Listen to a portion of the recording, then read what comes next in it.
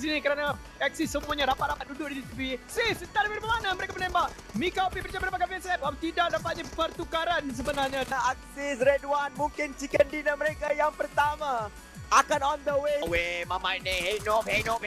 Kau tak Nob sebenarnya sebab kau akan dapatkan winner chicken dinner yang pertama. Sedangkan tadi mereka hanya berbeza 1 poin, sekarang ini dinaikkan sebanyak 21 poin dan EVOS bukannya bermain, mereka tak tusun pun, mereka masih lagi mendapatkan sekurang-kurangnya 5 mata tadi, tetapi kalau di depan tu ada enemy, kita orang komit. Kalau kita tak ada circle, kita orang komit juga untuk lawan. Siapa decision semua kepada IJL saya okey. Itu yang kita orang komit untuk lawan. Kalau sebab okey dia percaya firepower kita orang. So kalau langgar tu memang langgar sekali lah. Paling busuk pun seorang je kena. Yang satu tim tu semua rata. Kebanyakan semua tu menjadi lah. So advantage-nya ialah kalau kita nampak seorang dua tim dia jauh, kita boleh ambil point free lah. Lepas tu kita rasa teammate dia mesti takkan backup je sebab dia jauh kan. So kita orang anggap dia macam buat online je lah. Semenjak saya masuk team ni banyak lah benda yang saya boleh belajar. Macam segi cara nak masuk zone, cara nak fight. So berbeza lah dengan tim-tim yang sebelum saya join. Rasa kita orang akan boleh kekalkan lah placement kita orang top 1. Sebab kita orang akan cuba dengan macam-macam skill lah untuk dapatkan first place. Tentang tim Farhan, kita orang tak ada rasa takut apa lah. Sebab kita orang bagi kita orang semua tim semua boleh makan. Semua sama je. Meninggalkan hanya satu sahaja player untuk Axis RedONE dan mereka akan masuk ke depan. Adakah ini pengakhiran kata susu dalam nyawa-nyawa terakhir? Adil Luke masuk begitu garang dan mungkin sekali winner chicken dinner untuk Farang Legend percaya dirampas daripada tangan pasukan Axis RedONE. Kami amat berpuas hati dengan result kita orang di Super Weekend yang pertama. Gameplay kita orang juga tidak terlalu agresif. Tapi jika komponen itu kita orang perlukan, kita orang akan cuba knock one dan take over tempat itu.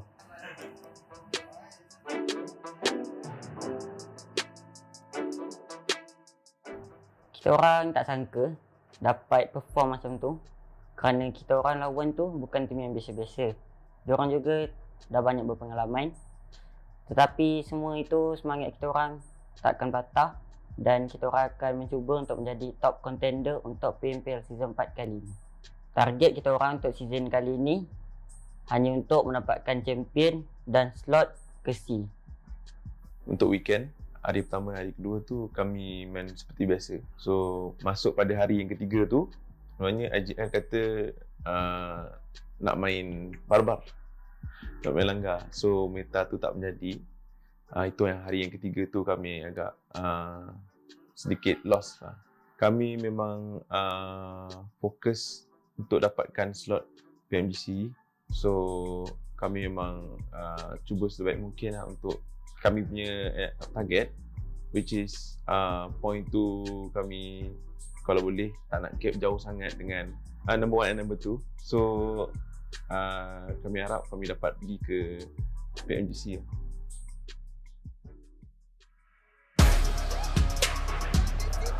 Ditembak dan berbeza sekarang sebenarnya telah pun ditunjukkan. Sebelum Mika 8 kill dapat untuk Axis RedONE game merusukkan apa tindakan knockdown. Dua telah pun jatuh untuk ini satu pemain yang perbankan SMG berjaya pun tidak akan suka dekat sini. Smoke sudah pun dibuka berikutnya. Dia akan dapatkan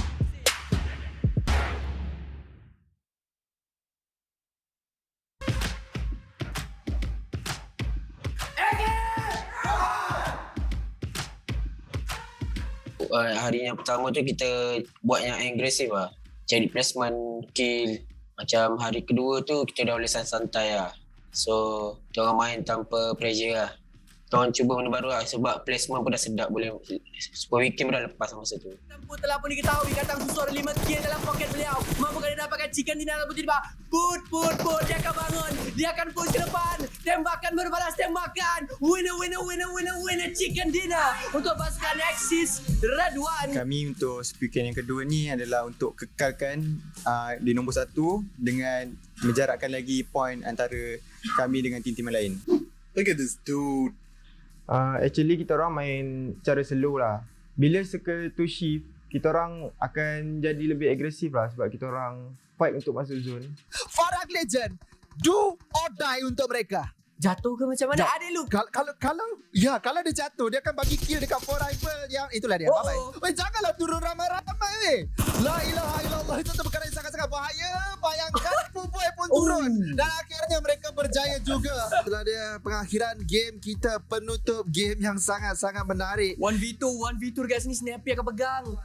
Zinbi Stewart naikkan Bang Mamba. Mika akan berlawan. Mika dapat satu lawan satu. Sekarang Snappy nyawa dia rendah dengan DP 28. Saya tunggu timing yang betul lah untuk nak ambil take fight tu. So saya tengok dia tengah angkat revive member dia, so saya tembak dia.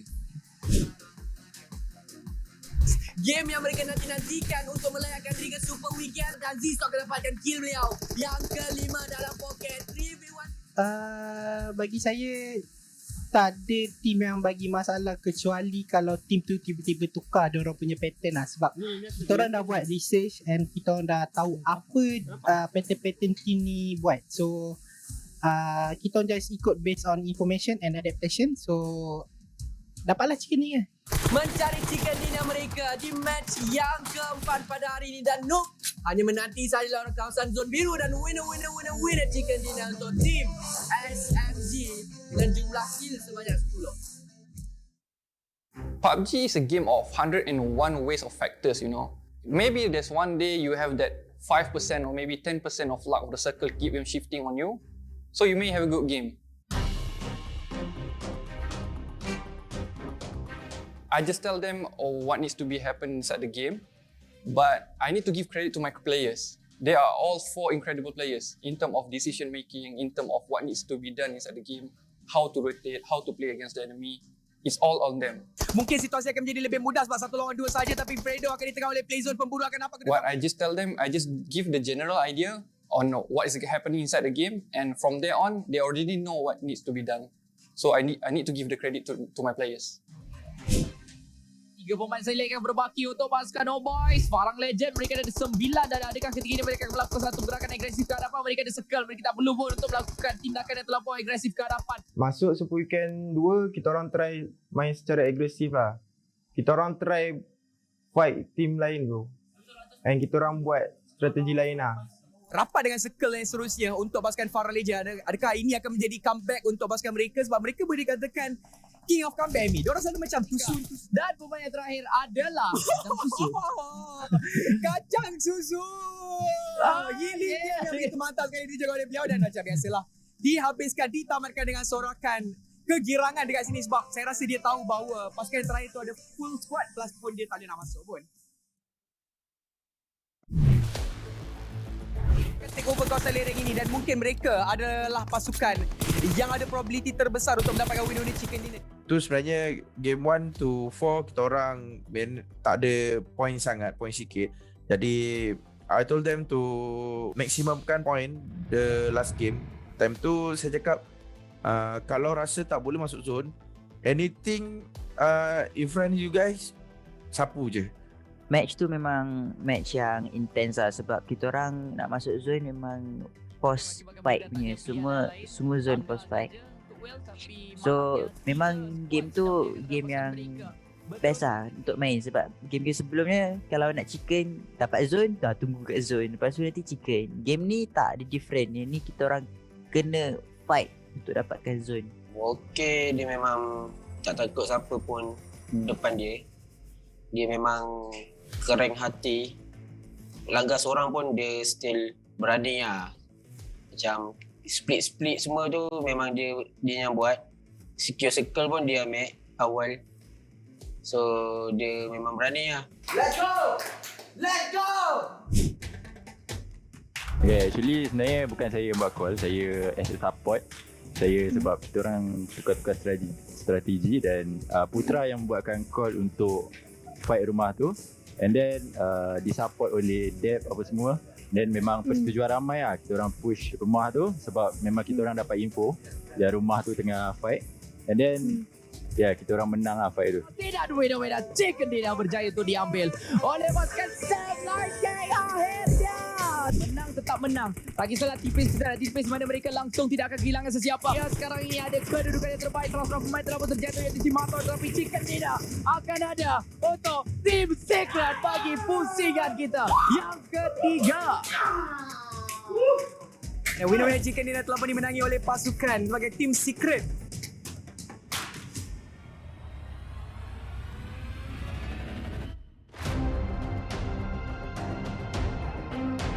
Alamak, Axis akan pula berjumpa dengan R2K. Dengan satu M249 dan sudah nampak dekat situ kan, dan boleh dijatuhkan.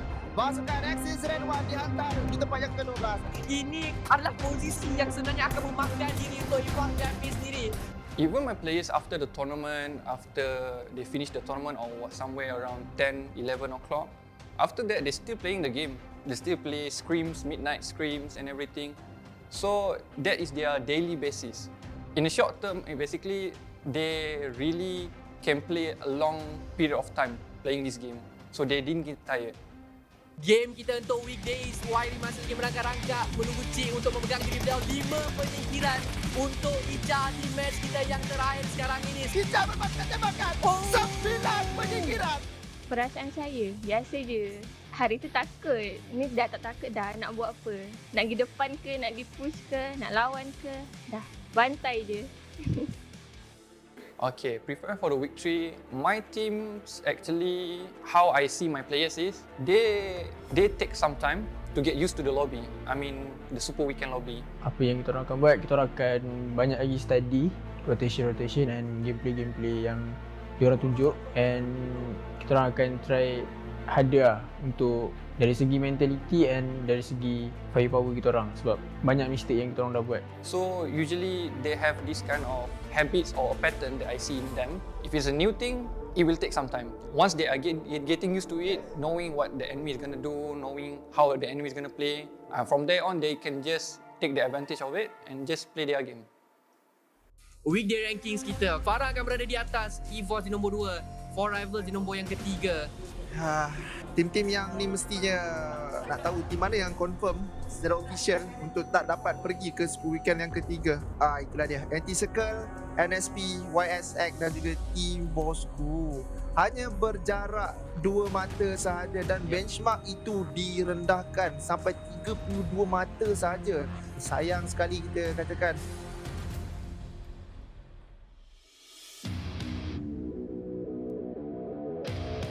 Selamat datang semua ke PUBG Mobile Pro League MYSG season yang keempat, dan ini adalah minggu terakhir untuk kita untuk Liga PMPL. Kemungkinan mereka akan bertemu yang baik, tapi ada tim melawan EVOS sekarang ini. Tapi EVOS kena posisi terlebih dahulu. Tidak menjadi dekat situ. Aku tak ada semua. Ya, api-api di balik. Satu terbakar dekat situ. Dan micro Uzi ke pakai. So, kalau kita crash EVOS, Yudo nak keluar pun susah sebab surrounding dia ada ramai orang. So, kita decide untuk lawan EVOS dulu, baru kita lawan Yudo Lions. Mungkin ini formula yang mereka perlu lakukan, tapi untuk Team Secret sememangnya mereka sedang farm. Pada waktu ini mereka nampak beberapa kelibat di bahagian kiri dan kanan mereka untuk pakai VXM juga. Jumlah yang tertinggi daripada segi elimination berkongsi dengan Team Secret sebanyak 5. Sekarang ni lebih kepada timing. Siapa yang betul-betul dekat ujung sekali. Ini lagi paling lama untuk PMPL MYSG. Satu di atas, satu di bawah. Saya rasa kita lebih awal punya tu. Matoy. VXM. Target VXM kita orang target sebanyak mungkin. Lepas ni 3 map ni kita akan target chicken, ataupun lagi 10 map yang akan datang pun esok dengan lusa chicken juga semua sampai habis. Dia dapat Moki juga dekat sini, tapi Moki akan dijatuhkan semula oleh Pami yang mahu berlawan. Dan tembakan akan dilepaskan 26 bulan. Masa Super Weekend 3, day 1, first game Erangel, kita orang ada buat mistake lah sebab tiba-tiba rotation kena roadblock dengan VSM. So dekat situ first game kita orang dah down. So next game dengan third game kita orang repair balik dan akhirnya dapat good result. Kalau dia orang tahu winners kita, so kita boleh counter balik. Simbi akan terus beri garapan dekat belakang untuk batu dekat sini, tapi tembakan akan lepas dalam kesulitan yang dihadapi oleh Team Secret. Tak sempat untuk RedONE melepaskan tembakan pada waktu ini, tapi iShot dengan smoke yang dibalik. Oh, letupan berlaku dekat situ. Sanhok dapat satu. Putra mencari iShot di belakang satu smoke. Dia akan nampak dia sebentar saja lagi. Tembakan yang lepaskan iShot akan keluar. EVOS Boys tengah tinggal. Begitu saja. SMG yang tadi mengalami kesukaran dengan EVOS. Kill kelima juga akan diambil oleh Sam9 Gang pada waktu ini. Mereka akan gerak sebab mereka tidak ada circle yang terbaik untuk dua player mereka. Sedikit demi sedikit, tetapi kalau Sam9 Gang dia boleh continue macam ni all the way. Dia boleh cabar nombor 1 liga sebenarnya. Double chicken sudah. Dan game ini dia dah 11 kill. Tinggal satu orang saja. Actually memang kita orang dah kira-kira buat kira-kira. Memang susah, agak mustahil lah untuk kejar nombor 1 tu. Tapi still kita orang akan cuba sedaya upaya untuk kumpulkan point sebanyak yang boleh. Kita orang cuba mendapatkan momentum sebelum grand final. So kita orang just cuba and then just give everything we can sampailah kita orang berjaya. Pasukan yang tidak gentar walaupun dua ini adalah pasukan yang pernah bermain global, tapi tidak takut langsung. Begitu juga pasukan Sam9 Gang keluarga EVOS jadi pada waktu ini tinggal Sam9 rata maka Sam9 Gang tidak ada circle, perlu masuk. Okey, ada orang dekat sini. Lagi-lagi dengan smoke ini, tapi berapa prima dan masih ada look yang akan cukup dalam positif. Terakhir untuk mereka tembakan yang nampak rata. Jika tidak on the way, triple chicken untuk Sam9 Gang. Sam9 Gang triple chicken in a row. Wow. Sebelum ni kita orang agak struggle, memang struggle pun, tapi kita orang cuba improve dari hari ke hari dan keep training insyaAllah untuk jadi yang terbaik. So sebab kita orang dapat 3 chicken dinner dalam satu hari tu, sebab memang kita orang sebelum start game kita orang memang ada target yang kita orang nak dapatkan 200 point untuk minggu tu. So kita orang akan cuba sedaya upaya untuk mendapatkan chicken dinner dengan semangat yang kita orang ada. And then kita orang berjaya mendapatkan 3 chicken dinner straight pada game ketiga, keempat dan kelima. Yes. Sam9 Gang pada hari ini saja mereka menambahkan 8 dekat depan dekat nombor 200 kan. Sebelum ni mereka hanya ada 199 ke berapa je. Untuk Sam9 Gang dia jangan terpedaya tau. Dia 77 tu untuk 15 game, 83 tu bukan 15 game tau. Itu untuk 5 game je. Ya, itulah dia.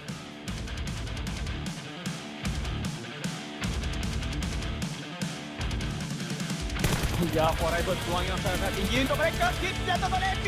Memang premium dibayar dengan emas. Kali ini mereka akan mendayar dengan cara EVOS VIP dijatuhkan. Dua player yang sangat garang. Sen akan pergi ke depan untuk memberikan informasi, tapi informasi terlalu lama sampai. I don't think everyone is consistent, honestly speaking. And as for my team, as always, they did the hard work. They always play this game night and day, and I believe they can become a champion. No matter what people say, they are not consistent whatsoever.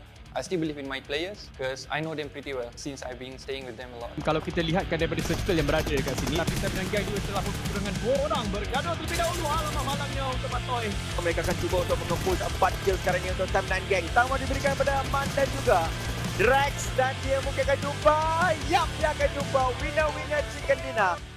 Sedangkan gameplay tadi, sebenarnya kita orang sebenarnya memang tak tahu orang buat apa tadi. Tiba-tiba Mak dapat idea, jom kita langgar untuk aku nak jadi rusher, nak kill lagi ni. Kita orang pun terus keluarkan meta baru, langgar je. Dia kita orang langgar je kat Rozok tu, mati-mati lah. Gitu.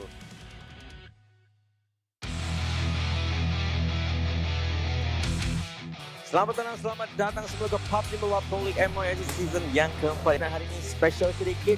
Kerana ini adalah hari terakhir untuk weekend. 8 tim saja berbaki, tapi banyak gila player pada waktu ini yang sudah pun masuk ke dalam kawasan air.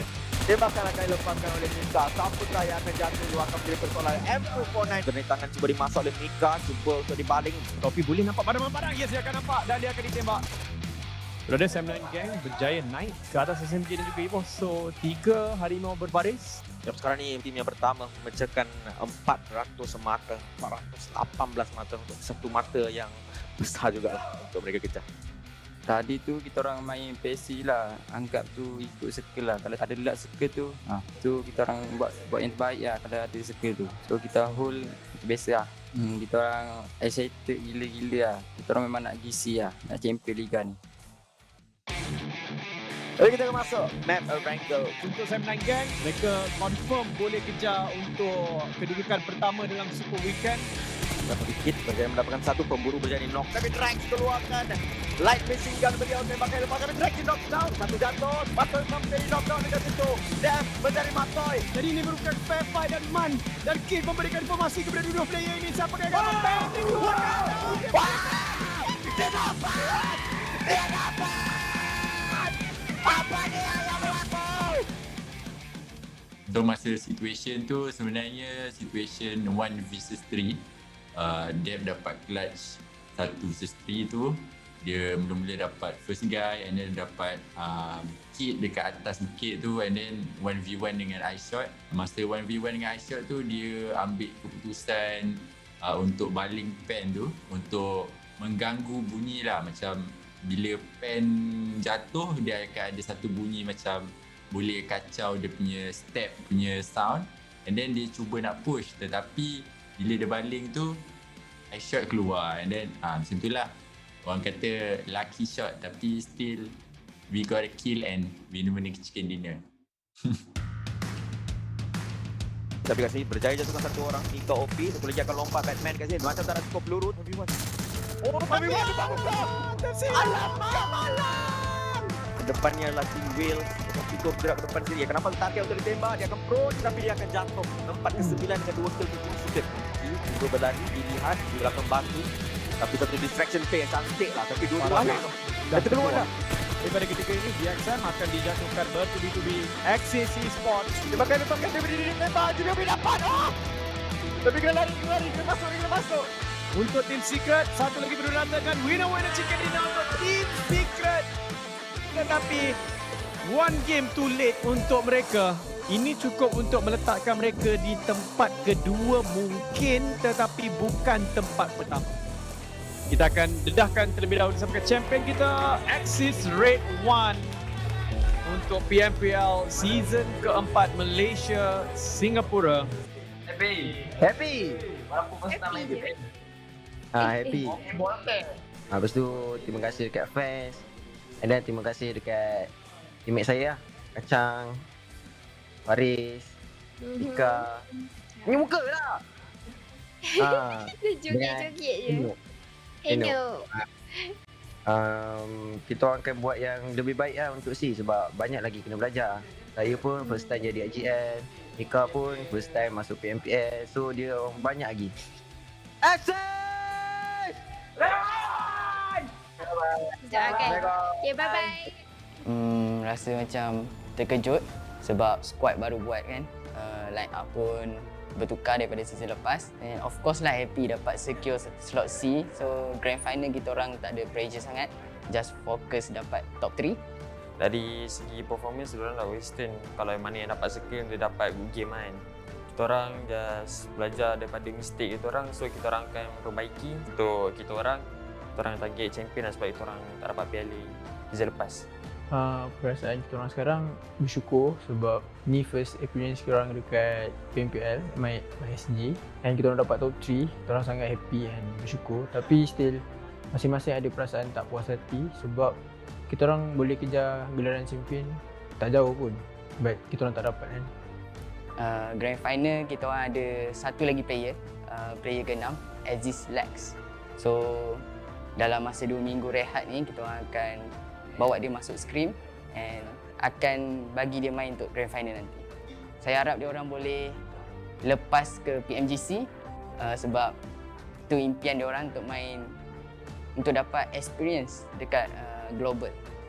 Actually sebenarnya selain DD banyak tolong dalam mental kita orang sebab kita orang perlukan seseorang untuk bagi kita orang semangat. So selain DD ni macam dia sebenarnya dia kawan rapat untuk Hahagus. So dia berniat baik untuk tolong kita orang, untuk menaikkan semangat kita orang. Disebabkan dia pun tak ada buat apa-apa, so dia just datang gaming house, dia tolong kita orang.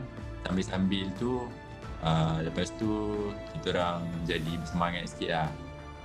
So dia bertolong, dia tolong tanpa minta balas. Macam itulah.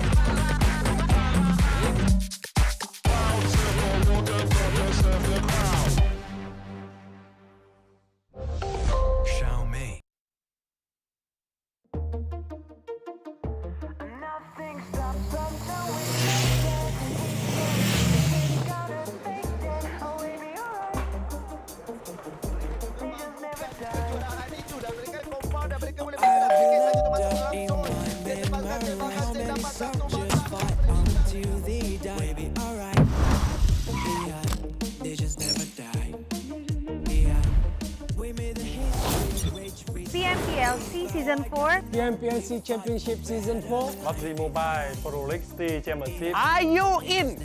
Unite to fight! Yeah!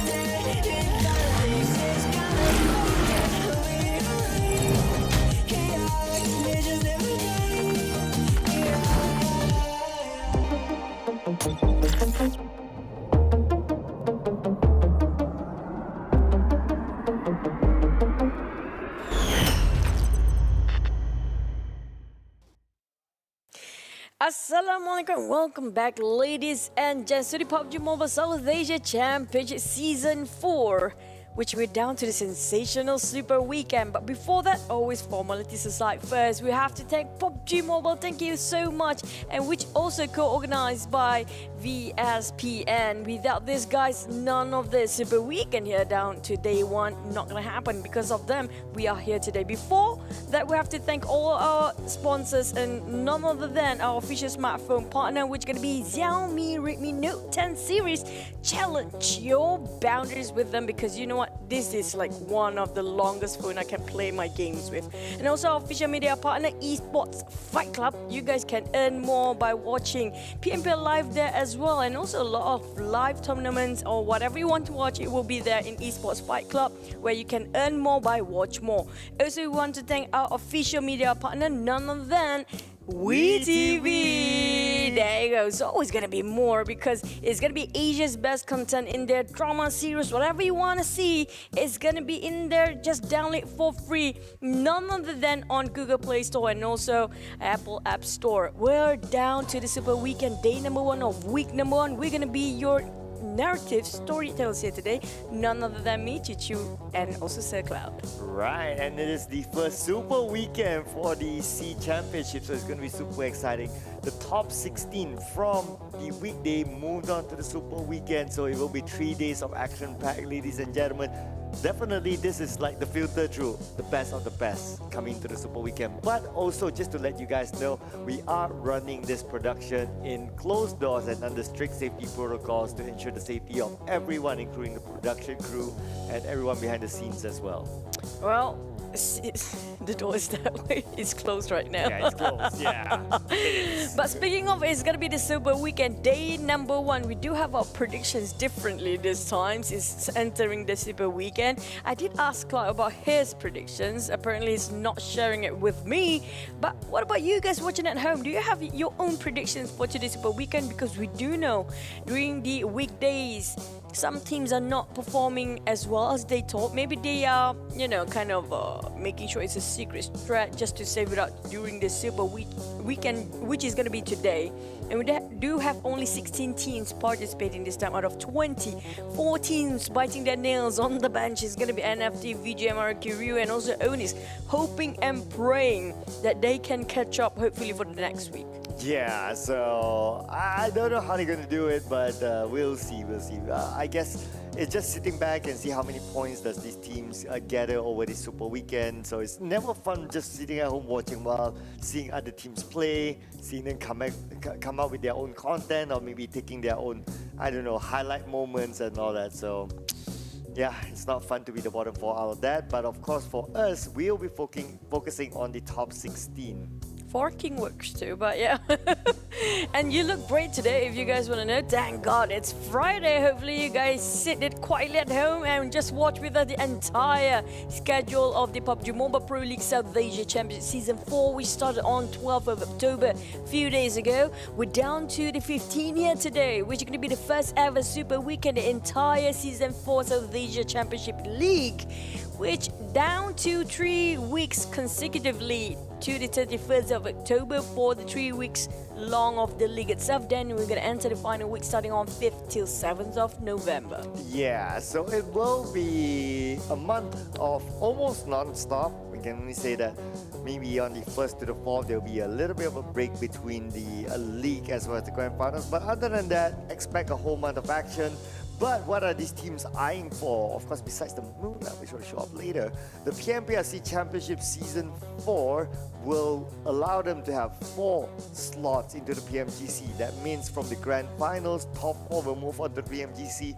We have already confirmed 4 teams, as you can see, will be GD, DX, Infinity, as well as Team Secret, because they are the top number 1 accumulated points from Season 3 and Season 4 in their respective countries. So overall, in summary, we will see Southeast Asia having 8 slots in the BMGC. Yep, who will be joining in the other 4 slots then? We are still eyeing it out for you guys. You guys watching at home, do drop your predictions and do tell which team you're rooting for to join in the PMGC later with the higher tier levels of gameplay. But here comes the Moolah. Moolah! And this is 2,000 USD on the line as a prize pool. And the first place will receive 15 points. Second place, 200,000 by the way. You'll be saying 2,000 US. Yes, it 200. Okay, so 200,000. Yeah, okay, there you go. There you go. It's a lot of moolah there. And of course, the third place will receive 10,000. Sorry, 10 points. My God, we got it jumbled up, right? So it's going to be 4th place, 8 points, 5th place, 6 points, 6 place, 7, or 4 points, 7th place, 2 points, 8 to 12, 1 point, 13 to 16, no points and 1 elimination point per elimination as usual. Same in Season 2. No, that would be interesting, the 4th player getting the 10,000 USD, but it's going to be 10 points here for the 3rd place. But here comes the Super Weekend team. The 16 teams who will be participating this time. We have Vampire Esports, DX Xaviers, or D Xaviers, The Infinity, EVOS Reborn, MS Chonburi, APG. We have Eagle Esports, Bigetron RA, Geek Fam, BN United, GD, 4 Rivals, Team Secret, Exist, RedONE, FaZe Clan, and last but not least, Yangon Galacticos. Yeah, so these are the teams, and they're arranged according to their positioning in the weekdays. So like what we can see, the Vampires, they were first, so they're on top, and followed by MS Chonburi 2nd place and Geek Fam at 3rd place, and so on and so forth. So this is also somewhat of a recap of how they've been in the weekday. So will they be able to translate the same performance from the weekday to the Super Weekend? Let's see, because all eyes definitely on our 2 Thai teams on the top, Vampires as well as MS Chonburi. Who do you predict it today? Is it going to be the Vampires here now? But here comes today's matches, which we're going to starting off flying into Erangel in a very, very short time. We have a few minutes going on, the clock's ticking, and then I'm going to jump into Miramar for the 2nd match. Back to Erangel, but this time we have something extra for these guys. It's going to be Sanhok. Are you missing Sanhok for match number 4 later on? And Erangel match for match number 5, closing of day 1 Super Weekend. So speaking of which, do you think Sanhok will be very slow or it's going to be super fast? That's where I'm curious to find out what's going to happen in Sanhok, right? Whether it will be a safe healing game or whether it will be a regular Sanhok game like what we used to know of in previous seasons. So we don't know. Now we look at, based on region, Vietnam, they played Sanhok like how Sanhok's supposed to be played. And like for Malaysia and Indonesia, they like to play the healing game with Sanhok. But besides the talk about Sanhok, these are some of the events upcoming for you guys. Yep, starting on Weekendy, we missed this a lot. It's already live since the October 8th. And then we have Runic Power. You guys just jot down the dates if you guys want to try it out for every single mode. That is Survive Till Dawn, Payload 2.0. Last but not least, we have also the Infection mode. Yeah, so these modes, we did talk about it. We are so interested to see if in any way or in any case that the Infection mode moves is part of like a show match. That will be super fun for us to watch. And Weekendy is also in the game. You guys can try it out yourself. This is of course like the newly polished Weekendy, so feel free to try it yourself in game. But for today, it will be 3 different maps in play. Weekendy is still parked aside. Who knows, we might see it next season. But for now, we will be focusing on Erangel, Miramar, and Sanhok. Yeah, speaking of next season, I do want to know if there's any new map. If you guys have any new names for the map, we don't want a disease name map, definitely. Speaking of which, we're gonna jump into match number 1, which is gonna be Erangel very, very soon. But here comes. Oh, he stick to his gun, and it's just gonna be Infinity all the way for Sir Cloud. Yes. So It's Super Weekend, so I don't doubt that they're gonna perform way better than they during the weekdays. yeah, I do think so. So I do think that the Super Weekend is where we see the full potential of all these teams, not only from Infinity but everyone else.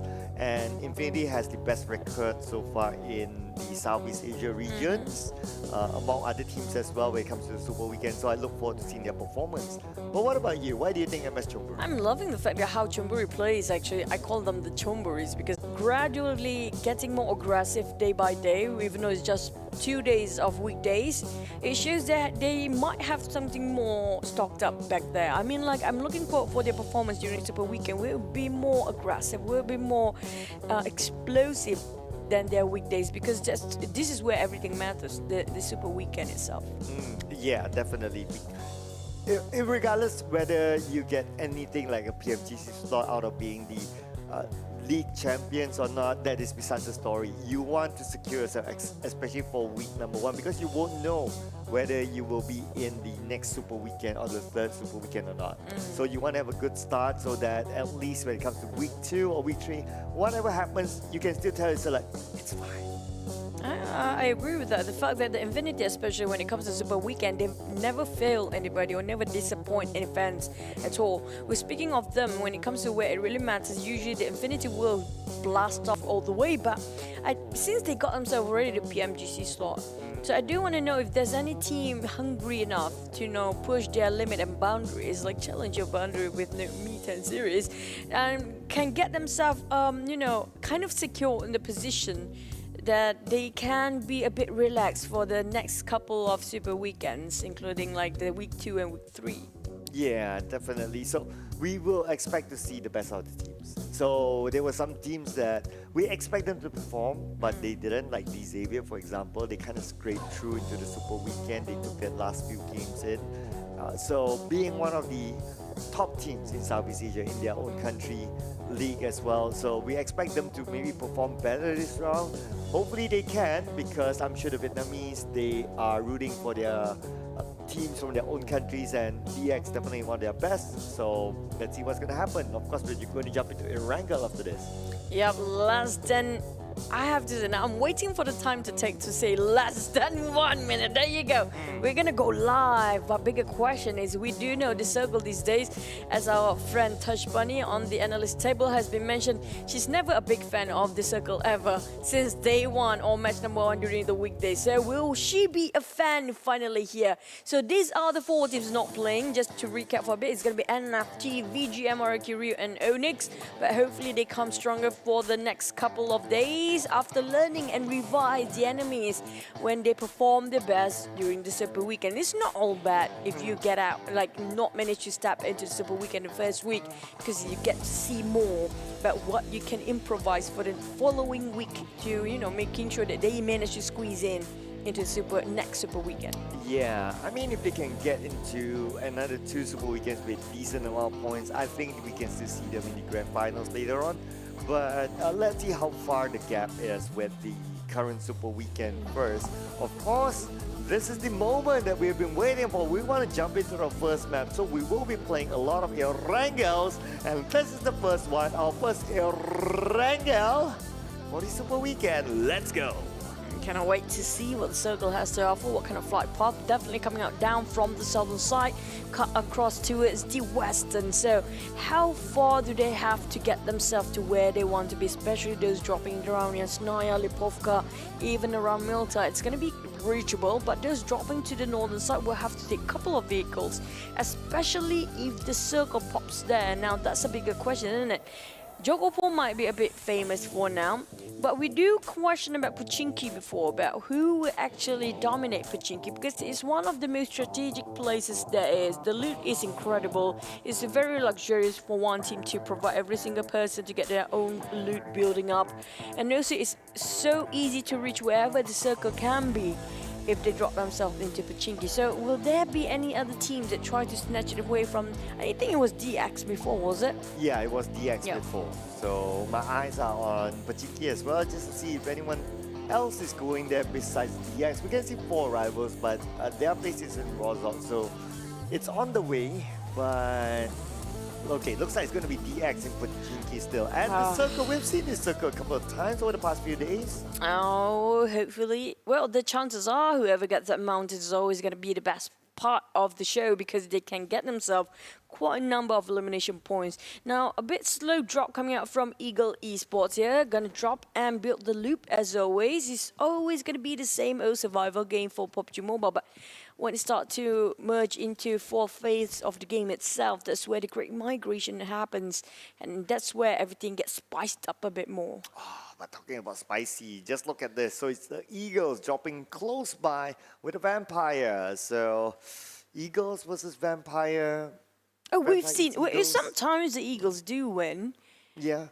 But the bats these days are kind of relentless, I have to say. They don't care if it's daytime or nighttime. They're just going to hunt everyone down. But can they do the same during the Super Weekend? Because there are some teams we definitely see that they are not at their full potential yet when it comes to weekdays. Yeah, because at the end of the day, the weekday objective is to secure the top 16 spot into the Super Weekend. So you can see some teams, like the moment they got themselves enough points, they go like, yeah, it's fine. Yeah, we can just chill. And yeah, but this is where the Super Weekend will see the best of the best from these teams. Oh, they definitely want to build their momentum up since the start of the first game, which is really important, because that's how you build up the morale for the team as well. They need the motivation, and it's really important because it's all down to mind games. It's going to be cerebral PUBG Mobile all the way. Now we're going to see Axis RedONE just going to rotate around the school area after they build up a bit of loot. We can see a couple of level 1 vests and level 2 helmet, but nothing much when it comes to the utilities. That's what they really need. Grenades especially will be tossed quite a lot when it comes to Irango. And Axis RedONE, one of those teams who changed their drop spot. So originally in the country PMPL, they dropped in military base, but now military base taken by Infinity. So looks like they're moving into school, and no one's in school so far. Quite the nomad really for Axis RedONE. Same goes for Geek Fam. They usually drop in Jogopol, but during the weekday we saw them drop in the Waterhouse. So I'm not too sure for this round where is the starting point. But the Infinity, man, this team, I think they're one of those teams It's that's this like, team because you predicted for this team. Of so, course. So we're going to have to see who got the curse then. Well, definitely not going to be me, that's for sure. I know Tash is going to back me up on this later on. But I think that they're one of those teams who haven't shown their full potential because of being objective in the top 16. Yeah, that's how they kind of played it in the weekday. Sound a bit too overconfident, aren't we? Oh, well, as usual. As usual. As usual, we want to actually slap a bit, but he's going to be slapping the dash later on. And we know who's actually going to get the first ever chicken dinner. Now, back to Team Secret.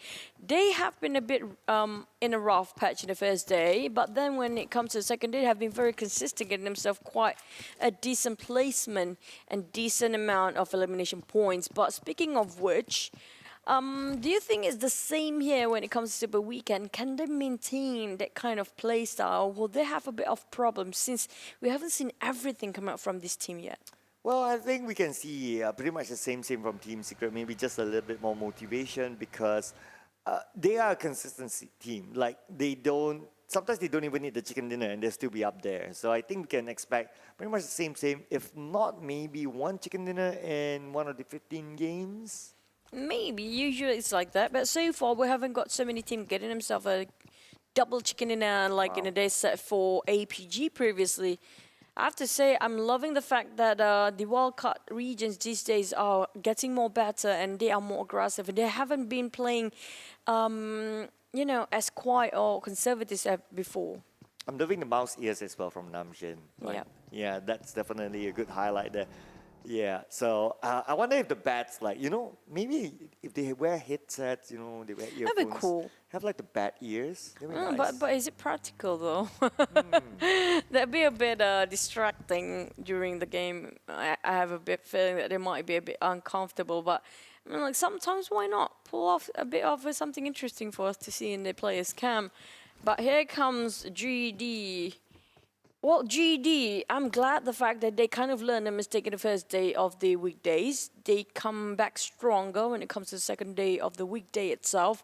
But when it comes to Super Weekend, they kind of I think they're trying to shake off their nerves here. Because, you know, sometimes you can help the idea about you having that pressure coming up at the back of your head, thinking that this is Super Weekend, we have to be better, we have to be stronger, we have to be more careful. And that kind of pressuring yourself, sometimes it's a bit counterproductive. Well, they definitely have to be better, because if we remember during the weekday, GD, they always get themselves like, okay, into like, they can get themselves to a top 3, top 2, but they cannot finish up the game. That's their problem. Now, that's the only thing that they have to fix. They still have a couple of more weeks to go through that. Yep. But if they did actually make a progress regarding about how to closing out the game and how to finish it off, when it comes to the last few minutes that really matters, it's going to be a huge step up coming from them. Because formation-wise, I have to say they are one of the best down there to place them. But here comes the X. X has just arrived. There goes, trying to beat down on Frankie, but didn't connect for Voki. A bit frustrated for him, I guess. Frankie, don't waste any more time. I think that's a huge information bring back to the rest of our roster, so they kind of know the direction. They have to be extra careful. And I have a feeling they want to avoid unnecessary conflict during the early phase of the match itself. Well, yeah, frankly speaking, at least he's still safe. So Frankie. Okay. Yeah, Frankie speaking. Frankly speaking, he's still safe. So he gets information back to his team. Now that con, super critical. Now one more bullet and he's down. So good thing he's still all right. I guess the terrain kind of helped him. So he'll be back with his teammates. Well, as we expected, at least me, I'm expecting this during the first circle itself. We're gonna see a lot of super long range kind of distance shots will be fired. None of the teams want to be the first one to bow out, even though they want to take high risk, high reward, but it's not that worth it to jeopardize the fact that your whole team might be way too early for the Super Weekend points. Now, back to FaZe Clan. FaZe Clan, I used to love them last season, but I'm not sure about this season, being a bit quiet, but they gonna try to capitalize the Gatcom Mountain first. Well, Axis will have to challenge, and they got it. Korpai down on his knees. Now, Korpai will have to figure out how to actually be saved by the rest of the team. Tony K just arrived, but a bit too late now. As far as finish off straight away, right? A clean deal there done by Axis RedONE. And that's the first blood there that we can see given to Voki from Axis RedONE. He will have the privilege of looting the first box of the Super Weekend. And they're going to play 3v4. So FaZe Clan playing with only 3 team members now. Vintorious and Mafai together with Tony K. Hasn't been the day so far. Although they got that one interesting chicken dinner. But other than that, I haven't seen them do much. Yep, and the fact that they lost one man straight away, they're climbing down Mount Gatka because they do know they don't have enough manpower to sustain.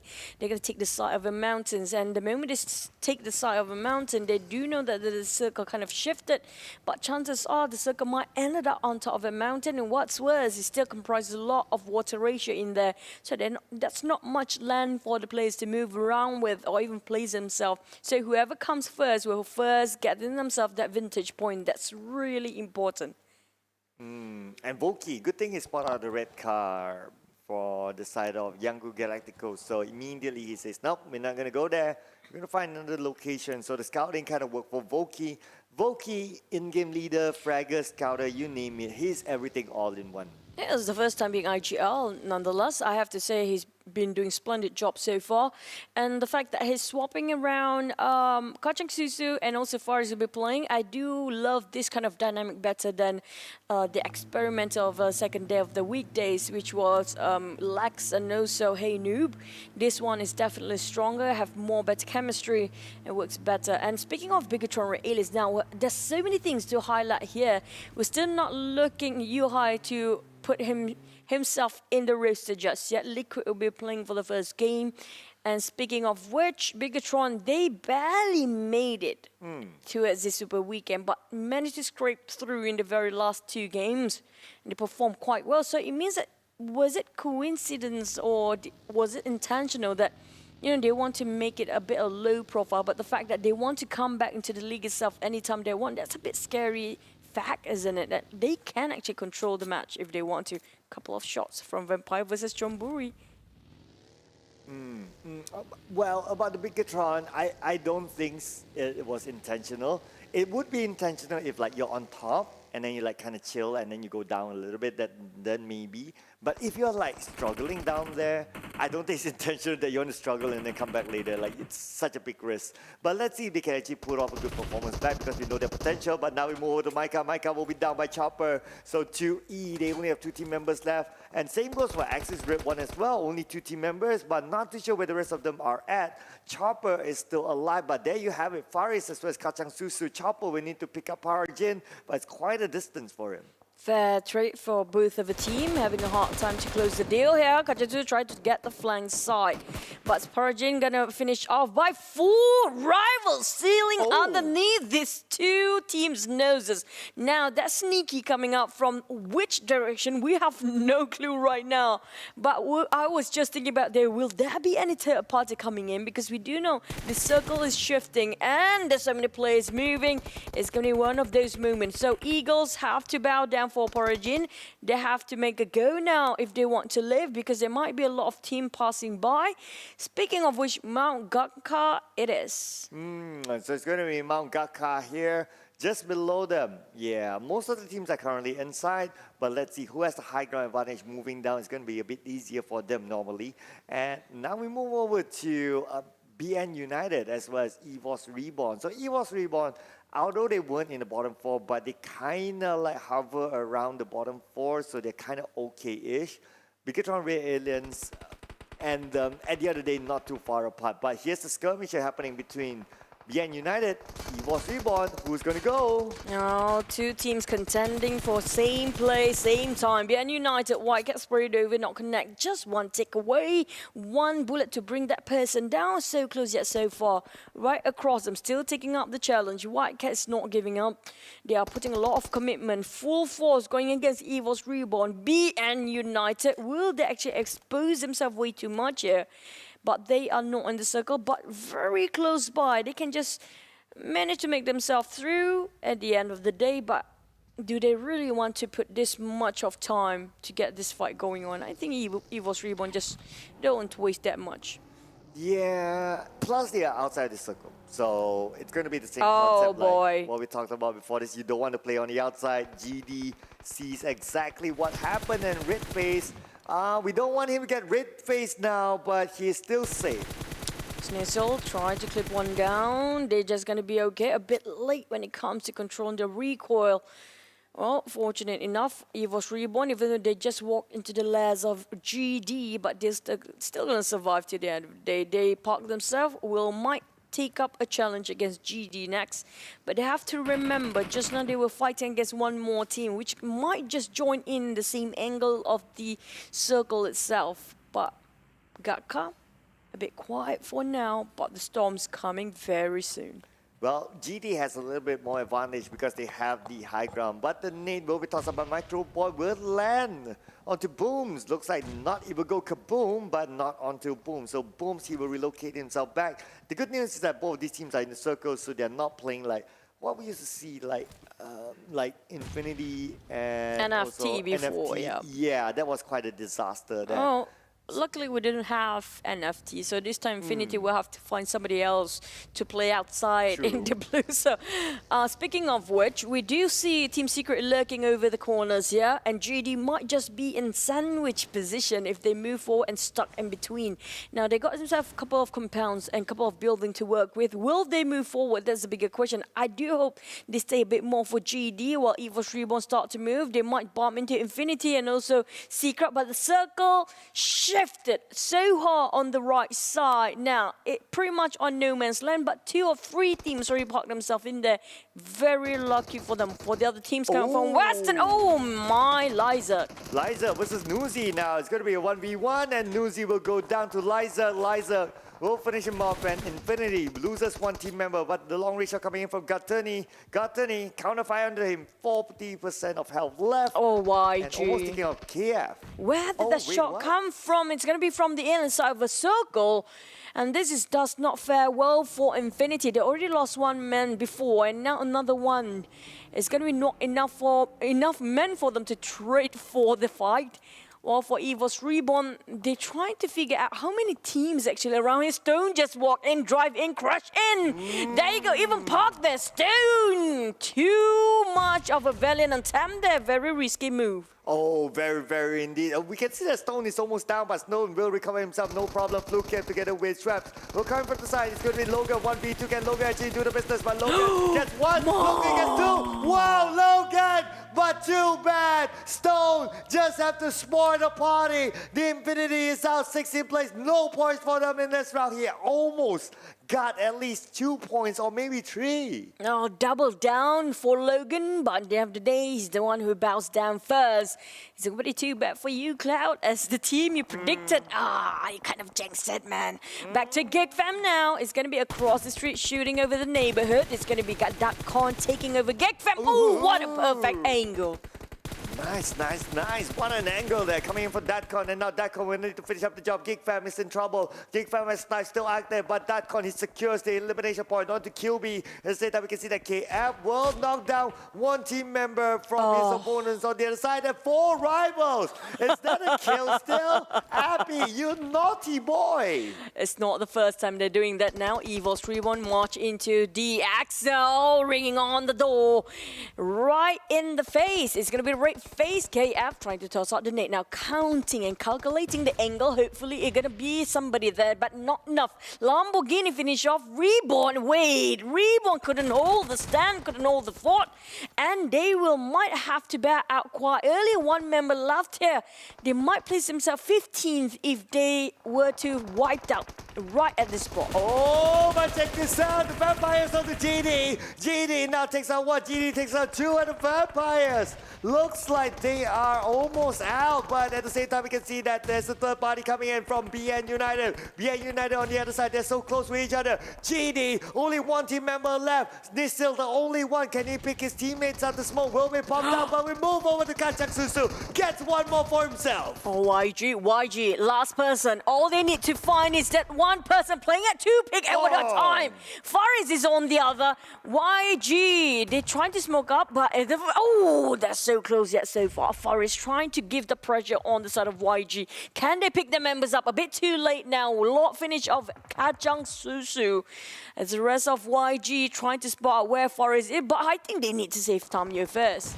Yeah, they can pick up Tamyo at the same time. Faris, does he want to take this risk because it's a 2v1 scenario? The zone will move up. Looks like the Eagles, they are in the zone at this moment and they have a compound. But now we get focused on the Yangon Galacticos. They will manage to pick up Tamyo so they can restart this up. But the shots coming in from the high ground and 1 of them have been knocked down. And now YG, this is a tough spot from them to get out from. The moment they step out from this compound, it's going to be an open field full of eyes watching. Now Team Secret going for Chonburi. Jasper going on the different angle. TG13 taking out the flank, trying to find for Kid. And he found 1. It's going to be Jumper on the back line. Nice eyes. TG13 taking the angle, but just whiffed it towards a bit more to the right. If only he turns a bit to the left, it's going to be a huge clutch coming out from him. Here comes a choke point between these two teams. Secret, oh, that grenade just now was huge. Oh, but that's a high ground here coming in from Kid. Kid gets one, but Kid will be counterfired. Kid will be knocked down from afar. At the same time, we can see the elimination feed going. Microboy will get one for himself as well. And at the same time, we can see that Jefferson was the one to take out Kid. And the long range coming in from Pop. Can he get more from Team Secret? Pop gets one more. Matoy, the last man standing here for Team Secret. Matoy, what can he do? It's going to be a 1v3 scenario. Kid will be finished up by MS Chonburi. And the zone will close it. All these teams are still outside of the zone. Boy, oh boy, what a timing. Unfortunate timing for Secret now, kind of stuck in a drench. They cannot get out from the blue zone and the time's ticking and the time is their enemy right now. They need to move forward, but how? They are stuck in between so many teams. While GD trying to wait for the right time of overpeaking by BN United. Now waiting for the nade. If it's perfect, it's going to land right on top of 3 players. Ooh. But being pressured first by BN United, GD stuck. Bigetron RA aliens now eliminated at 13. Surprising. Still not a good start for Bigetron Red Aliens. They need to find a footing here into the Super Weekend. But talking about finding footing, it's also DX. They need to find it. And Booms will take out Zunos from another angle. Lamborghini with the long range on the Capone. Capone now 40% health. Capone still proning safely. But the Molly will be tossed up by Lamborghini. Will it land on the Capone? At the same time, we can see that Duke will be knocked down and behind from Booms. And the zone will start to be cruel to our players. That snipe coming up from Car. And now going for FaZe against Geek Fam. Geek Fam only have snipes left. He needs to survive, but the blue is shrinking. The time is not on his side. Finish off clean by the side of FaZe Clan. And that is it, FaZe Clan for you, ladies and gentlemen. But we're not done yet with DX. Lamborghini is still alive. Geek Fam will be at 12th place, 1 elimination point for them. Lamborghini is still standing here together with Whitecat just right from here. Lamborghini will take the shot. Lamborghini gets it out to Whitecat. Can he secure the elimination point? Yes, he can. But can he still survive this? He'll need to pick up Doug. It's going to be a 2v2 scenario. Capone now down. Whitecat is still alive. Lamborghini is still alive. The smoke will be popped out. And there's no more time. 35 more seconds and the zone will close in. That's a bit comical, tossing the smoke right in front of your enemy's face. Now back to BN United. They can have the time to actually revive back Capone, but Lamborghini is pretty low at the moment and too far off from the circle. Proning and crawling towards his way there. It's not going to help him. Lamborghini! Whoa, what a nade there coming in by Lamborghini, and he's still alive. If he can take them all out, that'll be the moment. Now another nade being tossed out to the other side. Whitecat versus Lamborghini. It's this Whitecat. Whitecat just in front of him. 10% of health left. Lamborghini finish up the jump. No, he cannot finish up the jump. No, such frustration. Man, I have to say he's pretty devastated right now. Back to GD. Snissel trying to bring down what's left of BN to be the housekeeping team. But BN still not bowing down. Wait. Oh my goodness. The vampire is being finished off by a cat. It's going to be the white cat this time. BN United slowly going down, but they still survive. Eagles taking on fight against YG, who just tried to transition themselves into a better spot, but will be denied their entrance towards the safe circle. Oh, let's see, because now one of the team members from Yangon Galacticos, they're still on the outside. They're playing by the edge of the circle, playing by the ledge at the same time. The Eagles, all 3 of them is in the compound. They have the circle at this moment, so they control this moment. Just look at this, Lord together with AK. How are they going to get out of theirs? But the good thing is that they are still in the circle. Now, FaZe Clan is looking behind. You can see 2 team members of FaZe Clan still playing on the outside of the circle. Lucky enough, YG nobody's creeping behind, which is going to be a problem for them. White Cat will be their bane at this point, but White Cat, he's just running around against the blue. Chopper getting one on knockdown. White Cat still survive. How can you bring this guy down? He just don't know when to bow out, and he keep on saving his own self. It's always his own revival here. Snissel getting his views on White Cat, but White Cat just denied to die. Look at that. Oh, looks like White Cat living like Cat's life, had 9 lives here. How long is he going to stay out there? White Cat now down to 10% health. White Cat, the zone coming in. Looks like his 9 lives is out. White Cat will be eliminated together with BN United. 7 place, 4 elimination points for them. is willing to bow down to the player instead of a player. That's a nice thought there coming up from White just now. FaZe! My God! And now getting one on Shroud. What a perfect spray just now. Didn't even miss any bullet. MR5. I have to say, FaZe, they are pretty greedy, taking 2 angles at one time. But you reap what you sow. You attract way too much attention. But Vintorius, they're going for the front ones. Eagle Esport, that con also gone.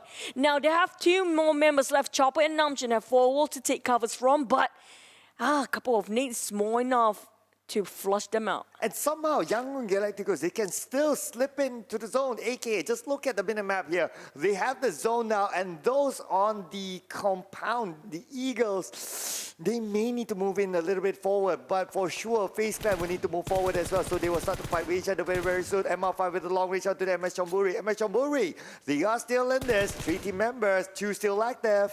MR5 trying to do the miracle shot again. He got himself quite an angle that we remember always, as his grenade toss was remarkable last time. But can he do the same thing? Can he clutch with the side of Venturis? It's going to be only 6 teams left, and none of these teams have more than 2 members to work with. MR5.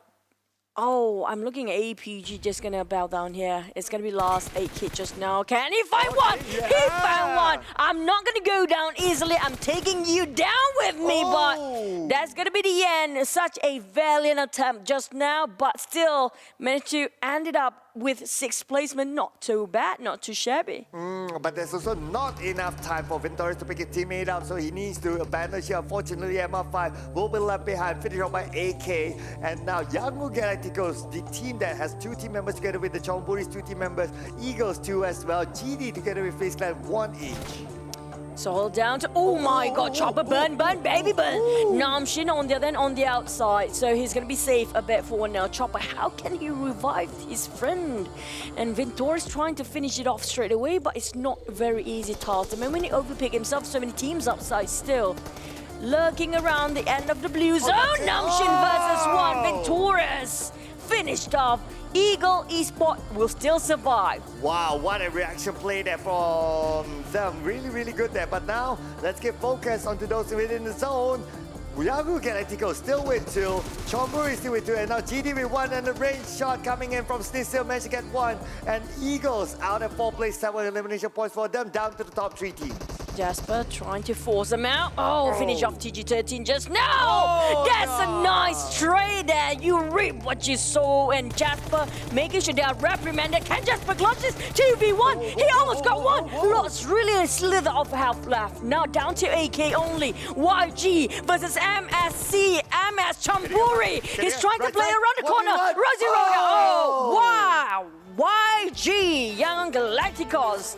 Advantage in terms of man, managed to clutch with a chicken dinner just now. The first 7 Super Weekend, that's going to boost a lot when it comes to their morale boost later on. Oh, no doubt. That is going to be a big, big one. Although it's only 4 elimination points. But Yangon Galacticos, if you remember, they got number 16 in the weekday.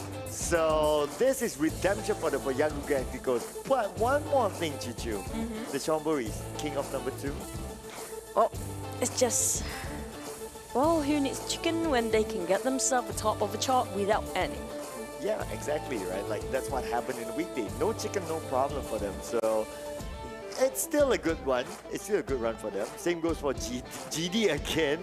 Coming into the top 3, but they cannot finish up the job. But this round, we give them the benefit of the doubt. I mean, there's only one person. It's 1v2, v2.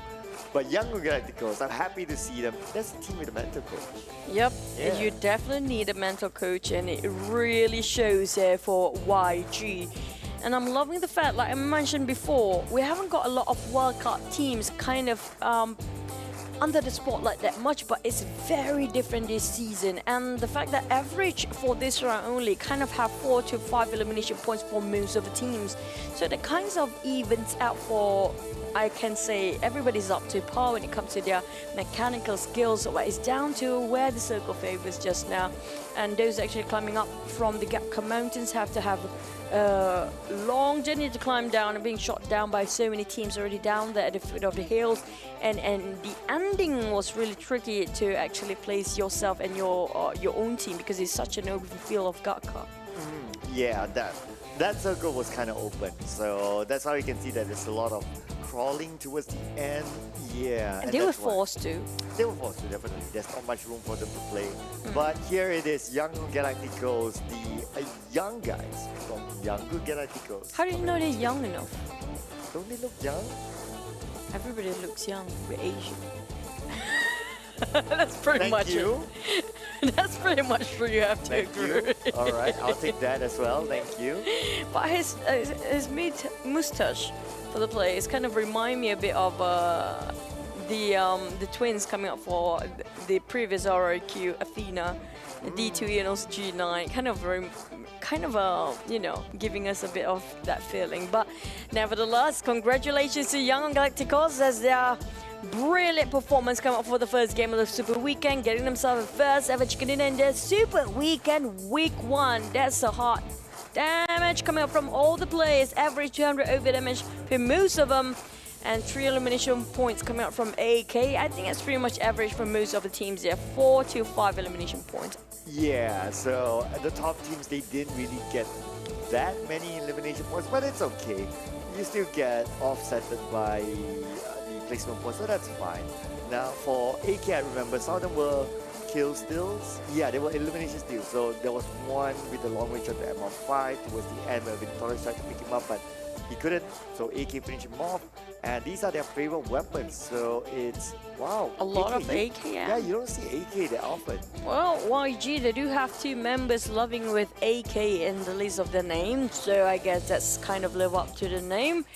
For your MP, it's going to be a lot of popularity these days, but here comes the highlight. In case you guys already missed that first game of Super Weekend, where have you been? The show already started, and we're just going to recap it for you guys a bit more. The Vampires, though. Who would have thought that they always have a bit slow of a start. They're a bit of late bloomers. They need a bit of warming to do. So I guess maybe they'll be, you know, playing differently when it comes to the next match. But a lot of kill stealing in this match only. Yeah, it's a lot because it's such an open field, right? Like when flying car. Yeah, our replay guys just had to repeat that second time. That was so good. Yeah. I mean it's an open field, right? Like even we saw like 4 rivals. They got the Gatka Mountain. They got the kill steals from Gatka Mountain, specifically Abby. Yeah. Correct. They eliminated some through the long range there, and because of how the terrain is it's just me. So not too much of a surprise, I would say. Yeah, definitely true. It's hard for the players to stand up. The moment they stand up, everybody can see them through and through. It's pretty easy for them to get any kills, especially there's so many carnage being used here. And for White Cat, this guy is just like a zombie. He plays alone for such a long time. I have to give props to BN United, having such a mental strength, just going against the whole world. White Cat, he got himself quite a number of lives there. 9 lives to be exact because he's a cat. But at the end of the day, his lives had to run out. But it's okay. It's okay. I mean, as a solo player, he hung on for quite a long time. And that fight was like 1v1 against another team. Which one was it again? Was it FaZe Clan? No, it wasn't. It was another team. But yeah, it was a 1v1 fight and he fought well. So I mean, they did okay so far. They did all right. Yeah, I mean, like this is their first match, and some of them still warming up their fingers and hands. So, just to push out the jitters and nerves away. Maybe we're gonna see a different match later on, which is gonna be Mirama. We do know Mirama when it comes to the terrain. Whoever comes to that compound first is theirs, and it's always down to the circle. Especially when it comes to Mirama, it has to be the last circle who get blessed by the god of RNG and circle there, because in the end of the day, no matter how good you are, if you didn't get the circle, the blue zone will just punish you and the rest of the teams will be gone before you know it. Yeah, there is like maybe like a 30 to 40% luck element in this, whereby the circle I wouldn't say that high. I put it maybe less than 10%, because if you know how to calculate the timing of the rotation, and you do keep on, do have your eyes on the timer as well, you do want to know when to rotate. There's so little talent, I have to say, out there that kind of have, you know, this kind of a hunch when to rotate based on the timer itself. And it's down to the IGL. The IGL really need to have this talent. the core to rotate. Right, so you're putting 10%. Just not Just 10%. like, I put it much of maybe less, not much, maybe less 10% because sometimes because if you see about how skillful they are, like it's down to that one tiny moment to manipulate the circle. Even though they are not in favor by that circle before, if they're really that skillful, they know how to play along with it, even though they don't have that much time. Okay, so it's 10% for you. All right. It's Less than that, I would say. I mean, at the end of the day, whether the percentage of circle, how much does it really matter? Maybe it's kind of subjective sometimes. Yeah. It depends on how you actually manage it, and then what kind of circle is it as well. Like if you talk about like circle, like military-based circle, and maybe the percentage goes up. Yeah, that's true. That's true. Yeah, if you talk like a middle of the map circle, then maybe the percentage goes down. Something like that. Since we're gonna go into Miramar version, I have to say Miramar, most of the matches that we've seen during weekday and Super Weekend is gonna be very different for most of the teams, especially during Super Weekend. For the weekdays, most of the team that got themselves at chicken dinner, usually the circle, I mean like the chicken dinner's team usually will be the teams that kind of very close to the circle, so they don't have to rotate that long.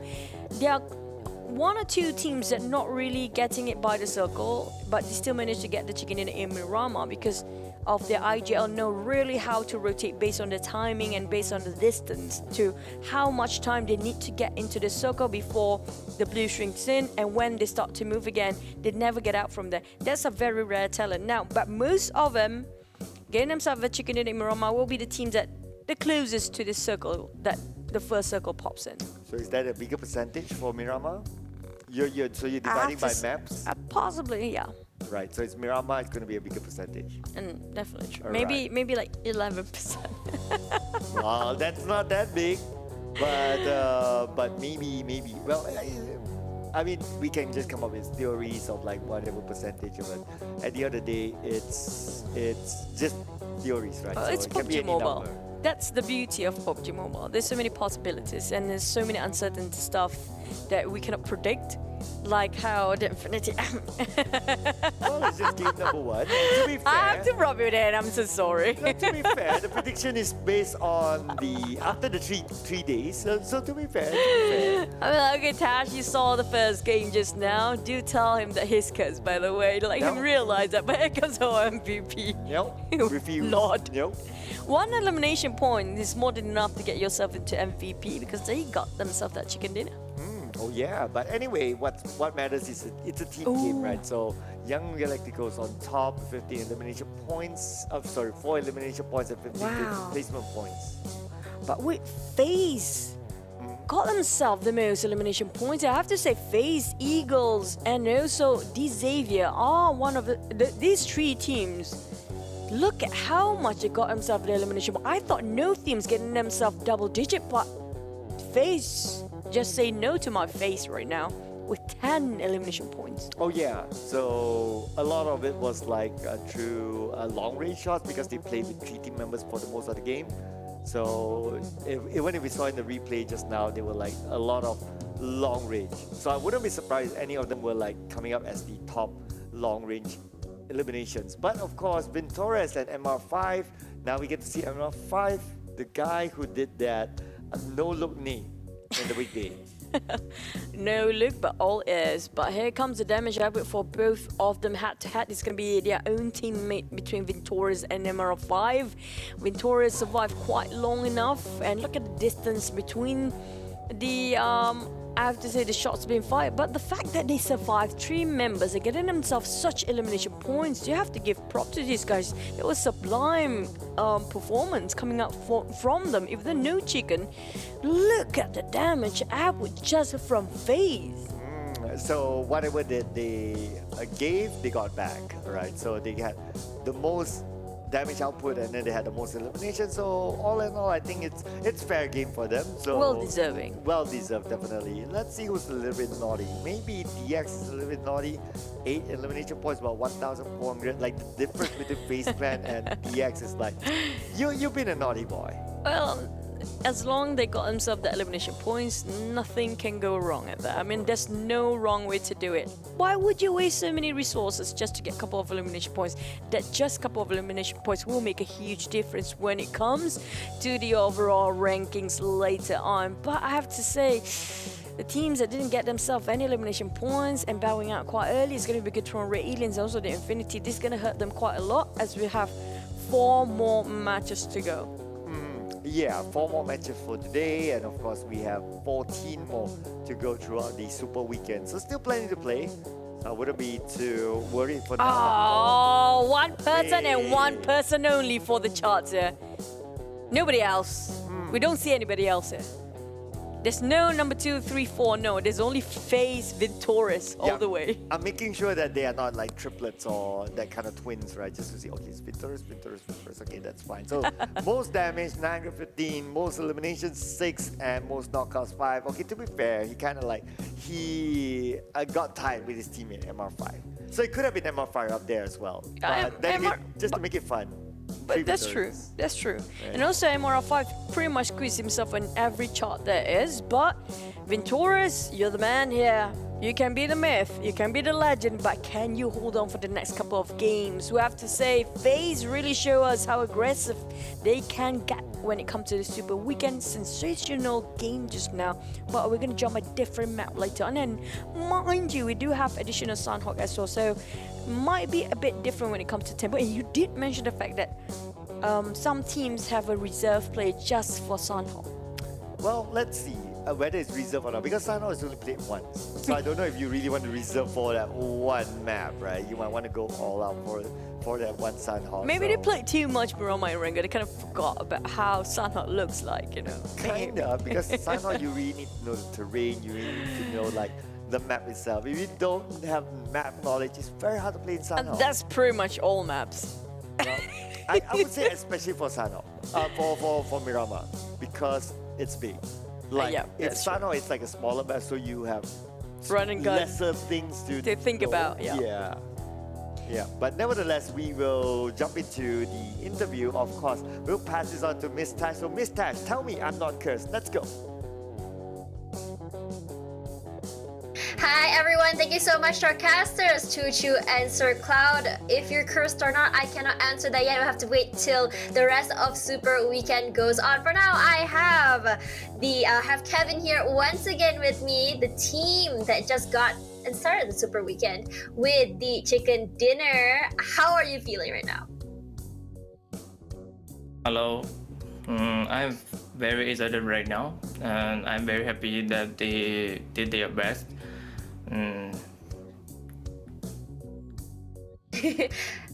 Okay, so just now we chatted a bit, and then you mentioned something about you guys changed like your way of playing, and also you mentioned that you also did some breathing exercises with them. So let's talk a little bit about the breathing exercises first. What kind of breathing exercises do you do with the team?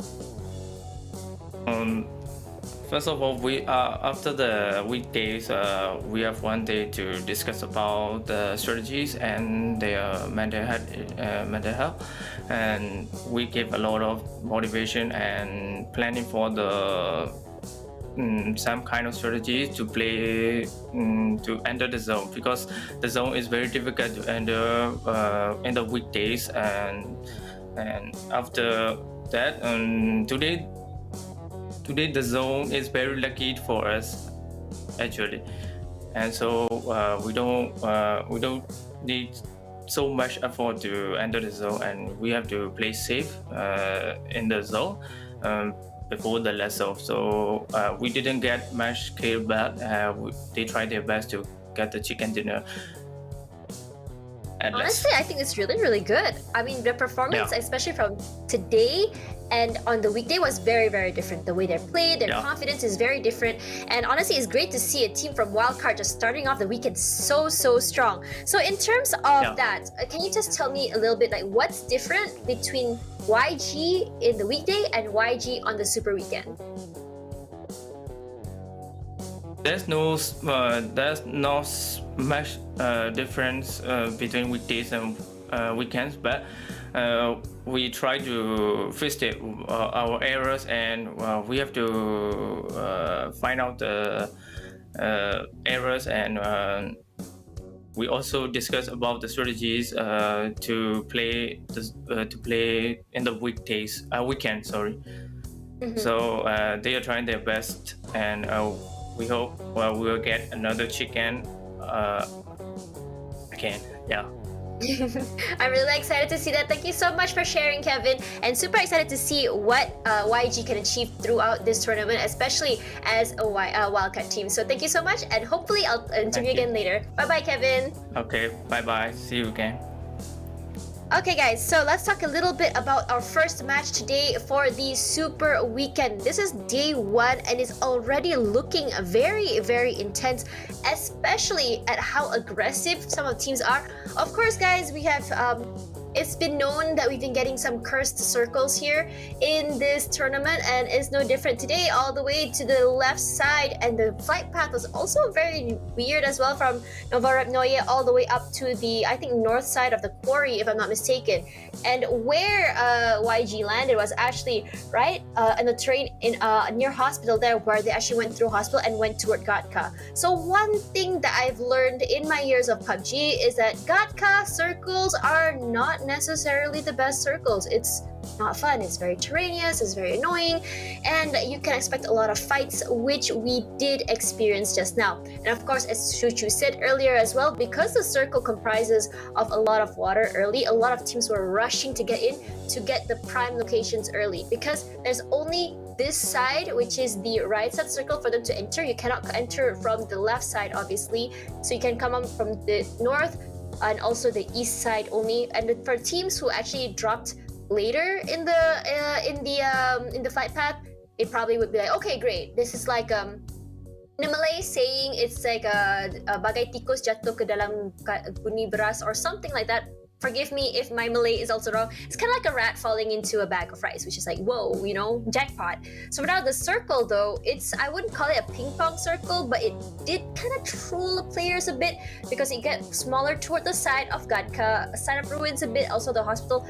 Prioritizing the terrain, of course, teams on top of the terrain would be very happy about that easy picks. Speaking of easy picks though, we saw a lot of third parties. We saw 4 Rivals do it, we saw Eagles do it, I noticed as well, and I think, if I'm not mistaken, MS Chonburi was also one of those teams. Not the cleanest sort of play, but also third party is always been a strat. The name of the game is eliminations as well as the chicken dinners, and that's exactly what people are going to go for. So after that guys, you can see that YG though, total of 4 eliminations, 834 damage. While I want to say, like, you know, it's great for them to have survived for that long, it looks like what they did, the name of the game they played was the waiting game, was the survivability game. They didn't take fights, they didn't need to get, they're just going for the chicken dinner, going for that placement, only taking fights when they have to, which I believe only happened toward the last side. So if you look at that, the circle actually went right toward the side, almost toward the ruin north side of Gatka, as Chuchu calls it, would be the no man's land. And it was so interesting to see there's barely any teams inside of the circle. Then I think around phase 5 we were seeing a lot of teams still fighting outside of the circle. No one was really able to push inside coming from the left side. And if you look at the right side there, where MSC came in, where APG was, it's completely empty. People were coming from the left side, from the side of hospital. So let's talk a little bit about that as well. So one thing about Axis as well I noticed, right, was that they were playing very aggressively. This was the Axis we saw during Malaysia-Singapore Country League.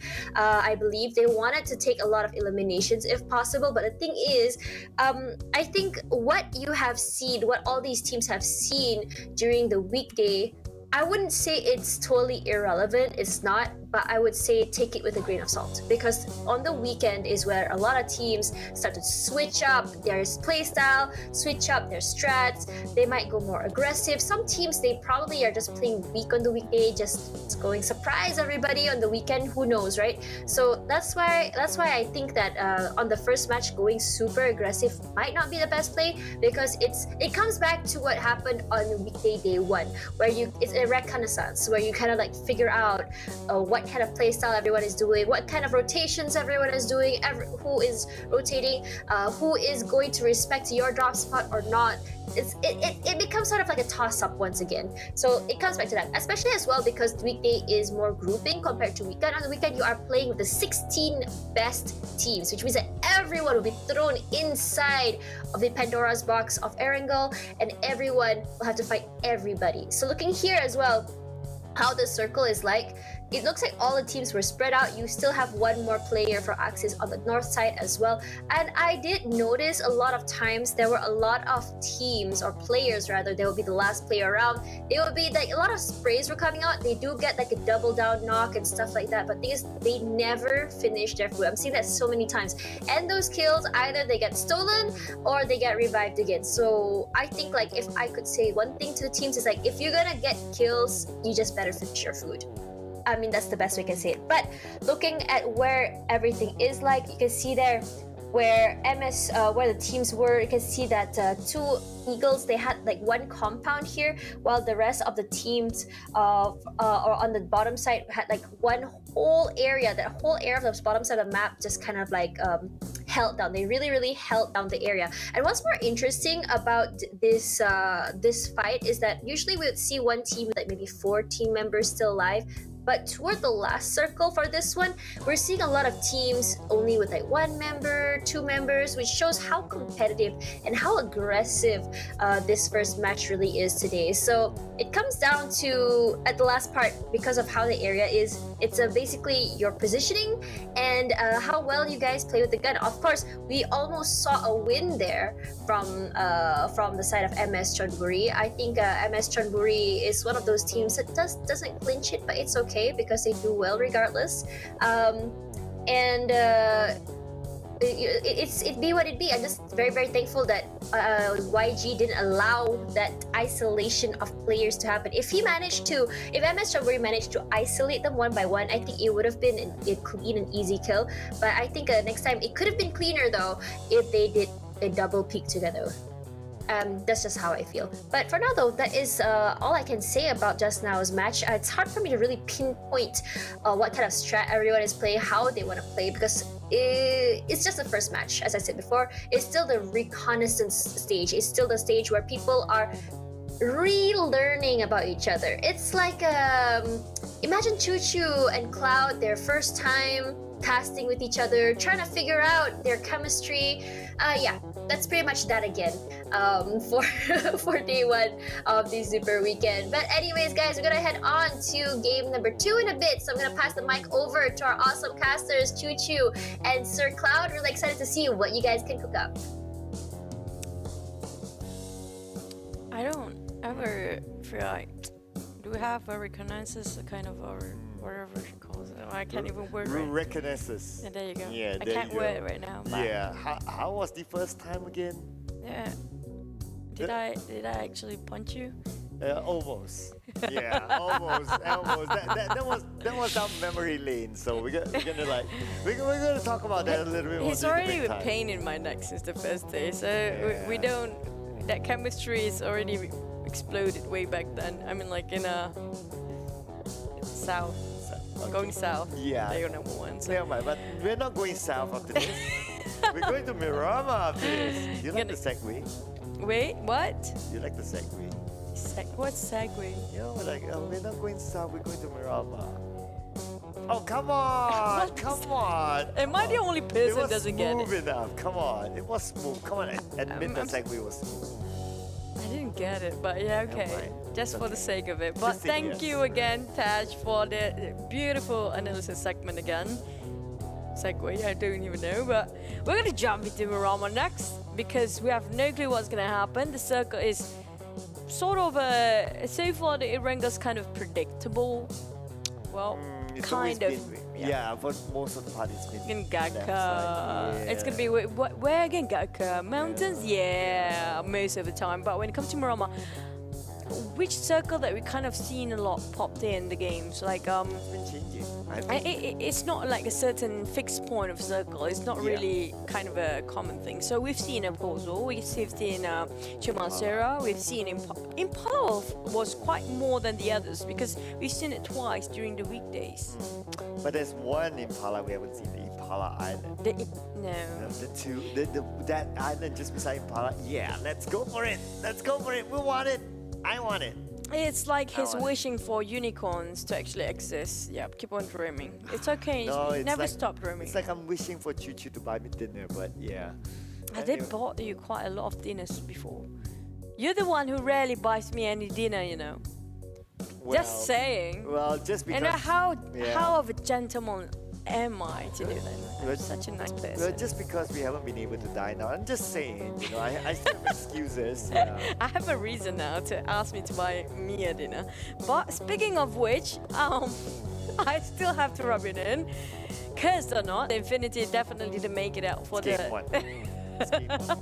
It's game one. But we have to agree the fact that some teams are still warming up too. So we do see some teams are kind of a bit massive when it comes to making the formation. Maybe the circle kind of moves a bit where they weren't predicting there. Because we do saw most of the players are dropping around the commanders on the western side of the map.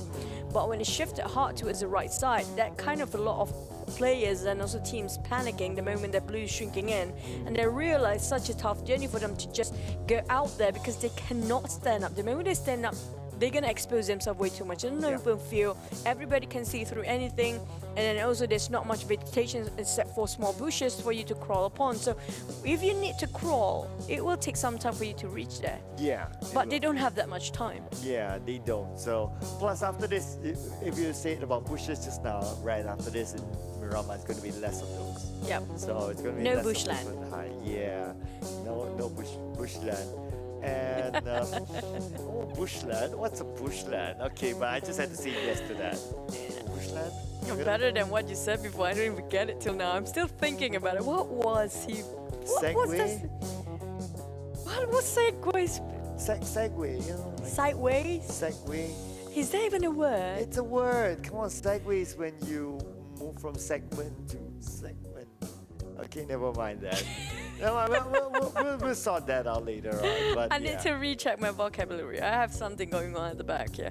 But we're talking about the teams that are having a tough start, including Bigetron RA Aliens. There's so many supporters and the fans down there quite disappointed with their performance. They really need to step up their game.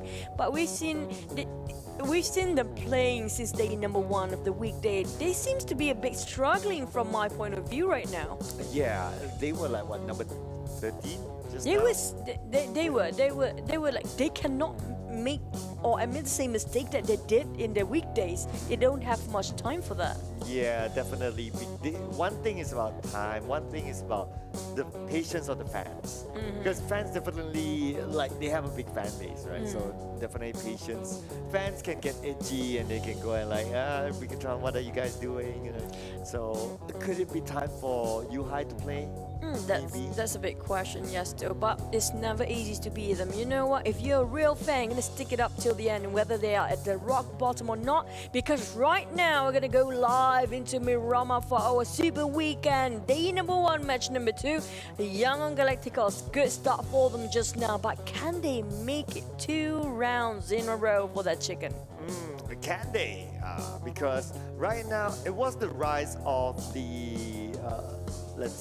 the wildcard team. So if you remember, day number 2, APG Esports. They got day, 2 chickens in a day. 2 chicken dinners, yep, and it's a good performance for them. Now it's on to Yangon Galacticos getting their chicken dinner. So it's been a good 2 days for the wildcard teams.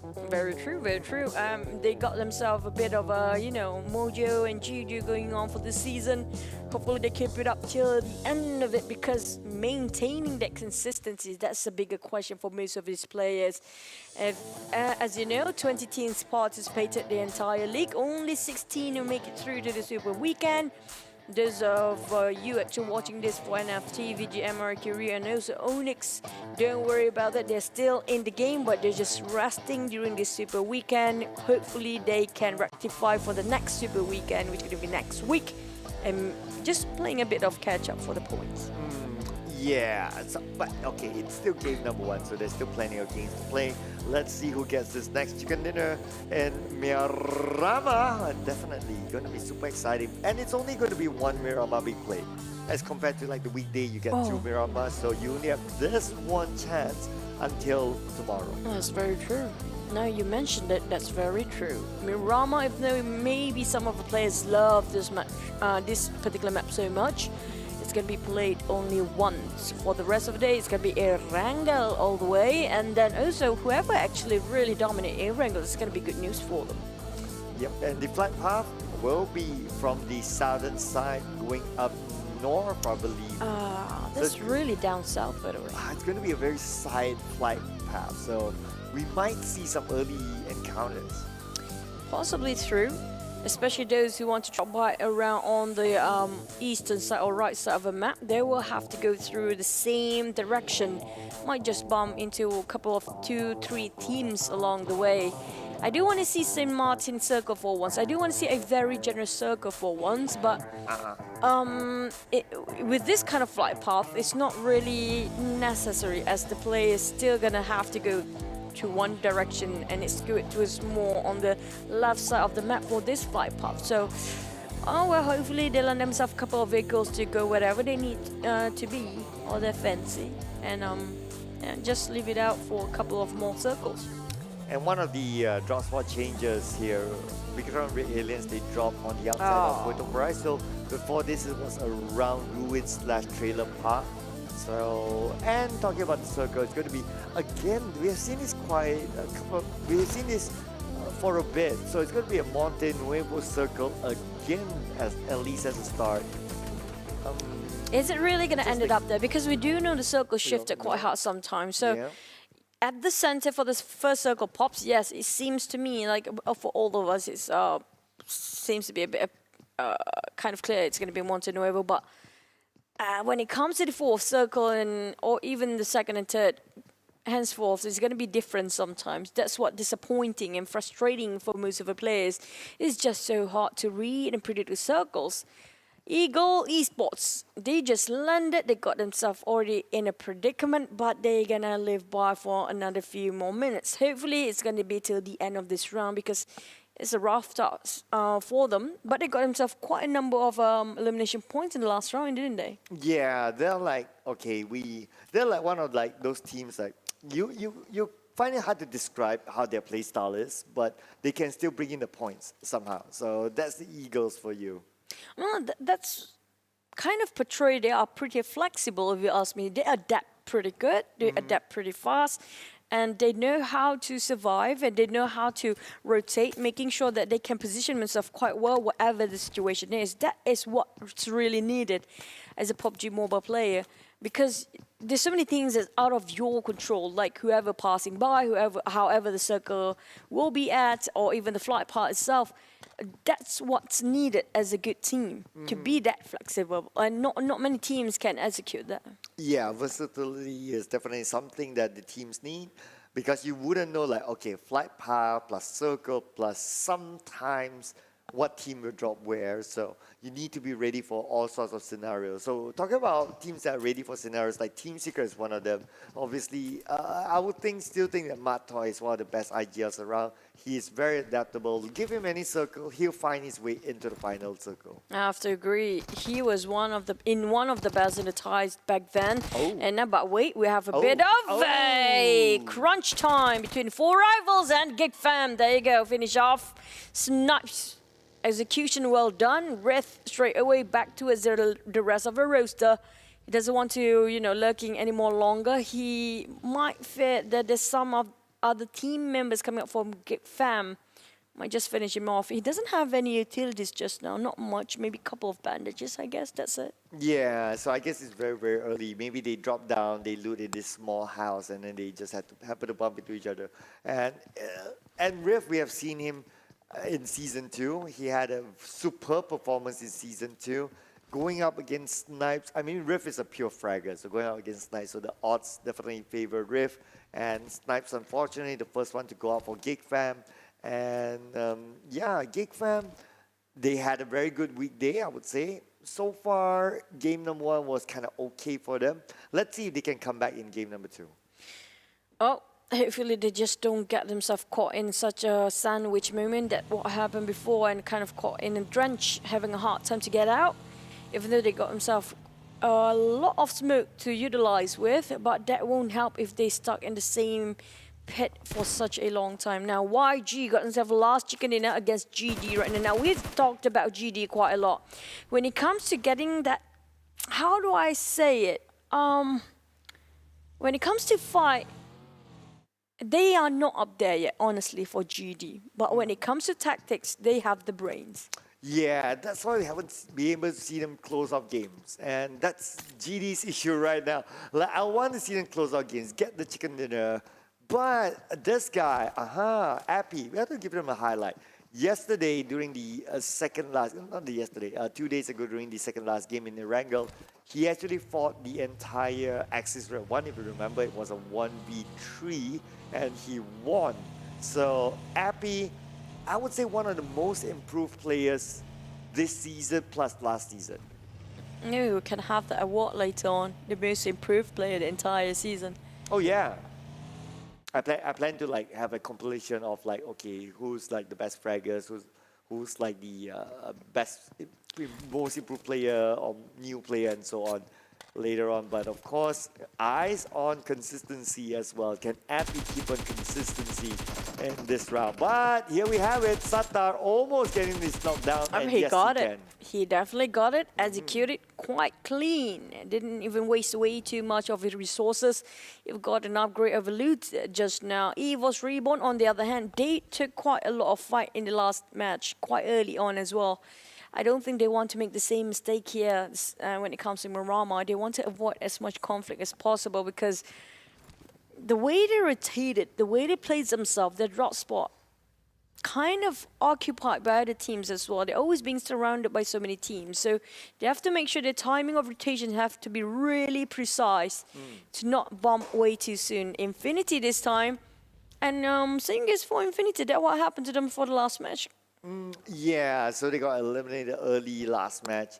When it was supposed to be, to me, quite a straightforward rotation for Infinity because they just needed to go from the military base to the left bridge and they weren't being gate-kept, so they weren't gate-capped. So it should have been an easy entry for them, but I'm not too sure what happened to Infinity being the first team to be out. Oh, but boy. let's see if they can come back this round. So far, Bigetron RA is the same thing. Now they are tanking out the zone, as we can see. Oh boy. A lot of these teams still, I'm sure the fans are still hopeful for them. Okay, what we're looking right now is EVOS. If they manage to climb themselves up on the top of a mountain, they can get themselves a huge number of elimination points because there's 2 teams, 8 elimination points in total they can get. You can wipe out every single person of BN United as well as Infinity. But to have that climb, it's going to be a long climb from bottom to upwards. And Infinity wanted the same spot as well. Oh, silence. I was the first one to fire. And now he will reward his so traded one-on-one for the knockdowns. Logan trying to go for the flank side. I think he wants to go for the revive first. But if he moved forward just now, just got across it, which he will do right now, he might just find the whole team of BN United at this particular angle. Yeah, can he make it in time? Yes, he could, but there it is. It's going to be a 1v2. But can he finish up the job? And Zunos will go down. Logan will take out another one. Logan will be counter fire. But it's okay. Logan can still be picked up. And Mela can go towards Logan. They need to do it fast. White Cat will recover his teammates. Oh, the housekeeping team is climbing up right now. EVOS Reborn, they need a bit more time. They can be the third party and butt in right now. But the next circle will be Pops very, very soon. KF. And also, we have Red Face hoping to make it on time just to be the housekeeping team. BN, they're giving a lot of pressure towards Infinity with that grenade just now. Enough to disengage Infinity, reposition himself. But Silence will be revived for now, but another knockdown on him. Red Face EVOS Reborn, they found the angle. And they're working on it quite hard and effortlessly giving off a lot of pressure for these guys. Like what you said, EVOS Reborn, they get that angle, they can farm elimination points from that area. Silence confirmed given to Red FaZe. So the point will be given to EVOS Reborn. So far, 2 elimination points for them. For the Infinity, no one yet, but Rabis now will try to take down Sane from Geek Fam. The spray coming in with Scar L. It will not take him down just yet, but the vehicle could be in trouble. And Rabis cannot finish up the job just yet. But there you have it. Sane is in trouble with the tapping with the Mini 14. Sane abandoned ship, and Rabis could finish him off this time. Oh, Rabis, such commitment now. He's a bit disappointed, didn't finish off straight away. The moment the vehicle exploded, it's a bit too late. Geek Fam repositioned themselves to make sure the eyes of the enemies won't land anywhere near them now. But for how much longer? We do know so many teams try to get the higher grounds as a vintage point. It's very, very important for them to get the prime position as fast as they can. But we still haven't seen the circle where it shifted just now. Hopefully it's not that far off from what we've... Oh, well, there you go. Monte Nuevo, it's right on top of that cross. Well, will it ended up there or Chumacera instead? Because if it actually hard shift to it the southern side, it's going to be tough for the players to climb up to that mountain. Yeah, a lot of hill sides to play with, or a lot of mountains to play on the side of Chumacera. So far it's going to be Yangon Galacticos there together with another team. Majority of them are on the lower ground. So I'm sure they'll be hoping for it to go to the lower ground. It's going to be super tough if they need to climb. But Axis Red One spots up Pamburu. Pamburu is not in trouble. Hey, no, to go to Faris, they're going to move in. So it's going to be Axis Red One versus 4 rivals. There you go. Hey, Noob is playing this time instead of Micah. So they are swapping players there. Hopefully it gives a different kind of dynamic when it comes to different map. Maybe that's one of the reasons for Axis Red One. But we have Jasper start to move against the Red Aliens. This is not a start for them. And this has been going on as a pattern, as a trend for Bigetron RA Alien, losing quite a number of members early head on. Back to 4 rivals. April struggles to live by, but can they pop a couple of smokes to revive his mate? We have Voki coming up from the flank side. He's coming out for the backstabbing. Voki spot them out. 1 grenade to finish, not enough, but it's going to be the spray. A bit late, but reprimanded. ASAP down to the ground. And Axis Red One, 3 team members still active, but they can still pick up 1 teammate. Shouldn't be a problem for them. 4 rivals, so try to gatekeep them. 4 rivals, at least they have representative in the zone, so if they need to move in, they can move in a little bit easier. Axis Red One now in trouble. They're all outside the zone. Faris will be knocked down by Riff, and Pamburu is going to cook up the nade, tossing on to the other side. Oh boy. Will land on to Heino. Heino is now in trouble. The Molly will be tossed out as well. Heino down to 10% health. Voki will not be picked up. Pamburu is going to move in on the right side. Heino will recover himself just in time. It's going to be a 1v1. Heino takes down Pamburu. Pamburu didn't finish out the job, unfortunately. Riff will need to finish off Heino. If not, it's going to be a disaster for 4 rivals. Hey, Noob, double down on that. Can he get a triple down? Oh, missed a bit. Just whiffed it a bit. And Rith, 1-2-1. Rith trying to make the plays here. Micro Uzi relay for a bit. With the rest of the team, 4 rivals coming up from the back. Hey, Noob, finish it off straight away. Play zone. Knockdown on Hey, Noob. They are tanking way too much. Now, Rith trying to finish it off. The job execution done. And it's going to be 4 rivals reviving back their mate. But Appy coming up from the back line. They are taking too much of commitment. Tanking way too much for the blue for both of this team. It might be a lose-lose now. Yeah, it could be a lose-lose. But before that, lose first for Axis Red One. The first team to be out, 1 elimination point for them. And they still need to move after this. And we're talking about 4 rivals because they're outside the zone. Now we move over to Infinity. Still 4 team members, but Logan will need to be picked up. Geek Fam just in front of Logan. Closest to Mela, should be okay for him. So far, 3 out of 4 Malaysian team has been going in gunfire mode for such a long time, including Geek QB right now. They're going to have to hold this angle. But if Infinity want to go to the center of it, at the fork of Monte Nuevo, you have to cut across. Now, Geek QB, this is tough for him to get out. He's been cornered for now. Well, the rest of the team are across the street. If he needs a hand, it's going to be a long run for the rest of the team to give him that aid. Now back to Sane, trying to spot out the rest of Infinity, but quite too far for him to see anything at this point. He needs to reposition himself on a higher vintage point or even a different angle entirely. Yeah, so, does he have a good angle? Does he have enough places for him to play? Not too sure about that. Let's see what's going to happen later on. But, okay, that's a little bit of a delay on the elimination feet, but that con will be knocked down. FaZe Clan going up against Jumper from Team Secret. Jumper is alone, his mates are behind him, and Vintorez will toss out the nade on the Jumper, perfect. and Vintorez managed to land the nade on the Jumper. Jumper, don't think he can be safe. Matoy hoping to be not discovered by the rest of FaZe Clan. But FaZe, we saw how aggressive they can get. They have been very proactive since the last match. They want for more. Now they're getting one knocked down, but they are very cautious about approaching this execution because they do know this might just be a bait, and they are not taking that one, letting him bleeding out for Jumper, or the rest of FaZe try to scout out things coming up from behind. The thing about getting the center of a circle is that you get a bit paranoid about the other different kind of angle and different directions. There's so many teams might just pass by, and you get too distracted by the fights in front of you, forgot about the other directions as well. Yeah, just like what we can see here, 4 rivals behind Geek Fam, Infinity in front of Geek Fam, so Geek Fam is stuck between 2 teams. The good news is that, not good news anymore, because we can see the circle is that actually doesn't favor them. Same goes for the Vampires, it's not being favored by the circle. AK from Yangon Galacticos knocked down by the zone, and the long range coming for stress. It will land on the pawn's eye, but it's not an instant knock. Oh man, that's really tough. He's just randomly shoots one tap at a time, giving off the pressure, like a warning shot at this point.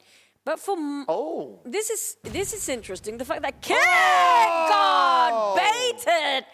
They purposely didn't rush in for FaZe. They want them to take the bait, and they took it for Team Secret. And this is not what they anticipated. And Kid have to run back, wasted such a long journey to revive his mate, but he's still going to go down anyway. For the rest of Team Secret, I'm not sure the rest of them will give an extra hand for Kid to get out from there or not, but they need to. They cannot lose any more men. Or that casualty will really hurt them in terms of their resources, their manpower, even their survivability at this point. Such a smart bait there by FaZe Clan. They know that someone's going to come pick him up, and they took advantage of that. Now iCharge is starting to move in. Matoy is on the high ground, so they cannot move out of this compound simply. And not Matoy could gun them down, but they're gunning down. iCharge takes down Vintorez, so now we're down to 3v3 again. Oh, but wait, there's another team coming up from behind. It's going to be 4 rivals, but ooh, that's really close. iShot got the eyes on the rest of FaZe Clan. Tony K really in a very precarious situation. Drops out the net. Seems like perfect angle. Boom! It didn't hit, but it just finished off. Vintorez for Matoy here. Tony K on the other hand, kind of confused. So many teams coming by. 4 rivals has arrived. It's going to be Rith coming up from behind, trying to KO steal away whatever they can, tapping out Matoy on the high ground. Now, Matoy is too far to help the rest of the team, but he's still inside of a circle. He can get into a prime spot, more vintage point to get extra field of vision. Yeah, but Matoy needs to be careful because another team coming up behind him. Rip will be knocked down by Kid with a long range shot, and now we move over to DX against the Vampires. Rabis just in front of Stone. Stone just on the nade lander onto Rabis, and now another gunfire onto Rabis. Rabis will retreat back to his teammates. Back to Vampires we go. Chonburi is up there. The rest of them hitting quite a lot of casualty on Shrubs. Just now he was tapping way too much, attracting way too much attention. The Chonburi spot out for Secret as well. EVOS Reborn start to fight against the Xavier. Rabies is knocked down. But the Vampire still tailing Rabies and the rest of the DX quite closely. But they have to be careful now. It's going to be 4v2 only if Lucas down on his knees. Chonburi making sure they try to finish it off straight away. But for YG, it's going to be same compound sharing. Very friendly neighborhood with Geek Fam. Pop will be knocked down by Straps, and now we move over to Yangon Galacticos versus Geek Fam. Tamio, only 10% health. He's moving into Geek Fam. Oh, that's not good news, and Sane will take him down. Surprise, hello, and now Yangon Galacticos only left with 1 team member. Now, Ponza really have to revive Pop. He needs to. Pop is one of the best fragate in the team.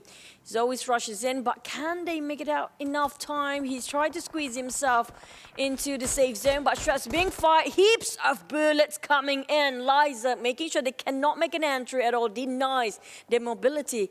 All the side of EVOS Reborn have to make sure they have everything covered because there's 3 teams coming up their way now.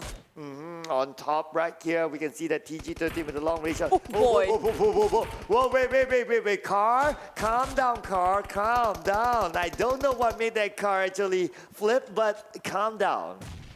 Oh, that's what's a good flip. It was 360 flip, by the way, but here comes Stone! Finish off Pop.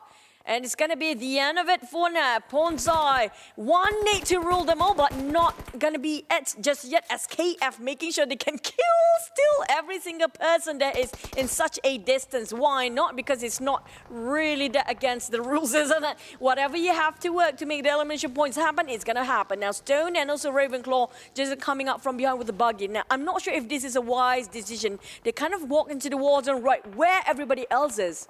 Well, they don't have the zone, so they have no choice. They need to move it. But talking about moving, it's going to be APG versus GD. GD Sata is going to move in for the right side. Shao is winning on the left side. Shao spots out his opponent. Shao moves in with the UMP. UMP being used by Shao, and now he will pop out the smoke, but now he changes back to UMP. Enemies on the right side. GD is still waiting on the outside. The neighbor will toss out from the left side, but they will not land their late onto Shao. Shao is still alive. Daybot will cook out his own nade onto nobody.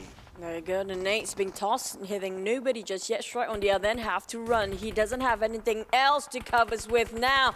At the moment he leaves the warehouse, it's going to be nothingness out there.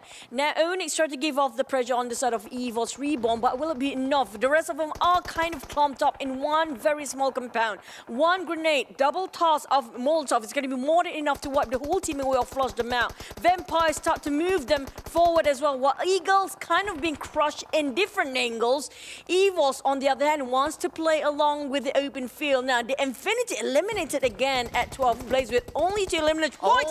Secrets arrive. iShot, what was he thinking? Taking one whole team down by himself with Vampires trading it out for iShots, and Matoy is done. Well, Team Secret, they somehow don't have much option because they were playing on the outside of the zone, so they were kind of forced to actually move in, and that's the risk that they took. But at least they went home with 6 elimination points. They're kind of okay for them. Now we get focus on the DX. DX against EVOS Reborn. Both of them still in the zone. But the next zone will reveal itself. Where will it go? It could go to the right side. Not many people there. Looks like it goes up north. Only 2 teams in the zone. It's going to be way up there. No teams except for 2 going in. Parajin down! Parajin, did that never rest? Even though he's gone, he's making it difficult for these guys. APG giving the pressure on GD. They have been going in parallel movement and direction for such a long time. Finally, they start to fight against each other. But it's going to be APG fighting EVOS Reborn. They are sandwiched between 2 teams here. None of these 2 teams inside the circle just yet. They have to cut across each other. Only one team would triumph here. But the moment they finish off this fight, there's more fights to come later on. Oh, here we go. So it's APG versus GD. They need to move in because no more time. 5 more seconds in the zone will close in. And Dayball right at forefront together with Cecil right behind him, giving cover. But can they actually finish up the job? They need to cross the road after they're done with it, so they need to do this quickly. Red Face over knocked down by 0. The long range are coming in from APG as well. Micro White together with Liza going up against FaZe Clan. Coldpie as well as MR5. But now they're starting to fire. Dayball is down. One more is down. Shroud is down. Boom is down. One more left here for GD. Can they finish up the job? 0 goes in, trying to find the enemy. And yes, he spots him out on the left side. And yes, there you go, GD. They are in trouble, but no. Stinsel is still alive, but no, he goes down as well. Boy, oh boy! It's not done and dusted yet. They don't even have time to recuperate as EVOS Reborn in FaZe also eyeing down on them as the fight commenced just now. It's way too late for the other team to sit down quietly now. For the side of Vampire, they want to very, very low profile at this rate because they only one member left. 1 nade toss. And it's going to be Corpire on his knees. Red FaZe and also EVOS. This has been going for quite some time. These 2 teams, it's not done yet. But once the dust settled, it's going to be the smoke dissipate. Then 1 more nade pushing off. It's going to be MR5 left alone. Yeah, that's MR5. We did see him clutch a moment during the weekday, but it's going to be 1v4. It's going to be a bit tough for him this time, but then again, he is in the circle, so he can still buy time for himself. At the same time, we can see that these teams on the other side, APG will need to move at the zone as cruel. This is the 6th zone we're talking about here, so we can see a lot of damage by the zone, and KF takes advantage of that.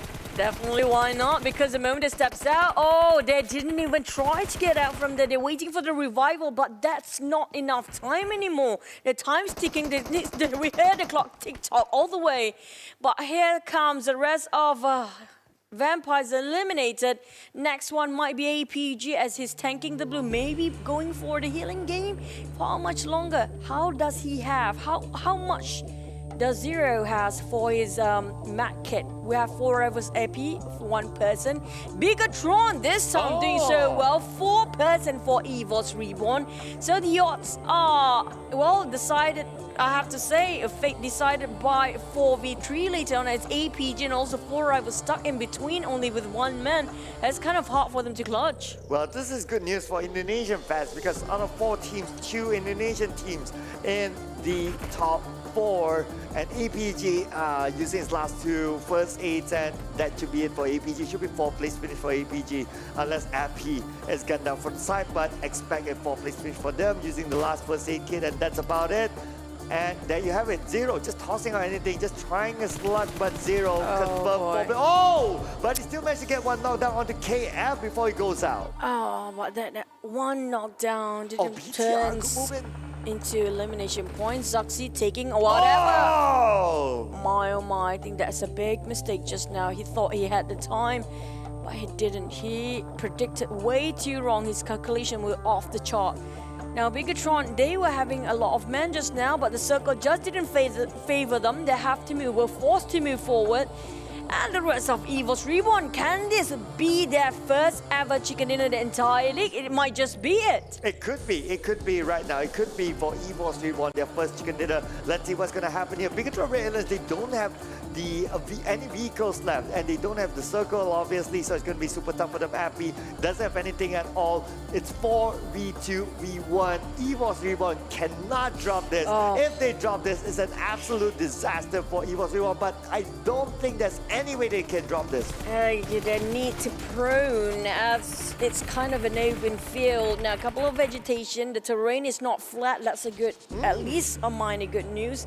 But it's going to finish off Bigetron Aliens straight away. Down to Appy. 1v4 Appy. Can you really do it? Let's see. Can he make us wow? But that's going to be a wow EVOS Reborn. Finish off the chicken dinner with 4 men well and healthy, still standing. That's a clean game for EVOS Reborn. Add to that, they got themselves 15 elimination points as well. Yeah, so that's 30 points for EVOS Reborn, and they really needed this because it wasn't a good weekday for them. So now EVOS Reborn is back. Red Face, Microboy, KF, as well as Liza, netting their chicken dinner for themselves. And for 4 rivals, Appy, he could have gone out a little bit earlier, but because he kind of played this patiently, he managed to get 2nd place, so that's okay as well for 4 rivals, plus there are 7 elimination points, so that's alright. Bigetron Radiance, actually not too bad for them, considering that their weekday was almost a disaster. This is an okay showing.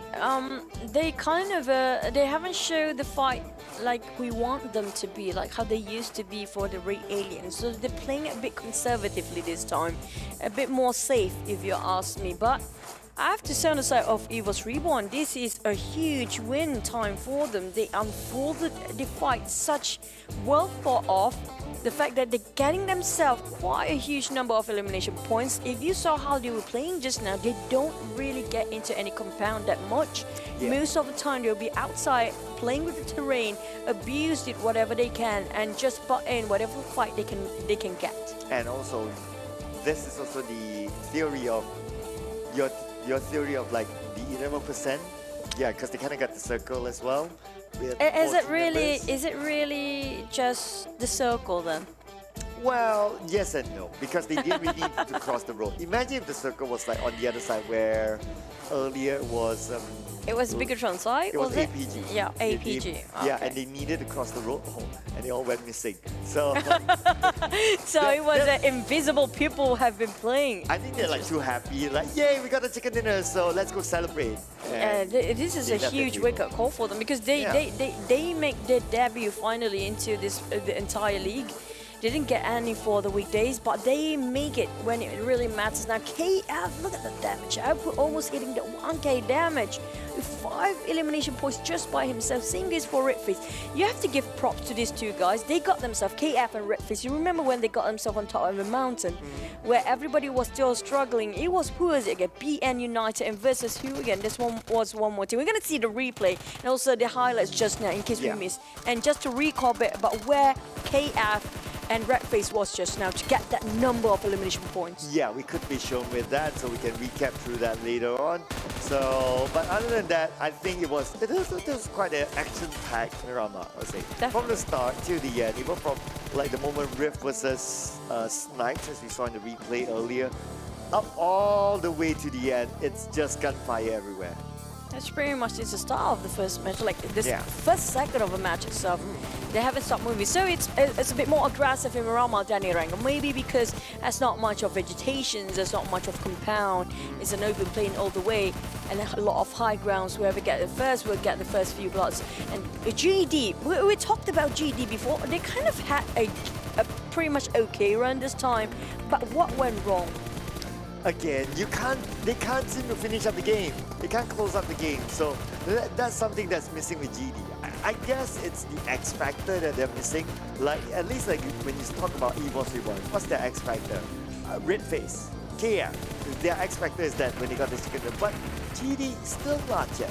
It's like they got the plan going on. They had quite right. It was a brilliant idea, but the execution is not there. Yeah. They just couldn't do it. What went wrong that they couldn't? What's stopping them?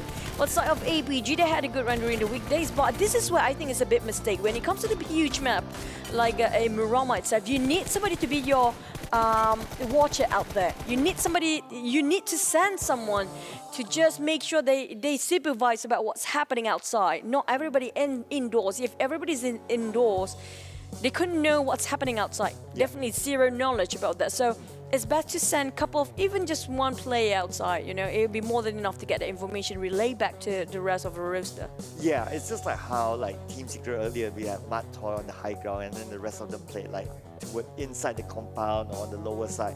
It's so that Matt Toy gives the information, he tells that, oh, FaZe Clan, where are they moving, left, right, and so on. Is it a good angle to the knock and all that? And that is how they coordinate each other. It was just a bit unfortunate that Team Secret didn't have the circle, so it was the 11% theory that you talked about. But we get to see where they. Was good. I think Tash will show us later on where did they drop. So if it's really just the circle, is it just their reputation that kind of, you know, proceed over the circle just now that kind of make EVOS Reborn want to raw all the way to get themselves a chicken? But that was a well-deserving chicken because they got themselves 15 elimination points. 15. So it wasn't like one of those chickens whereby you just accidentally stayed in the corner and like, oh, I accidentally got a chicken. Oh, no, it's work hard. Like you don't get 15 for not doing anything. Yeah, this time we saw how much effort they've been putting themselves into such a tough situation. Then what's more important just now, this shows us that yes, getting the high ground is definitely one of the main thing that they have to do when they drop themselves in Miramar. But they never get themselves in the compound. They only get themselves in the compound if they want to flush a different team. And most of the time they're playing outdoors because they want a bit more, you know, space to play around and making sure they got more space to work with. So that's what was EVOS Reborn doing. Most of the team we saw kind of being executed or eliminated, decimated quite early on are the teams that kind of cower themselves inside of those buildings. So it's not working out right for them. Yeah, like the trick is, I wouldn't say the trick, but the tip is like be active. Yeah. Right, like don't just stay inside the building and hope for chicken dinner to fall from the sky. It doesn't work that way. How does it look like a chicken dinner falls from the sky? Wait, let me order that for you. That would be great. You know what? And if it falls from the sky, I would want to see that.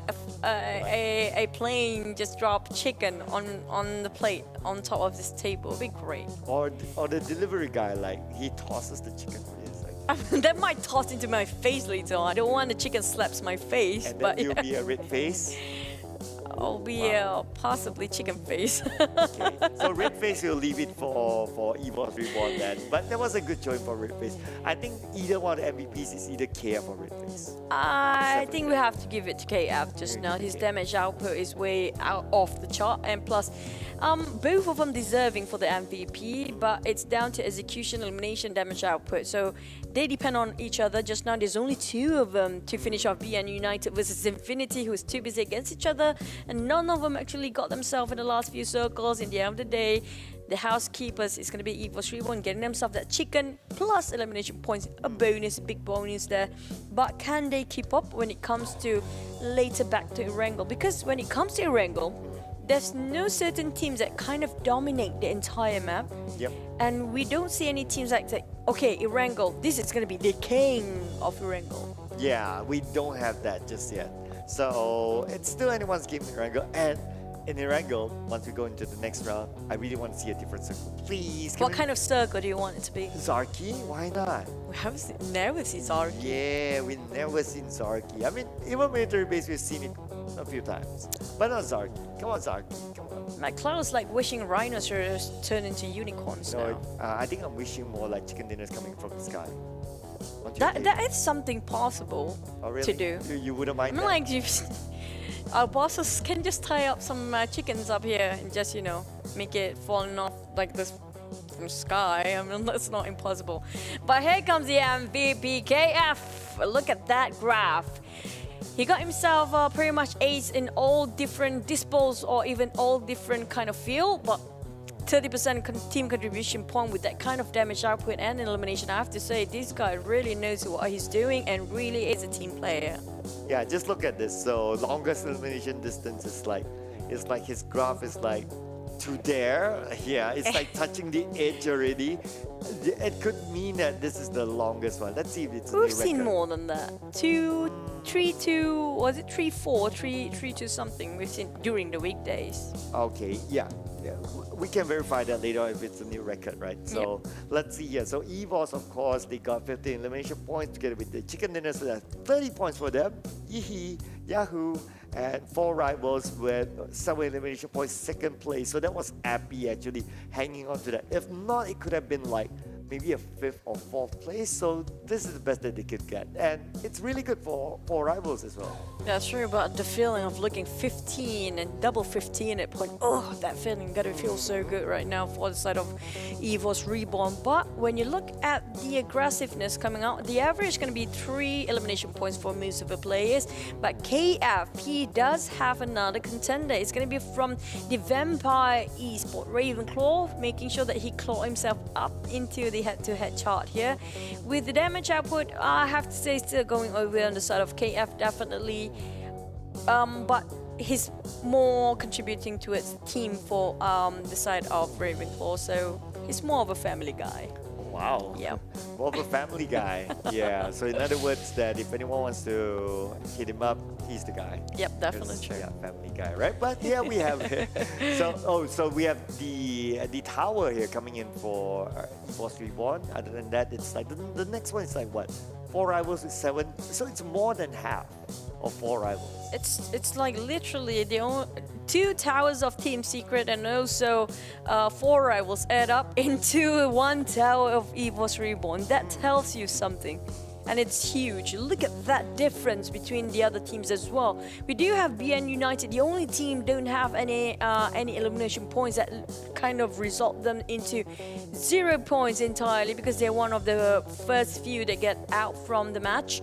But for the other teams, the average is going to be 2 to 3 points, elimination points, and a bit higher than that, it's going to be 5, 7, and 6. 3 teams are acing in the area. I say 4 rivals, Team Secret, and also the Vampire. So Team Secret, I have to say, even though Mata was quite far in between the distance of him and also his teammates, it was worthwhile because he was the eyes for the team, and the fact that he's so high up that he managed to get a couple of elimination points just from up there. Yeah, so and we all know that Matoy is a genius when it comes to handling long range shots as well.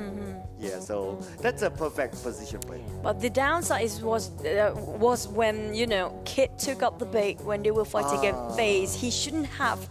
They did toss the smoke smoke grenade just now, but it was so apparent that it's actually a bait to be taken by these guys, and they took it. And FaZe has been waiting there since the start. It's just on the outside of the warehouse, if you remember. Yeah. The moment they took it, everything went downhill from there because it forced the rest of the team to follow Kid towards saving Jumper.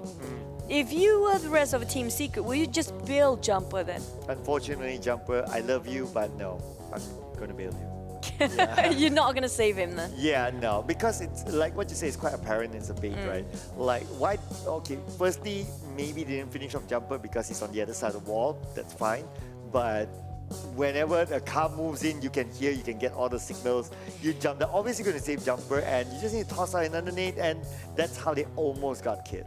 Oh, that's really unfortunate. The plays that have been knocked down, that was a really tough spot to save.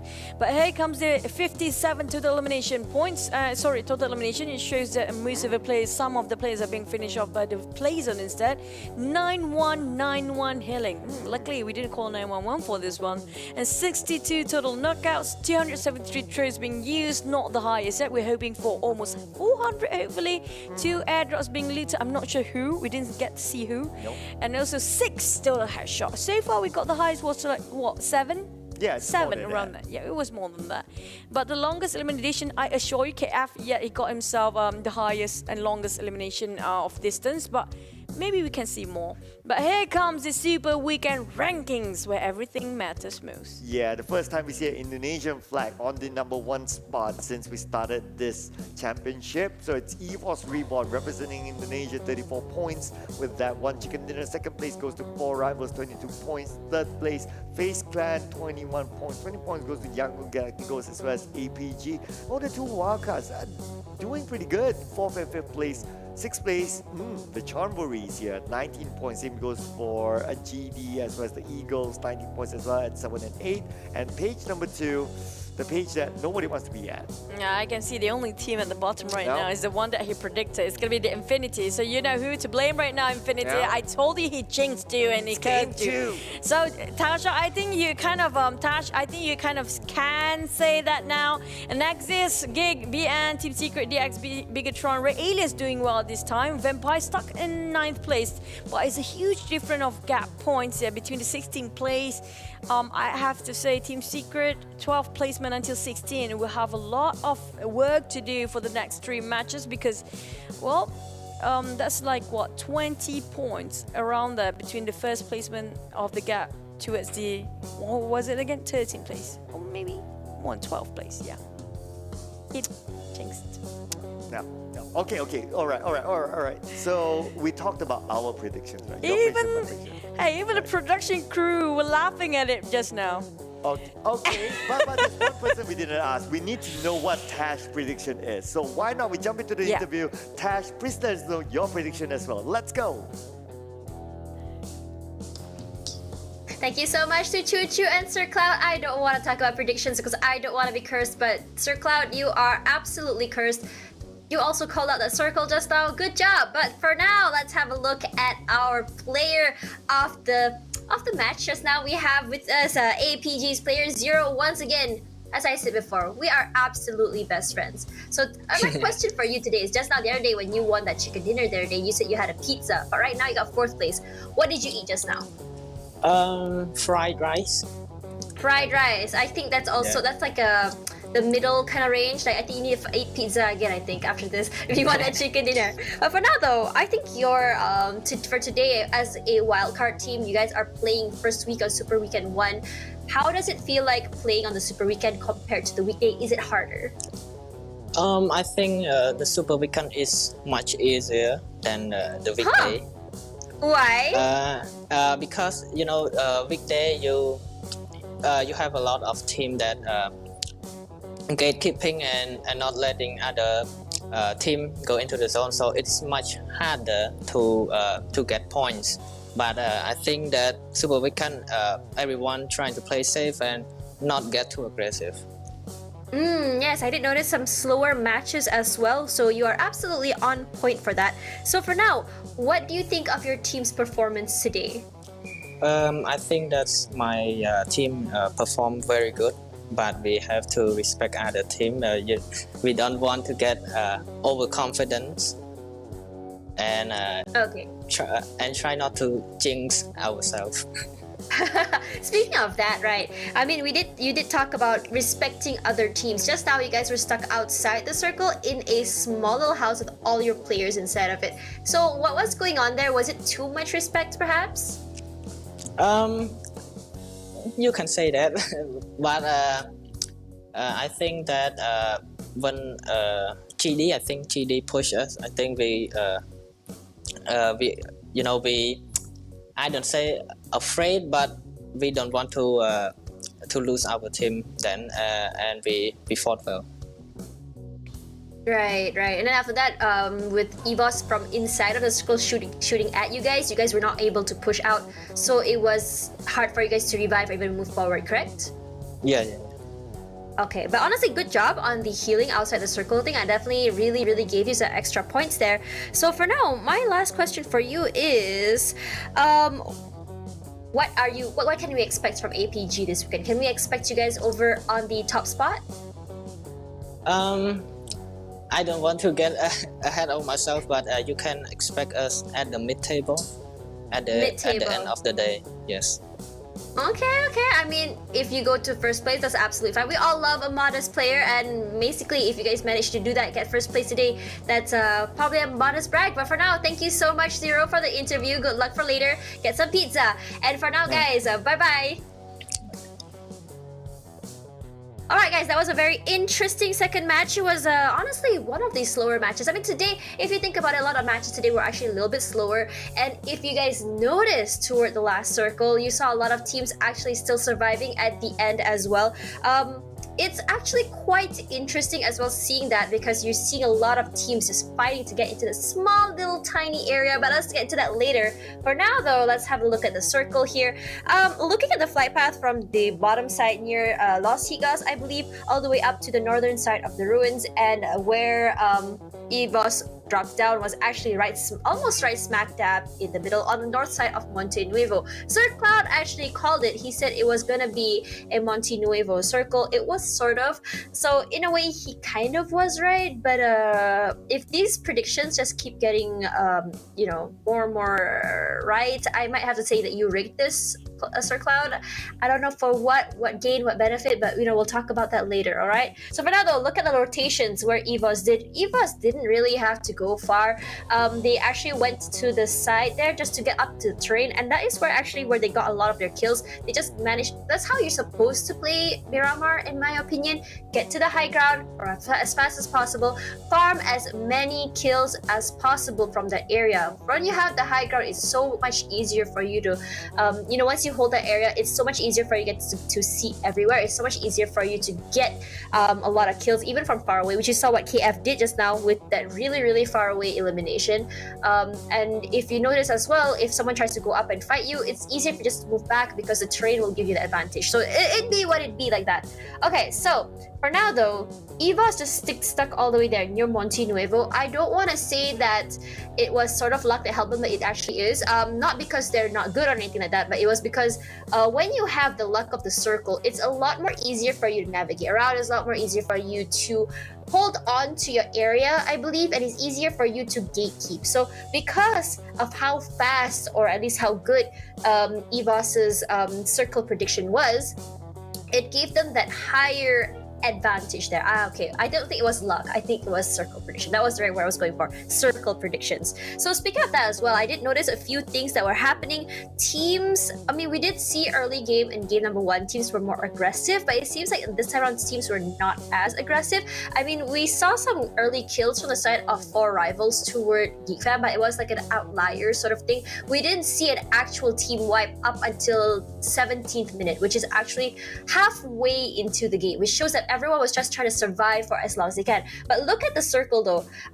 Look how small it is all the way here in Monte Nuevo, and look how many teams there are still alive. It's very different to the weekday. And if you notice as well, it looks like everyone was just trying to fight and just trying to survive for those areas. I think 4 rivals though, I think they were very interesting. They did lose a member early, if I'm not mistaken. I think if 4 rivals didn't lose members so early, it might have been a different story for the game. But I cannot discount that out entirely, because despite that, EVOS though today their performance has been absolutely stellar. It was almost unrecognizable who EVOS was on the weekday and who they are today. It was as though they have been replaced by another team altogether, which is honestly really good, because it does show that on weekdays some teams, they don't put their full strength, they don't want to show their strats, and perhaps this is the real EVOS that we missed out on the weekday. But for now, FaZe today as well, also another team I would really love to highlight. It's a very different team. You can see how they played, their confidence, they're very aggressive. Love to see it, love to see the bait they did against Team Secret as well. They know how to swing a situation into their favor, and that's what we want to see for most teams. I think FaZe on the weekday, I wouldn't say FaZe was not strong, because they were actually really good as well on the weekday, but we saw a big and huge leaps of improvement from their side as well. For now though, if you look at teams such as Axis, RedONE, as well as Team Secret's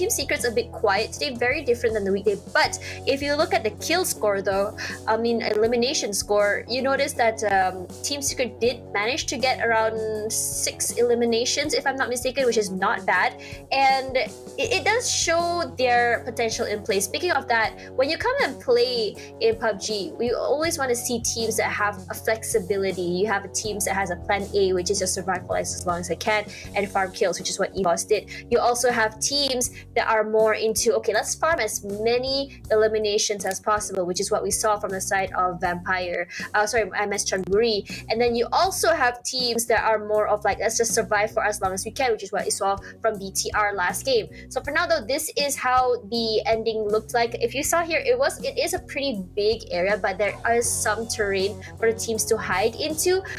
From the side of APG just now as well, I feel a bit sad for them, because it looked like they were just unable to get to the circle because they were there late. Speaking of that, it looks like teams will have to prioritize getting into the circle earlier, because as opposed to the weekday, what Zero mentions, that there's a lot of gatekeeping. But for now though, for in this kind of situation, I feel like it's more of like trying to get your area fast. It's not more about gatekeeping, but just holding on to the area and just kind of hoping that the circle gets into your favor. But honestly, it was a really good kind of game. I love seeing what 4Rivals did. 4Rivals is a very, very flexible team.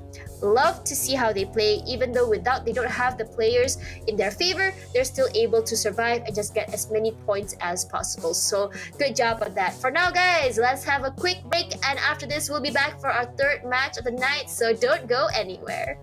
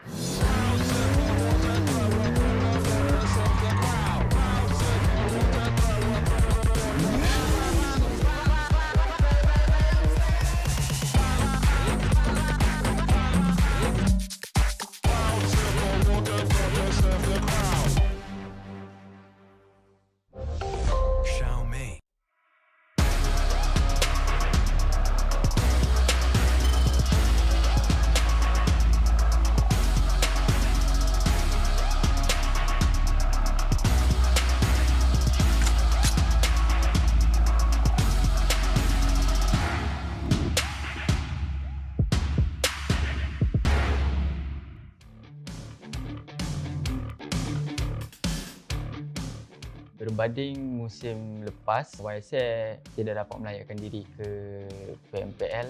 Tapi Alhamdulillah musim ni kita orang nak berjaya, dan kalau boleh kita orang nak dapatkan slot invited untuk PMPL season depan. Target saya dalam season ni mungkin akan nak buat performance yang lagi bagus berbanding dengan season lepas, sebab season lepas punya performance agak tak puas hati bagi saya. For this season, we're actually planning on trying to winning the league, but looking back previous season, we somehow managed to get the top 3 in the grand finals. We are only lacking in the league in terms of placement, so yeah, we were hoping to win the PMPL Season 4 league. Season ni jadi pro player, saya sebenarnya tak ada apa goal lah. Selain saya nak support PUBGMOBILE, saya nak support Tencent dalam diorang membuat satu aktiviti atau event which is tournament. Pada season lepas, kita orang gagal untuk menjuarai Liga pada season 3. bermaksud mereka perlu bermain kembali daripada PMNC. Jadi untuk season kali ini, perkara yang paling penting adalah of course untuk maintain slot dan Kita orang akan fokus ke Grand Final dan mendapatkan slot ke SEA Final. Kita orang ada tukar dari segi strategi, depends pada trend sekarang, iaitu melanggar lebih baik. Orang cakap high risk high reward lah senang cerita. Banyak benda dah tukar, rotation, tim-tim lain semua tukar. Memang mula-mula banyak mati lah sebab tak biasa lagi kan. Lepas tu lama-lama okey lah. Season lepas punya performance agak tak puas hati lah bagi saya. Season ni kita orang mungkin akan target untuk ke SEA, ke next level sebab bosan kan main Malaysia punya liga je kan. So nak ada juga experience untuk compete dengan tim luar. Assalamualaikum, salam sejahtera dan selamat datang ke dalam PUBG Mobile Pro League MYSG. Hari kuisan yang bisa diberikan yang termasuk boleh ini berdasarkan akan berikan terapian mereka kegeraran seperti diletakkan terlebih dahulu. Sebelum ni kita orang tidak layak ke PMPL and then kita orang start balik daripada awal iaitu PMNC. Selepas kita orang dapat balik slot PMPL tu, kita orang ada azam baru iaitu kita orang akan all out berikan yang terbaik untuk PMPL kali ini. Tapi NSP malangnya dia dah hilang trade yang baik tapi strike dia pergi ke depan walaupun Untuk dalam tim R2K sebenarnya permulaan yang baik untuk mengimprovekan tim ni untuk season ni dan season depan juga, sebab season ni adalah season pertama untuk Aizen, iaitu player baru kita. Season baru juga untuk NSP kembali daripada cuti disebabkan SPM. Macam season lepas saya kena jadi seorang student dengan seorang pro player, tapi season ni saya seorang pro player je, so saya boleh fokus lebih dekat pro player lah. Kita orang nak buat satu, orang cakap apa, surprise lah untuk season kali ni. So bagi orang terkejut, boys champion grand final. Macam tu. Basically, the addition as Solos to the team is because surprisingly, he is actually good in the game. Solos is like, I would say, the alpha gamer. He is the type of gamer where if he puts some time to it, he can get very good at the game, like effortlessly. He will always be among of the top players because he's a gamer. Bagi saya, semua pasukan macam sama je, masing-masing ada kelebihan dia dan kekurangan dia. Bagi saya, kita orang pun baru first time, banyak lagi kita orang kena belajar. In terms of rotation and gameplay, depends on the new team's drop spots. So there will be only minor changes, but everything else should be the same. Untuk this season, banding dengan season lepas, kebanyakan tim sudah main barbar tau. So kita orang kalau main passive pun, peluang untuk menang tu mungkin tipis jugalah. So kita orang pun akan ikut tie sekarang untuk main barbar. pada weekday yang pertama, hari yang kedua, saya masih ingat lagi pusingan yang keempat pada waktu itu di mana Bravo berjaya untuk melontarkan nade dan seterusnya meratakan pasukan Farang Legends secara langsung. Dan itu merupakan satu perkara yang sangat-sangat manis sebab waktu itu memang betul-betul mereka tidak ada zone. On that day, kita orang dapat momentum yang macam energi lah untuk hari itu. Mereka telah pun berpecah, ada yang pergi ke bahagian kanan dan ada yang pergi ke bahagian kiri. Tapi malangnya, hanya Bravo saja yang mampu untuk survive dalam situasi tersebut. Dan sebenarnya dia hampir untuk clutch pasukan Geek Fam yang pada waktu itu ada 4 orang player. Dia berjaya untuk menjatuhkan satu, hampir-hampir menjatuhkan yang kedua. Tetapi ialah disebabkan oleh bullet yang tidak mencukupi, menyebabkan pasukan 9 Gang hanya mampu untuk berpuas hati di tempat yang kedua. Tapi itu adalah satu momen yang sangat-sangat memorable lah untuk minggu yang pertama bagi pasukan 9 Gang. Dan hopefully kita orang cuba untuk bawakan momentum tu sampai ke grand final. Masa diorang last game tu saya on the way dari Kelang. Bila saya balik je, diorang menjerit.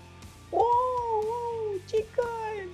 Cuma apa yang buatkan diorang ni mungkin motivasi lah. Diorang rasa macam diorang tak nak kecewakan saya. That's why diorang bagi saya at least lah satu chicken, good placement point. Tapi diorang still tak have a good momentum. Cuma saya yakin dan pasti diorang cuba yang terbaik. NSP, YSX, Geek Fam dan juga Anti-Circle yang berada di bottom 4 selepas hari yang pertama. Season ni memang tak dapat dinafikan tim yang paling perform adalah tim Axis RedONE. Dengan kemasukan Voke nampak perubahan yang amat besar. Diorang sekarang tangga yang kedua dalam point PMGC. Mereka ada kekuatan iaitu mereka ada satu kepala dan yang lain semua itu adalah seolah-olah follower. Jadi itu memudahkan mereka untuk membuat apa-apa strategi yang mereka rencanakan. For this season, there are actually good new teams like Farang Legend and Yudo Alliance.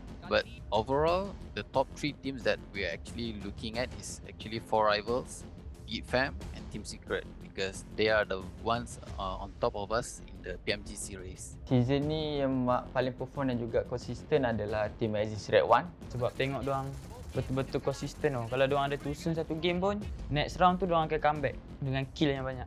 Tim yang agak orang cakap mengejutkan lah Liga kali ni saya rasa tim Farang Legion lah.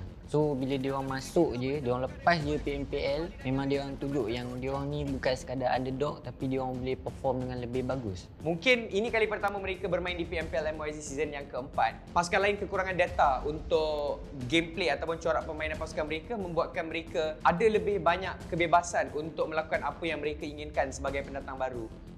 Pasukan yang tidak berjaya untuk melahirkan diri adalah LSP, YSX, Anti-Circle dan juga Yudu Alliance. Saya dah usahakan YSX Esport ni hampir 2 tahun dan Alhamdulillah ini adalah kerja keras semua tim termasuk tim X yang sedang bertanding dalam peringkat PMPL Season 4 Malaysia Singapura ni. Untuk apakah semangat yang bawa mereka ke sini adalah hasil perjuangan dan latihan mereka selama 2 tahun. Seperti yang semua tahu, memang fans untuk 79 Gang ni memang sangat-sangat besar dalam Malaysia. Walaupun mungkin mereka gagal untuk menunjukkan prestasi yang baik di minggu-minggu awal, tetapi dengan sokongan yang mereka berikan untuk menjadikan 79 Gang lebih baik ataupun lebih hebat daripada apa yang pernah mereka ada sebelum ini. Dan yang paling penting, Allah yang satu. Obviously, based on the first week performance, it is very disappointing because we know that we could do way much better. I mean, looking back at the previous season's performance, coming to this season, I think the players, there's no confidence in them as much as there were compared to the previous season. So I think the main problem or the main factor that actually affect the first week performance is actually the players' confidence. Jujurnya, Same9 sekarang a bit struggle without the coach. So, kita orang cuba benda-benda baru. Kita orang cuba roster tukar. Ada time saya tak main, ada time Drex tak main. Memang semua akan ditukar lah.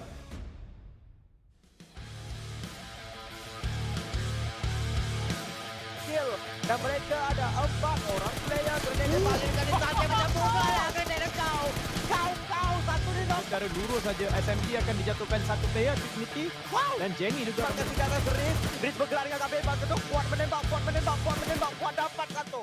This season the gameplay overall is way different than the previous one. The main factor would be because of the circle shifting. Another one, a lot of teams actually now prefer in getting spots in the circle.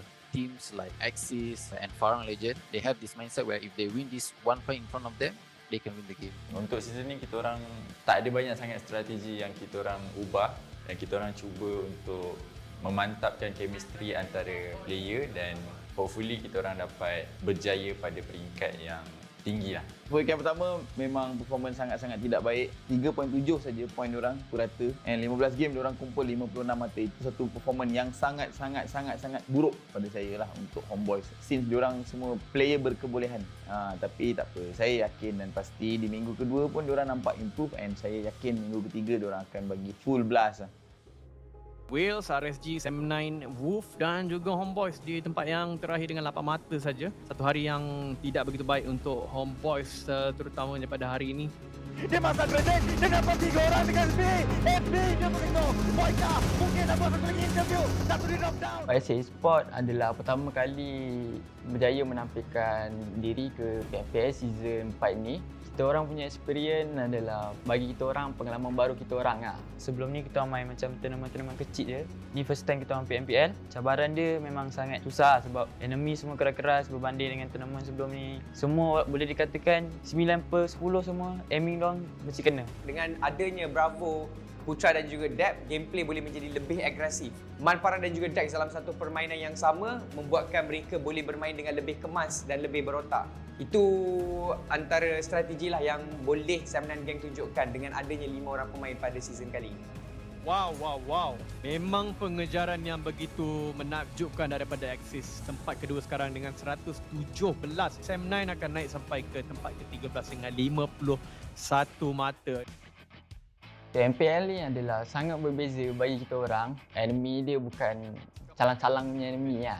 majoritinya boleh main lah. So kalau macam itu, kita orang kena usaha dengan lebih keras untuk kekalkan kita orang punya momentum. Disebabkan season kali ini banyak perkara yang perlu untuk diperkemaskan kembali, target yang saya letakkan untuk pemain-pemain Sam9 Gang untuk mereka belajar dan mereka eksperimen apa benda yang mereka perlukan supaya di grand final dan mereka mampu untuk mendapatkan kejuaraan, seterusnya slot ke SEA Championship. Kita orang nak buat satu kejutan dalam scene PMPL baik season 4 ni, bagi satu kejutan yang Homeboys boleh jadi champion grand final. Lepas tu kita orang nak ke next level, pergi ke SEA. Circle pattern sekarang dia lain sikit. Pattern circle sekarang dia berbeza berbanding 1-2 season yang lepas. So diorang perlukan pattern yang baru, playstyle baru, meta baru. So kedua-dua tim tak boleh bermain secara macam dulu lagi. Lambat tak boleh. Kita kena cepat. Loot, kill and win. Super Weekend ini pun satu benda yang menakjubkan. Axis berada di atas, kemudian diikuti SMG, kemudian Farang top 3. Pertukaran chicken dinner yang berlaku berkali-kali menyebabkan kebanyakan mata yang sepatutnya ada pada tim nombor 1 diberikan pada tim-tim yang di bawah.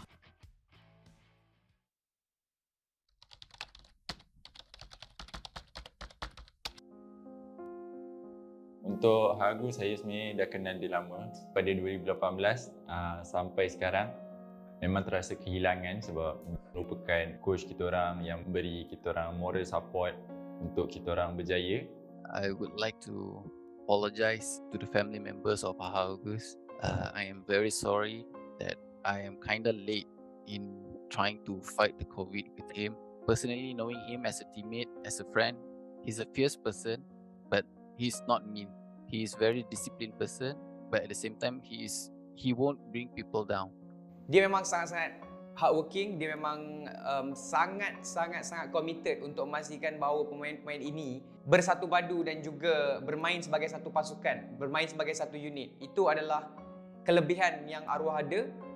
This year punya raya, dia datang ke rumah saya untuk makan-makan pada raya pertama. So tu adalah momen terakhir saya dengan Agus. Masa tu memang kita orang borak lama, kita orang selalu borak pasal in game and real life punya situation. Agus tu salah seorang coach yang kita paling respect sebab kita tahu dia banyak bagi kita ilmu.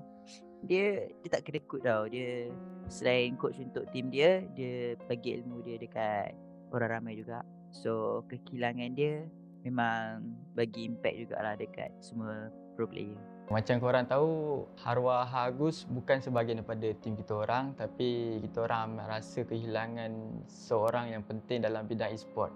Pemergian dia, kita orang semua terasa sedih sebab dia orang kuat dalam bidang e-sport ni kan. So marilah kita beramai-ramai doakan Al-Fatihah atas arwah tersebut. And cuma saya nak pesan satu je lah dekat komuniti Mana yang belum pernah pergi vaksin lagi, belum ambil first dose tu, ambil lah. At least kita boleh kurangkan sikit efek kalau kena COVID kalau dah ambil vaksin. So pergi vaksin lah, itu lebih baik. Saya sebenarnya even tak ada kaitan pun dengan Agus, tapi saya still rasa macam satu impak yang besar. Rasa sedih. Saya dulu tak hati main PUBG. So apa-apa ilmu yang Agus kongsikan apa semua saya belajar je. So saya rasa macam benda tu berharga lah bagi saya. So bilanya seorang orang cakap guru kan dah tiada lagi dalamnya untuk mengajar kita. So rasa kehilangan tu terasa lah bagi saya. Kita orang decide untuk tukar nama Haha di depan sebab kita orang cuba untuk membawa semangat yang dia bawa. Di mana arwah Agus memang dah menjaga mereka sejak daripada season yang pertama. Jadinya bukan mudah untuk mereka move on secara langsung. Dan saya rasa itu sebenarnya membantu jugalah kepada mereka bermain ataupun kekal bersemangat walaupun dalam keadaan kesedihan. Sebab dia selalu sebelum ni memang even apa pun berlaku dia nak tengok teammate dia berjaya. Say hello. Budak baik.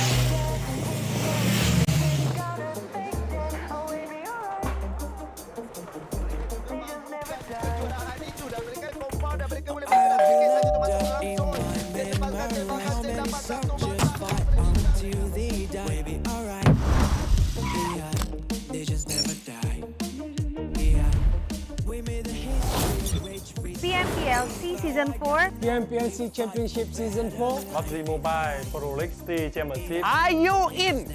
Unite to fight! Yeah!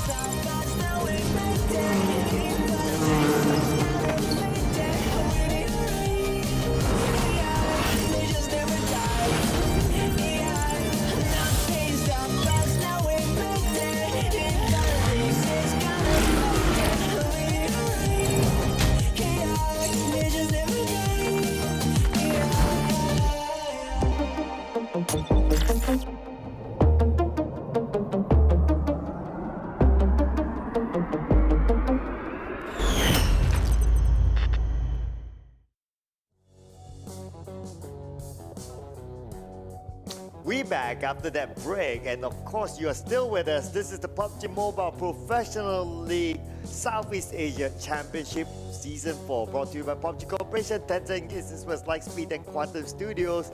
This tournament is also co-organized with VSPN, and we'll also like to take a minute to thank our official sponsors, our official smartphone partner, Xiaomi, with the Redmi Note 10 series, challenge your boundaries, and our official media partner, Esports Fight Club. Watch and earn exclusively with Esports Fight Club. Together with us, we are still here, your storytellers. My name is Sir Cloud, together with Choo Choo, and we will be jumping to game number 3 in Erangel shortly. Just to remind you, Tash Bunny did mention that you kind of cursed.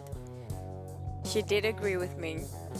No, it's just game number 2. Come on, game number 2. I'm gonna see the whole day then. It's still game number 2. I mean, like, after that break, maybe we watched out some kind of bad luck of you, or maybe it just doubled. So we have to wait and see, because if it does double, I feel sorry for the Infinity. So you know who to look up to if you want somebody to have problems. I really want to hear Tash's prediction. Yeah, she didn't mention about prediction. Yeah, she's she playing like, it very. Nah, she's playing it very safe. So we do hope to hear your prediction next. You don't have any choice at all, and stop having so many best friends. We want best friends too. She's pretty much best friends with all the interviews that she had back then. Keep on asking about the pizza, maybe even their burgers, and even about their meals later at the end of the day, what else they eat to actually win the every single round. But speaking of winning the round, EVOS Reborn just got away with a huge amount of elimination points, plus also they got themselves that huge chicken dinner just now. That's gonna boost their morale, that's gonna boost their in terms of their strategy, everything else, and that's just gonna keep on going, or will it stop? Yeah, so, and that is good news as well for them, because during the weekday they were like sort of like ish, yeah, not doing that well, but now they got. But that's good. You mentioned it's just weekday. Who really want to like a weekday? You know, it's a weekday. Okay, cool. We're gonna play it cool. We're just gonna make sure that we got ourselves a top 16. That's it. Well, it's not like they were comfortable and then they dropped down. It's like they were always like hovering around there. They're like, please. Yeah. So, we need to get in. Yeah, so it's a bit different for them, right? As compared to Bigetron RA. Bigetron RA, well, they had a worse start during the weekday, so because they had to climb up back. But of course, now it's the weekend, like what you said, it doesn't really matter anymore what happens in the weekday. So far, the 2 chicken dinners that we got were 2 teams that didn't really do that super well in the weekday. Well, the thing is, there are teams that are not doing well in the weekday are not doing well as well in the weekend. That's a big question mark that we have here, because it seems to me it just shows that they are not progressing at all. It means that they're kind of stuck. They are still figuring things out and still struggle about the entire tournament. Hopefully, it's not the entire 3 weeks, because it's still week 1, you know, still first day, still many days to go. That's not the right mindset for these guys to set on, because every single match matters, and every single elimination point they have to treat as a dime, because when they down to the final day itself, these starting points will actually make the gap between them, also will make a difference whether you're gonna march to the grand finals or not. Yeah, you don't want to be like, okay, at the last day and then you're like 1 point behind to go to the grand finals. That's the worst case scenario. Like you'll be kicking yourselves and say that if only that match we did that. If only. All the if only will come. All the ifs will come, man. You don't want to be put in that scenario. You want to at least like, okay, we got enough points going to the grand finals, top 16, we're cool, we're clear, and we just look forward. We just focus in the grand finals, right? Yep, and the biggest tips in life is actually just put out of the equation of the word if, you know, because if can never bring anything productive for anybody at this point. If is something that means they're regretting it and it's never gonna happen. Yeah. So just put out if in the equation and put in how about, you know. Yeah, it's like if he likes me, and how about I ask if he likes me, right? Speaking of I experience. mean, I'm like, how about it means something like, can you? I wish I can just elbow you right now, but you know what? Distancing. It's too far. My elbow won't reach. But speaking of which, instead of thinking of something that's never gonna happen or will, what if, you know. Might as well think of a solution instead, and straight on the dot, they have to figure things out for some teams that are actually still at the page 2. I'm talking about teams. There are still teams not managed to crawl themselves up with the double-digit number. Right now, we still have like what, 6, maybe 6, around 5 or 6 teams that kind of stuck below 10 points, and that is going to be a big issue later on because they have to catch up quite a lot. We have 3 more remaining matches here today. And which means, yep, it might wrap it up like they still have 2 more days to go, but it will leave a huge gap between them. And you don't want to be in that position like we do it halfway, then we start to, you know, march in or charge up. Like, why not charge up since the first start of the day or even the first match here to begin with? Yeah, plus it's a super weekend, right? So it's going to be accumulated over the next 3 weeks. You won't know if you will come back in the super weekend number 2 or number 3, so you don't want to leave a too much of a gap, and then in case you don't go into super weekend number 2, you'll be biting your fingers and hope that other teams don't overtake you. You don't want to be in that scenario. So it's the same feeling like now the 4 teams that didn't make it to the super weekend, they'll be looking at this game today and tomorrow and day after and saying that hopefully they don't get as many points, especially at the bottom, so at least we can have a chance to actually climb back up to the top 16. The thing is, why would you leave anything to chance here? Because you can actually make your own fate for these teams. They really need to step up their game. Talking about the teams that are actually at the bottom of the very bottom, not actually the very bottom when we count all the 20 teams, but the teams that are on second page with the top 16 for today, the Super Weekend. There are possibility that they might join or not join in the next Super Weekend. So who doesn't want to be comfortable at all times? But the thing is, to get that comfortable, they have to be very uncomfortable first. They have to beat the odds. They have to reach out for more. They have to push their own limit and boundaries to get themselves at number 1 or even the top 8 spot. But here comes a wrangle again. Circle. We've seen so many got cars, so many we've seen twice in Lipovka, nothing at Sonovska yet. What else we haven't seen? Zaki never gonna happen, just saying. Oh, come on. Just saying. Come on. It's never gonna happen. Come on, let's do a Zaki. Okay, if not a Zaki. I've seen Severny, but not Zaki. Right, okay, if not Zaki. If not Zaki, then let's do a top of the mountain. Let's do a top of the Stalber.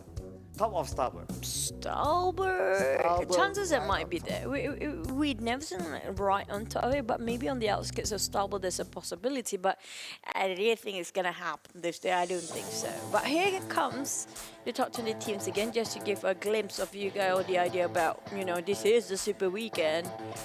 In case you guys forgot, today is Friday. Thank God it's Friday. That's why it's called Super Weekend for a reason.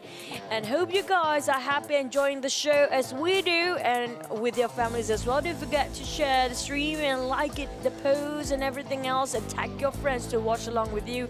It's always the more the merrier. But we're gonna jump straight into the map of Erangel, match number 3, where we don't have any kings of Erangel yet. Yeah, no, not yet. So it's pretty much up for grabs. So no expectations. Plus, it is the Super Weekend, so it's gonna be super different. Just like how we saw Yangon Galacticos getting their first chicken dinner ever in the Southeast Asia Pro League so far. Oh, really? Is that the first of everything that they have been fought? all their life in PUBG And Mobile. not all their luck, definitely. but it is the first in the Southeast Asia. Really? Yeah. They haven't got any before. Even we cut away this previous seasons. Okay, if it's ever, Really? I don't That's know. a I need to huge- fact check that. If it's ever. I think they did score one or twice. Because the last we saw them was in season 2, so it'll take a little bit of. I need to Flashback, yeah. Yeah, I need to open my. I need to ask my history teacher. But wait, we're looking at the similar flight path as the first match of today. So if it's a similar flight path, will the circle kind of land on top of almost the same place again? Will it be around Gatka, comprising of hospital, the mountains, and a bit of, you know, on the southern side of it, or southern side of Gatka. But if it doesn't, then will it be on the right side of the map? Because this is really an unbalanced flight path. Skew it's more on the left side. It's going to be a tough journey for those actually running into one direction if it's going to be on the right side or eastern side of it.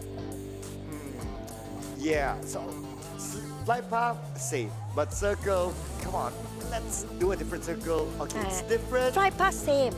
Circle different. Circle very different. Very different. Very different one. Yeah, we have to be a bit Asian sometimes, you know. Yeah. This one, Uncle Oh, this is one Uncle Saksi. this Sorry, one- but wait. No, can he run it over, make a U-turn, and turn left? No, not gonna happen. Nothing gonna happen. This one, I tell you, Uncle Secloud, luckily, nobody first blood or but maybe first blood. Oh, yes. yep. That con is gonna go down, and it's gonna be this con turning into that con now. Splat, we go. Yeah, that's how it sounds. Yeah, and it's still liquid in the lineup, so Yep. no Yuha yet in sight. First blood for Bigetron RA Aliens. A good start for them. Oh yeah, Really good start. Because before this, it's always them being the first blood. Yep, that's true, Yeah. especially Liquid. But he redeemed himself quite a lot these days. But the question is, if just now it was the side of Eagle Esports get themselves that bug, will it be a different story? Yeah, I guess it will be. Whoever got the buggy first. man. Yeah, whoever gets the buggy first, it's like, okay, 1, 2, zoom, and then if you get the buggy first, you get the advantage of splatting someone. Splatting. That's even a word now. Great. It's- The it's word a of word, PUBG right? Mobile. Splatting. The wonders of it. Yeah. You can make so many new words. We're still waiting for a new map name. If you guys have any ideas about it, I do want to know. I mean, like, make some pretty cool map names. Splatting. How do people ever figure out how to name Mirama as Mirama?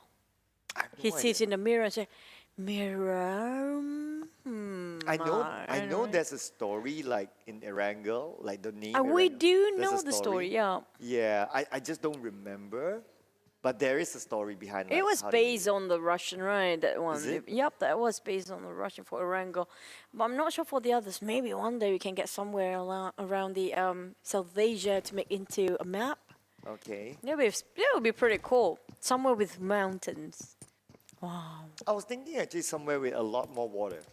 A lot. It's not enough that we have a very small map like Sanhok. Ended up everybody playing the healing game. Like, I was thinking like the level of like, imagine the water tower oasis, but the entire map. I wish we have like a raining map.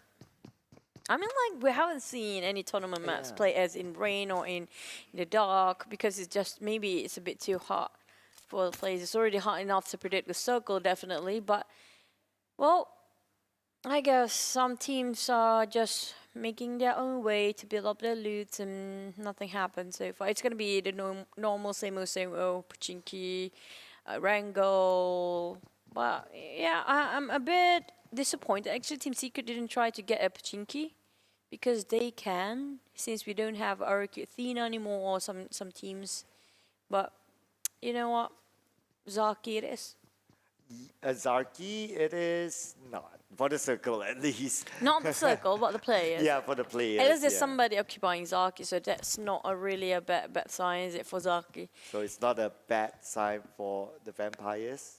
Yeah, well, It's not a bad sign for the vampires. the vampires are doing Get their it? own thing. No. Oh, It's not a bad sign for the vampires. I don't think that's even funny. Okay, I'm trying. I can't. I'm trying. I'm I trying don't- with the puns. I'm trying. I'm like, I can't even. I'm like, okay, you got me. I'm like, okay, now what? You know, I'm supposed to laugh at that. It's not even funny to start. Well, how I'm supposed to laugh? Okay, so the Count Dracula still wins. Because it's still counting? Yeah, he's still counting the That's so points. dumb. It's so silly. But at least he ain't bad at counting. No? Okay. never Well, I mind. don't drink blood for a living, so Oh. I think that's fine with me. Okay, let me know when you do. I'll stay away from you then. Thank you. Okay, we're back to 4 rivals. Now, 4 rivals, they have huge potential when it comes to their rotation. Sometimes it works, but it's just when they were rotating into a mass amount of team right across them, it's kind of hard for them to breathe. We have Eagle Esports team been pinning down, hunted by the rest of... What? The Eagles been hunted by the red aliens. So they saw Chopper just jump into the sea just now.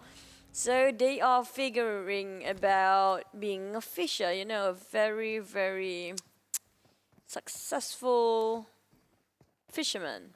Well, I've heard of aliens like to probe. I thought aliens hated water. You told me about water. They kind of have sort of an allergy towards the water. Well, that's why they're not the ones swimming. Oh, maybe that's true. Yeah, there you go. So it's Chopper is the one. And you see that they don't really pursue Chopper, so they're like... I mean, like, what's the point? Because basically Chopper is way off the map already, but I'm not sure if they're gonna connect anything by far. And the fact that we do know the refraction of the bullet getting in the water kind of get, how you call it? The kinetic energy can reduce due to tension of the water surface physics. So kind of not going to pin down direct on Chopper, while Namsheen, on the other hand, kind of in the open area. Parajin, I don't think it's a good idea for him to fetch his mate just yet, so it's best for him to stay out of this area, just not to distract way too much attention, but I have a feeling that he really wants to get Namsheen so bad. He really wants to have his mates and he's not going everywhere alone. Interesting. So many early fights. Yeah, and that's at the Potato Hill. But we get back onto Namshin. 1v4, they know where he is. Now they know. But Namshin gets one, but not good enough. Zaxi's going to finish him off. And Bigetron RA aliens, they want the points. 2 points in the bag. Oh, can they get a third point? Because I can see Parajin is actually waiting to try to help save his friend just now, which was Namshin, who already rested back in the lobby, but he has to stay low. It's down to survivability of the team. Chopper, I'm not sure whether he swim himself. He's a true Olympian since he's been swimming for such a long distance. Hopefully he survived, but on the other side of the shoreline, definitely Parajin having a very touching reunited moment with his mate later on with Chopper. But how can he get away from this? Did they actually see him running at the shoreline here? Maybe not. That's why they let him go and now they focus on But rotation. Saxi is kind of lurking around. Still alone, left back there? Okay, maybe just to be sure in case he finds one. But I think it's about time that they focus on rotation. But Such a long Chopper- swim. Okay, he's no longer Olympian. He is a...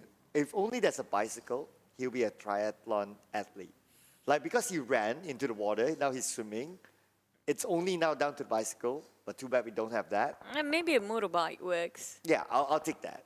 That's a triathlon athlete. Oh boy, the circle might just end up at the Medusa intersection. This is a very classic circle, but this is a very generous one if you ask me. We haven't got this kind of circle for such a long time. It's reachable within the reach of all the teams down there, but it will get tricky the moment the teams reach around the corner or even on top of this hill.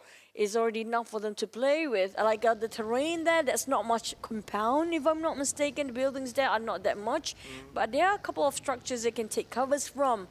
And usually when it comes to the intersection, it's down to who get to see who first. You know, it's kind of an open field. But here comes Infinity, trying to tell it down to GD. While we have also FaZe being chased by DX. Wait, that's really aggressive coming up from them. Really wanted to commit this fight, and FaZe were running away from it. And Korpai is down, so it could be Papai for Korpai very, very soon. And DX will definitely make sure of that. And the buggy will be exploded, at least, or smoked up. And yeah, there you go. Korpai will be Papai, that's for sure. But one thing I noticed about is that when it comes to the rotation, Geek Fam changed their rotation. This time they go through the Potato Hill. They no longer go up from the north, so it's a different change for them. I'm not surprised, honestly. Why not? Have you seen how many fights the Malaysian teams have been fighting each other for quite some time? So basically, they kind of read each other's out rotations. If you look at Geek Fam, they have been fighting a lot with Actives and for rivals, and also these three are always kind of bumping into each other when it comes to having a rotation. Sometimes when you play in a certain region, like any region at all, when you have been training in that certain region for quite a long time, you kind of get used to that kind of rotation. You play at your comfort level zone, so they need to get out of their comfort zone. If not, they might just bump into each other all over again. Yeah, okay, so maybe that's why they switch up, right? So Yeah. for Geek Fam. Although it was kind of okay for them if they used the northern side, but maybe also the second thought is like, because it worked for them many times, they need to change. If not, other teams will like wait for them. They're like, oh, I know you're going to come in from the north. And maybe because of a circle, that's one more reason for that. I mean, like the moment circle pops in, and then the player's like, no, we cannot go to the previous drop spot because of it might be too hard for them to reach. And they don't want, like, especially for teams like Geek Fam, they do play alongside of the edge of a circle, so they cannot rotate very late. Now, the Chonburi start to fire against the Vampires, who are just passing by. They are greeted really warmly with a sort of Chonburis. Look at that. They are welcoming them with heaps of bullets, but that's just, you know, giving out warning sign not to come near us. This is ours to take, and you have to mark your own territory and make sure you don't cross that line. I'm not too sure how much does sharks enjoy warm greetings. Like, they're always in the water. That's why they need the warmth. Oh, really? Yeah. You would know. What's that supposed to mean? Never mind. How does your brain even work to actually connect those two scenarios? Well, you know me. You know, sometimes it's like bat and vampires and yeah, never mind. And what's Segway? Segway. Yeah, Segway is a thing though. That is an actual word, by the way. Oh, okay. I'm gonna Google it. Okay, later. yeah. Yeah. Oh boy. But this is a hard shift circle down south. Oh man, look at, if only the circle ended up really on the edge of the southern side for the last few circles, that's going to be a huge problem. First, there's not enough land to play with. Another thing will be there's bridge in between. Now Vampires, 4 rivals, greeted well, and Abel, oh, he got reprimanded instantly, and now the rest of the team tried to migrate. They might just bump into Bigetron RA Aliens. Had a good start just now. Now Fluken going into what crashes into Bigetron RA Aliens. Will they bump into there? Will they stop? I think it's best not to, as Bigetron start to fire preemptive shots just to make sure they won't stop here, and they will not be stopping, definitely. Yeah, after those shots, definitely not going to stop. But Vintores forced to stop by Lamborghini. Stone will be knocked down as well.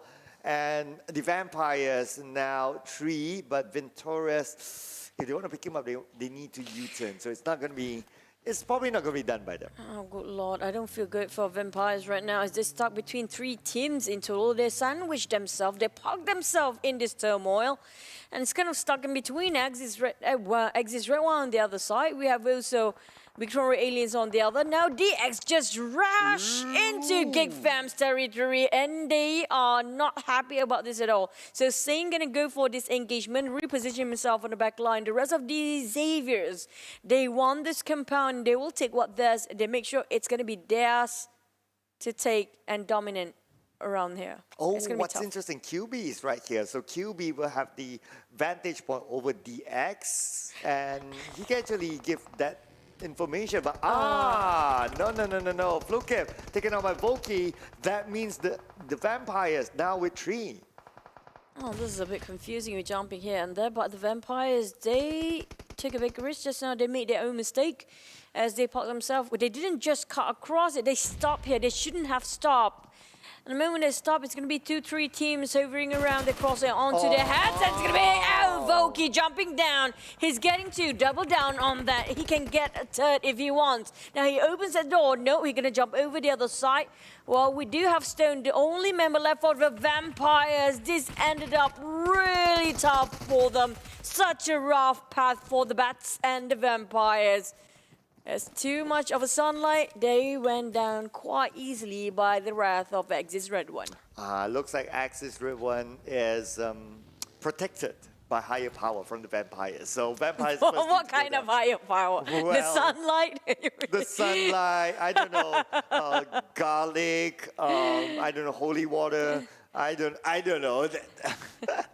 All those protection coming in onto Axis RedONE, and they didn't lose anyone though.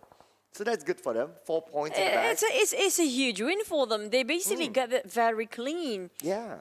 That's a very clean execution. Now, Chonburi scouted out for 4 rivals. Now, we did mention about, we're loving the fact that if there's somebody else scouted, oh, it's going to be on top of Milta, by the way, for the next circle, just pops. 4 rivals did kind of separated quite thin between themselves. They made a stretch in such a way they can actually scout and supervise about what's happening outside.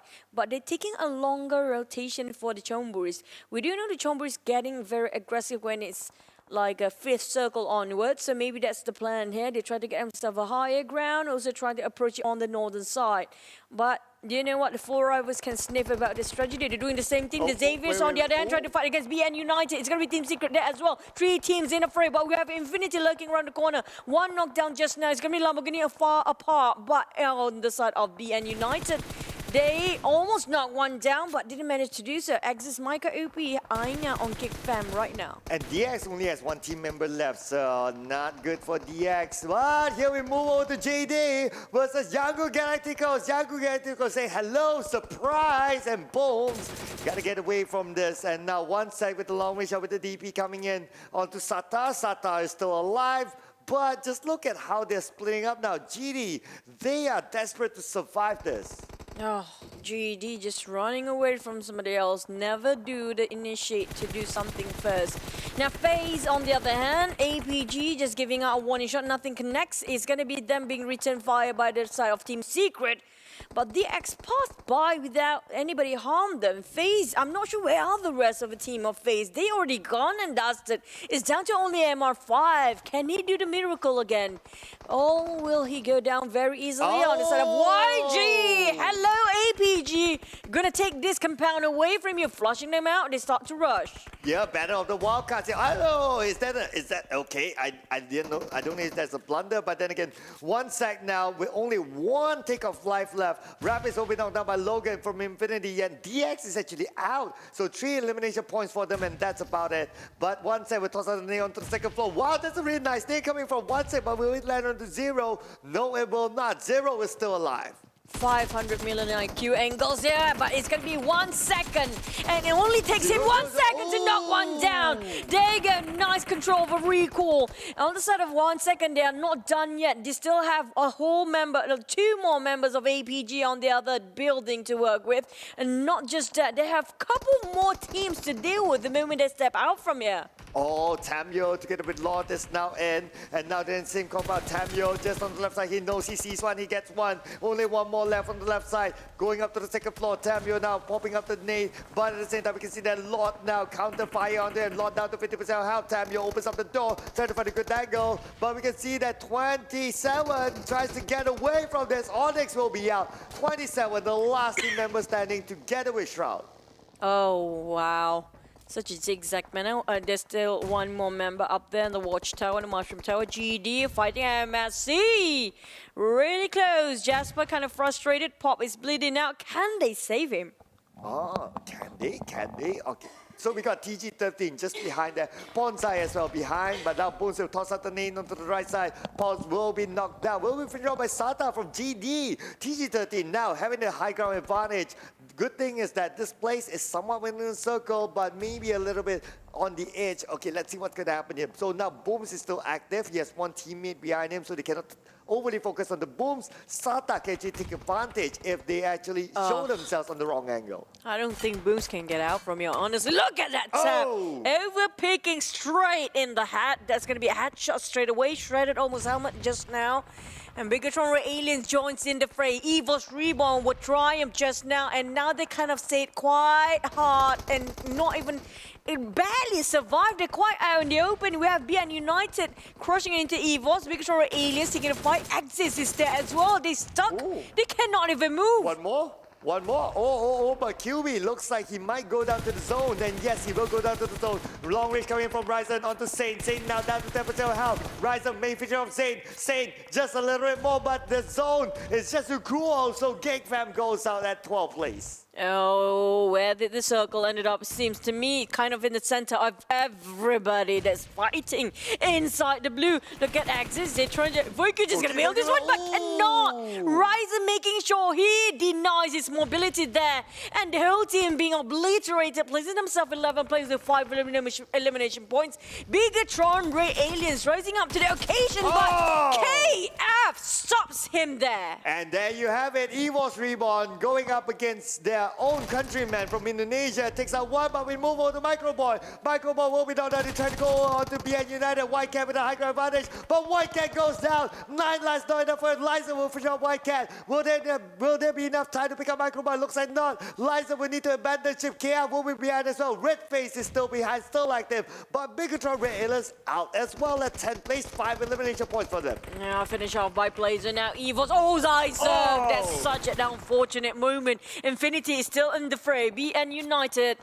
It's going to be them trying to stop everybody as a gatekeeper, making sure nobody moves into it, deny the entrance, while the rest of the team try to place themselves inside the center of the circle. Now we have BN United guarding one angle, FaZe stuck between two teams, Infinity and also Eagle Esport. There's also BN United being hovered around Infinity there, but I'm not sure which direction Infinity is hovering over, because it's going to be a big question. They might just take down one whole team. It's going to be BN United first. There you have it, Infinity getting their next elimination point. So now it's 3 elimination points for Infinity, but the zone moves up and they have about 35 more seconds before the zone closes.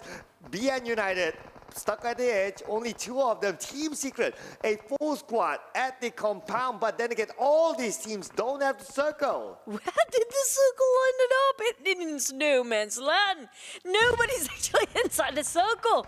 And we are waiting if there's any team actually inside of it. 4 rivals holding out the angle against YG. Now, another team is bowing down quite early on 8th place. So far, it's doing okay for them. So they got themselves quite a number of points. It's going to be Jumper. This time he's not buying out quite early. He's being the grenade eliminator. We have only one team hogging into the compound and the circle. It's going to be only one.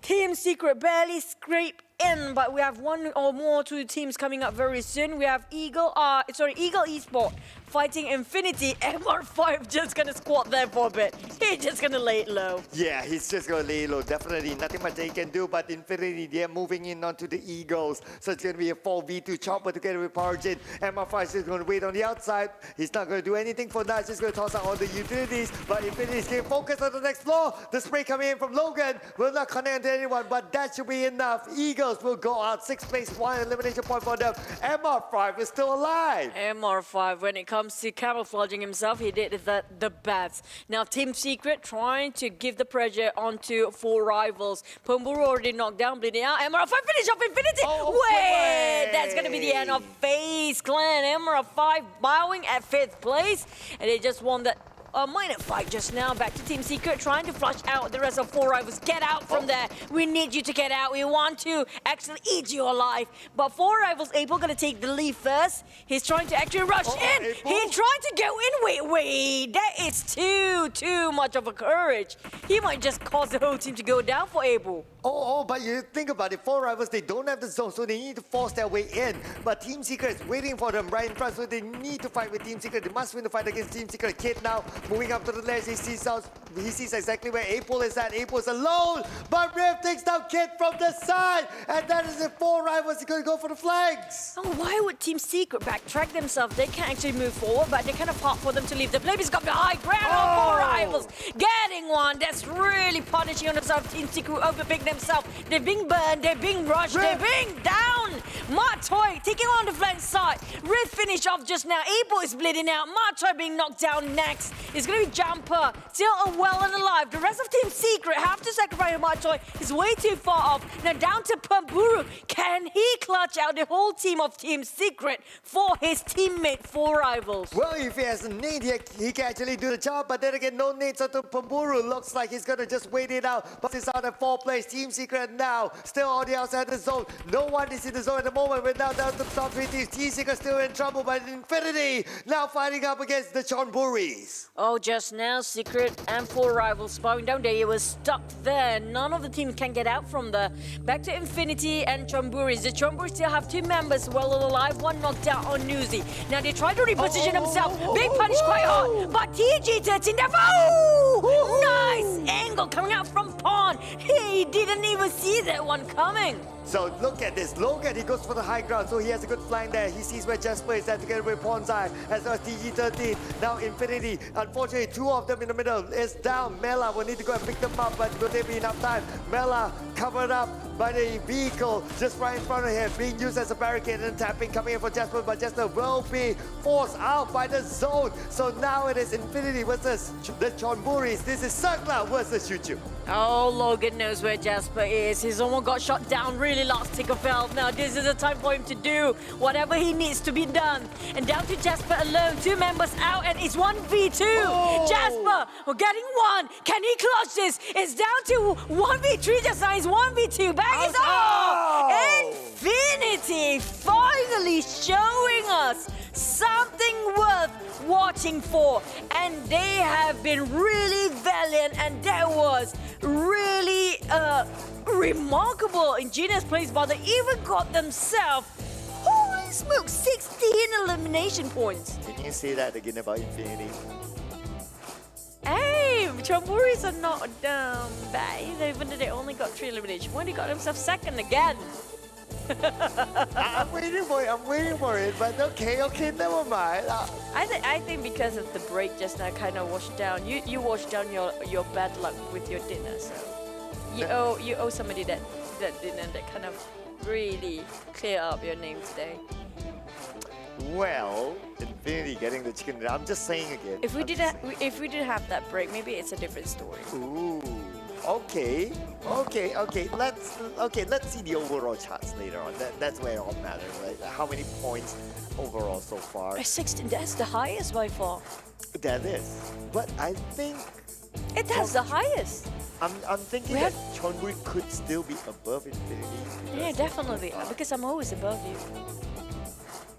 Wow. Yeah. Okay. You're not my level. Wow. Yeah. But look at the damage output coming up. Wow. We've seen more before. It was 800 over for one particular person, but this is a team play coming up for Infinity. They got knocked down for a couple of their members, but none of them being executed just now. Oh, by the way, did you notice that it looks like ears? Now it's elf ears. Now you can't unsee it, it's right? like so we have bats and we have ears of elf now. Yeah, I really so like it's how the elf. the logo is being positioned, right? Like it's always at the right spot. But let's check out the highlights from the previous round. Again, such an entertaining round. It's like gunfire from start to the end. It was really an explosive one because just now there's chances that the Chonburis might clutch because of lack of manpower. So sometimes we give the others a bit of, a leeway to get themselves that chicken. But I have to say, I'm a bit happy with this round. One of the many reasons the teams that are actually struggling at the bottom and second page start to rise up to the occasion. We can see the teams that not been performing before. Even YG, they got themselves the chicken previously, really boost up their morale. They're performing way better than the weekdays. Well, at least Infinity got a chicken dinner. I'm just saying. And that's the only one you get. Ooh. Well, we have 12 more games, ladies and gentlemen, so we're going to keep our eyes on that. But I still want to know what's Tash's prediction or favorite team, or whichever you want to call it. What's her team of choice? Yeah, definitely. I do want to know that as well. But just now, I think the circle was kind of very generous to be ended up in this point. And the fact that this is a kind of one of the most quite common circle back in the days, because everything is quite uncommon and really frantic in the last few minutes. But when it comes to this kind of typical circle, it's really reachable for most of the players. Just a circle hard shift in the very last minute, make it so hard for the players to actually get in. Especially for the side of Team Secret and 4 rivals, they are stuck there. They cannot even move. The moment they move forward, it's right in the straight in the line of sight for these guys. So it's a 3 elimination points coming from Infinity also on the Chonburis. Yeah, so that's good work for these two teams. These two teams, they obviously they need points because throughout the 2 games, they were like just okay. Infinity, they were at the last place, but with this chicken dinner, definitely moves them to at least a first pitch.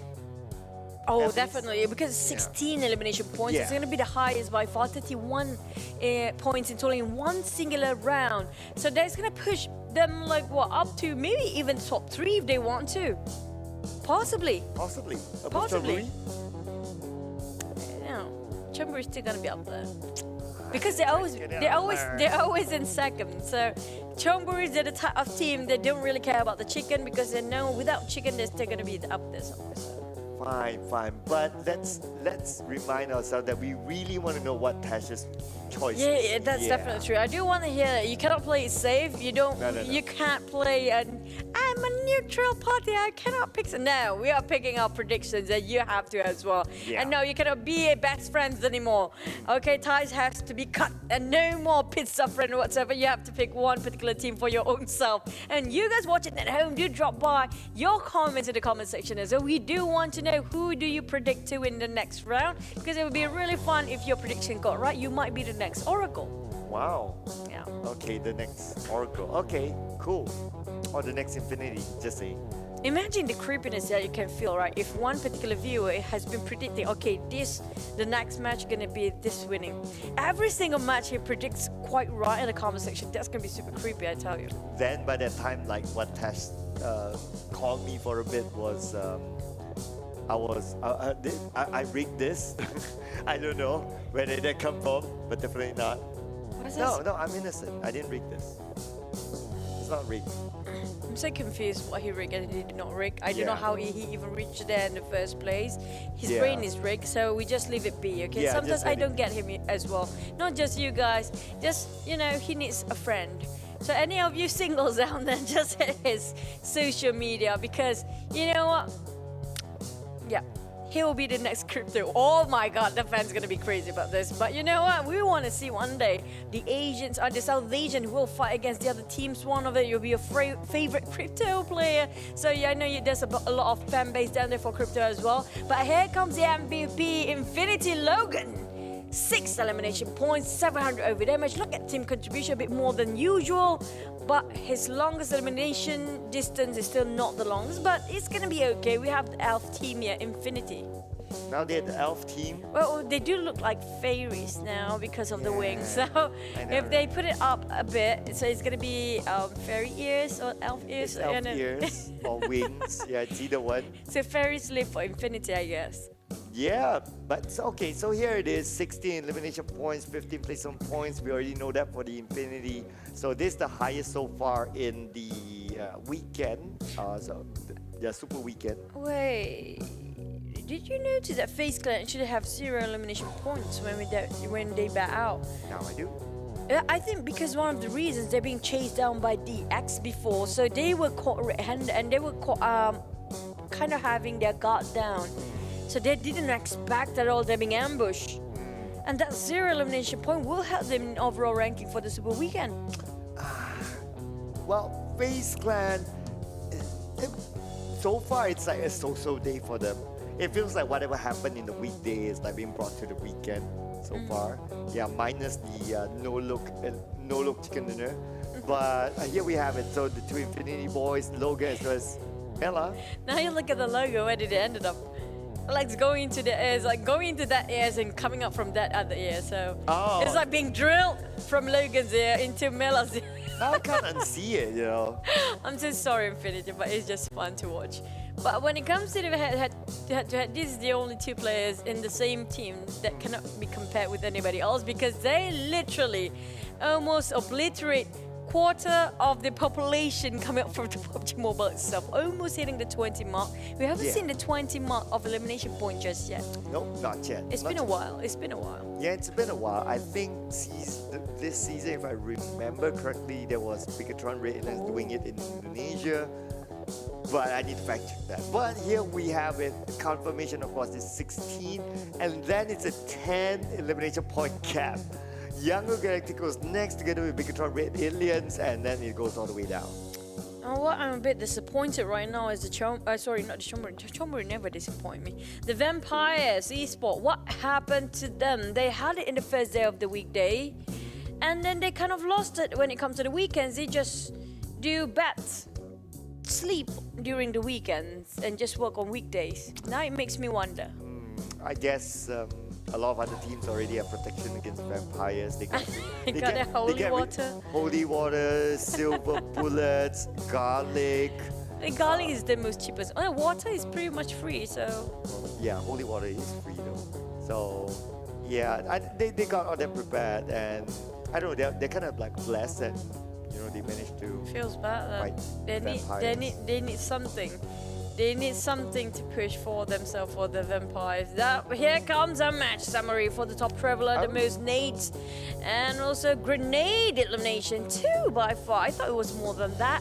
It's gonna be Jumper coming up from Team Secret. Has been a bit consistent today. Jumper didn't knock out quite early, so that works great for the team and a huge asset as well. But Jasper, he is always like a duo with Pops, but this time he is under the spotlight and under the radar for GD. They love their vehicles a lot. Yeah, GD loves their vehicles. 10,000. 10,809. Even the next one is like, what? Difference of, well, okay, that's about 100, only 100 meters away. Yeah, that's okay. But Jasper, the last man standing, so it's quite a gap with God 20 from Infinity, so it's 17 to 14. But here we have it, and EVOS is still on top. This heated up quite a lot of things. Even Infinity now tied with Chonburi when it comes to the point. It's going to be 34 points, even tied with 4 rivals. Look at that point gap. It's just 3 points shy between the first to the 4th place. So up to the 4th place, anybody can actually swap seats then. The Chonburis don't need chicken because they might still place themselves in 1st place. But YG, sorry, I'm a bit, we've been in a bit of a competition here. YG, on the other hand, surprises us so much with their performance. Only in the Super Weekend here, and day number 1 of it. And they've been really stellar. I'm like, literally, they have been performing quite well. FaZe, on the other hand, that last match just now kind of hurt them quite a lot when it comes to overall rankings. And Eagle Esports swapping places. Secret pushed themselves in the 1st page, but the gap just less than 10 points from the 8th to the 1st place. Now, checking out page 2, everyone goes down except for Axis. So it's GD with 20 points, even go to APG Esports, Bigetron RA Aliens, 9, 10, 11. And then we have the Vampires. It's unusual position for them to be there. 15-15 with DX, 12-13, 14-15, 16 goes to BN United, Axis RedONE with 10 points, and Geek Fam 9 points. Geek Fam, they were consistent during the weekday, but 9 points only. This is what I mentioned about the region. Based on their own respective region, there's a sense of some sort of pattern here for especially Malaysian teams and even Indonesian teams. They always bump into each other in a certain kind of a rotations, So same case for Axis, Geek Fam, also I think it was 4 rivals, if I'm not mistaken. They always bump into each other quite too soon, quite early conflicts that they don't necessarily have to fight. And that's kind of a bummer for most of them, since they are very familiar with each other kind of rotation. So it's kind of like, they are too familiar, too comfortable, they choose that kind of path. Maybe they're kind of nervous about the Super Weekend itself, so they choose something that's very comfortable. So maybe that's one of the reasons they always bump into each other. Right, okay. So anyway, we gotta hear what Tash Bunny chooses as her favorite or personal pick team. Let's hear from Tash together with the interview. Let's go. No dodging. Alright, thank you so much to Choo Choo as well as Sir Cloud. Speaking of favorites, guys, let's hold on to that while I interview one of my favorite coaches / analysts for Malaysia, which is Team Secret Y2K. speaking of bumping, they always, the Tuchu and Cloud were saying like, Malaysian teams always bumping each other. You and I were always bumping into each other as well over on the side of the interview. So technically, we are best friends also. Sorry, Tuchu, about that. So let's talk about Team Secret a little bit. Over on the weekday and the weekend. Weekday, you guys are very consistent. Same goes for weekend. But the difference I see between weekday and weekend is that Team Secret is a little bit more quiet on the weekend. They're very, I wouldn't say passive per se, but they're playing more quiet. Why is that? It's simple because there's a lot of different teams playing differently. It's just not us. So right now we learn from what others are doing, and then we're trying to do something to counter them. So this is just the first countermeasure. This to learn, before the action part. I think that makes sense, especially because just now in terms of rotations, we did mention that the Malaysian teams are bumping each other, especially for Rivals, Geek Fam, and Axis RedONE. But I noticed that Team Secret rarely bumped into any Malaysian teams except for the last match. So is it because you guys have a different rotation compared to the other Malaysian teams? Well, it's easier to educate ourselves about Malaysians' rotation, but for the foreign teams, it's a little bit different. So we kind of expected their rotation, but that is our reasoning for the different rotation compared to Malaysians and the foreign teams. Okay, that makes sense. So compared to the weekday and the super weekend, which is harder? Of course, Super Weekend is harder because everyone is trying their best to earn that points that they deserve. Yeah. Okay, so speaking of that though, right now Team Secret, I wouldn't say like they're doing the worst, but they're not exactly like super shining like they were in the weekday. So right now, because you did mention that right now it's just you guys are just trying to figure out like how the rotations, how are the plays. So what can we expect from Team Secret? Starting from after, maybe against from later today till tomorrow and Sunday. You just have to process like as usual, and we'll do better. We always learn to grow and climb. Yeah, that is our motive for now. Okay. Yeah, that's so what right to now. expect. Also interesting as well. Last question from me to you guys is that right now. With Team Secret down, not too high up, but do you think it is possible for Team Secret to end the weekend at first spot? I wouldn't say why not, because the difference is not that big. But we understand our capabilities and we try to reduce our mistakes first before we try something hard else. Yeah. Alright, so looking forward to see what Team Secret has for the rest of the weekend. Thank you so much, Y2K, for the interview. I'll talk to you later. Bye-bye. Bye.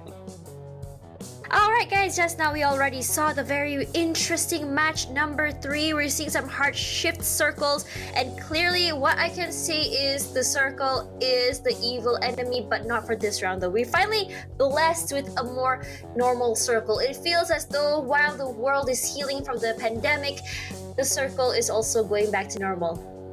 PUBG is healing, guys. But jokes aside though, let's have a look at the flight path though. Just now, flight path was Sosnovka Island all the way up to shooting range. It was a little bit more to the left side of the map, but the circle came up to the right. So, it's pretty much balanced and all that. But if you saw where Infinity dropped though, it was on Sosnovka military base, and I think that's where they were. Honestly, if I believe if you drop there, you do get pretty kitted up quite well. So which gave them a little bit of an advantage there. From how they rotated was from there, they just crossed the left side of the bridge all the way up to Pochinki. So they just stayed there in the area. The thing is, while their rotations are not super far, but the thing is, when you are dealing with an area with any body of waters, especially because if you're gonna swim, there is a possibility of you getting caught off guard, you're not able to fight back. If you cross the bridge, there is always a worry from my end that there is gonna be a whole bunch of gatekeepers, or rather bridge trolls. Oh my god, bridge trolls. No.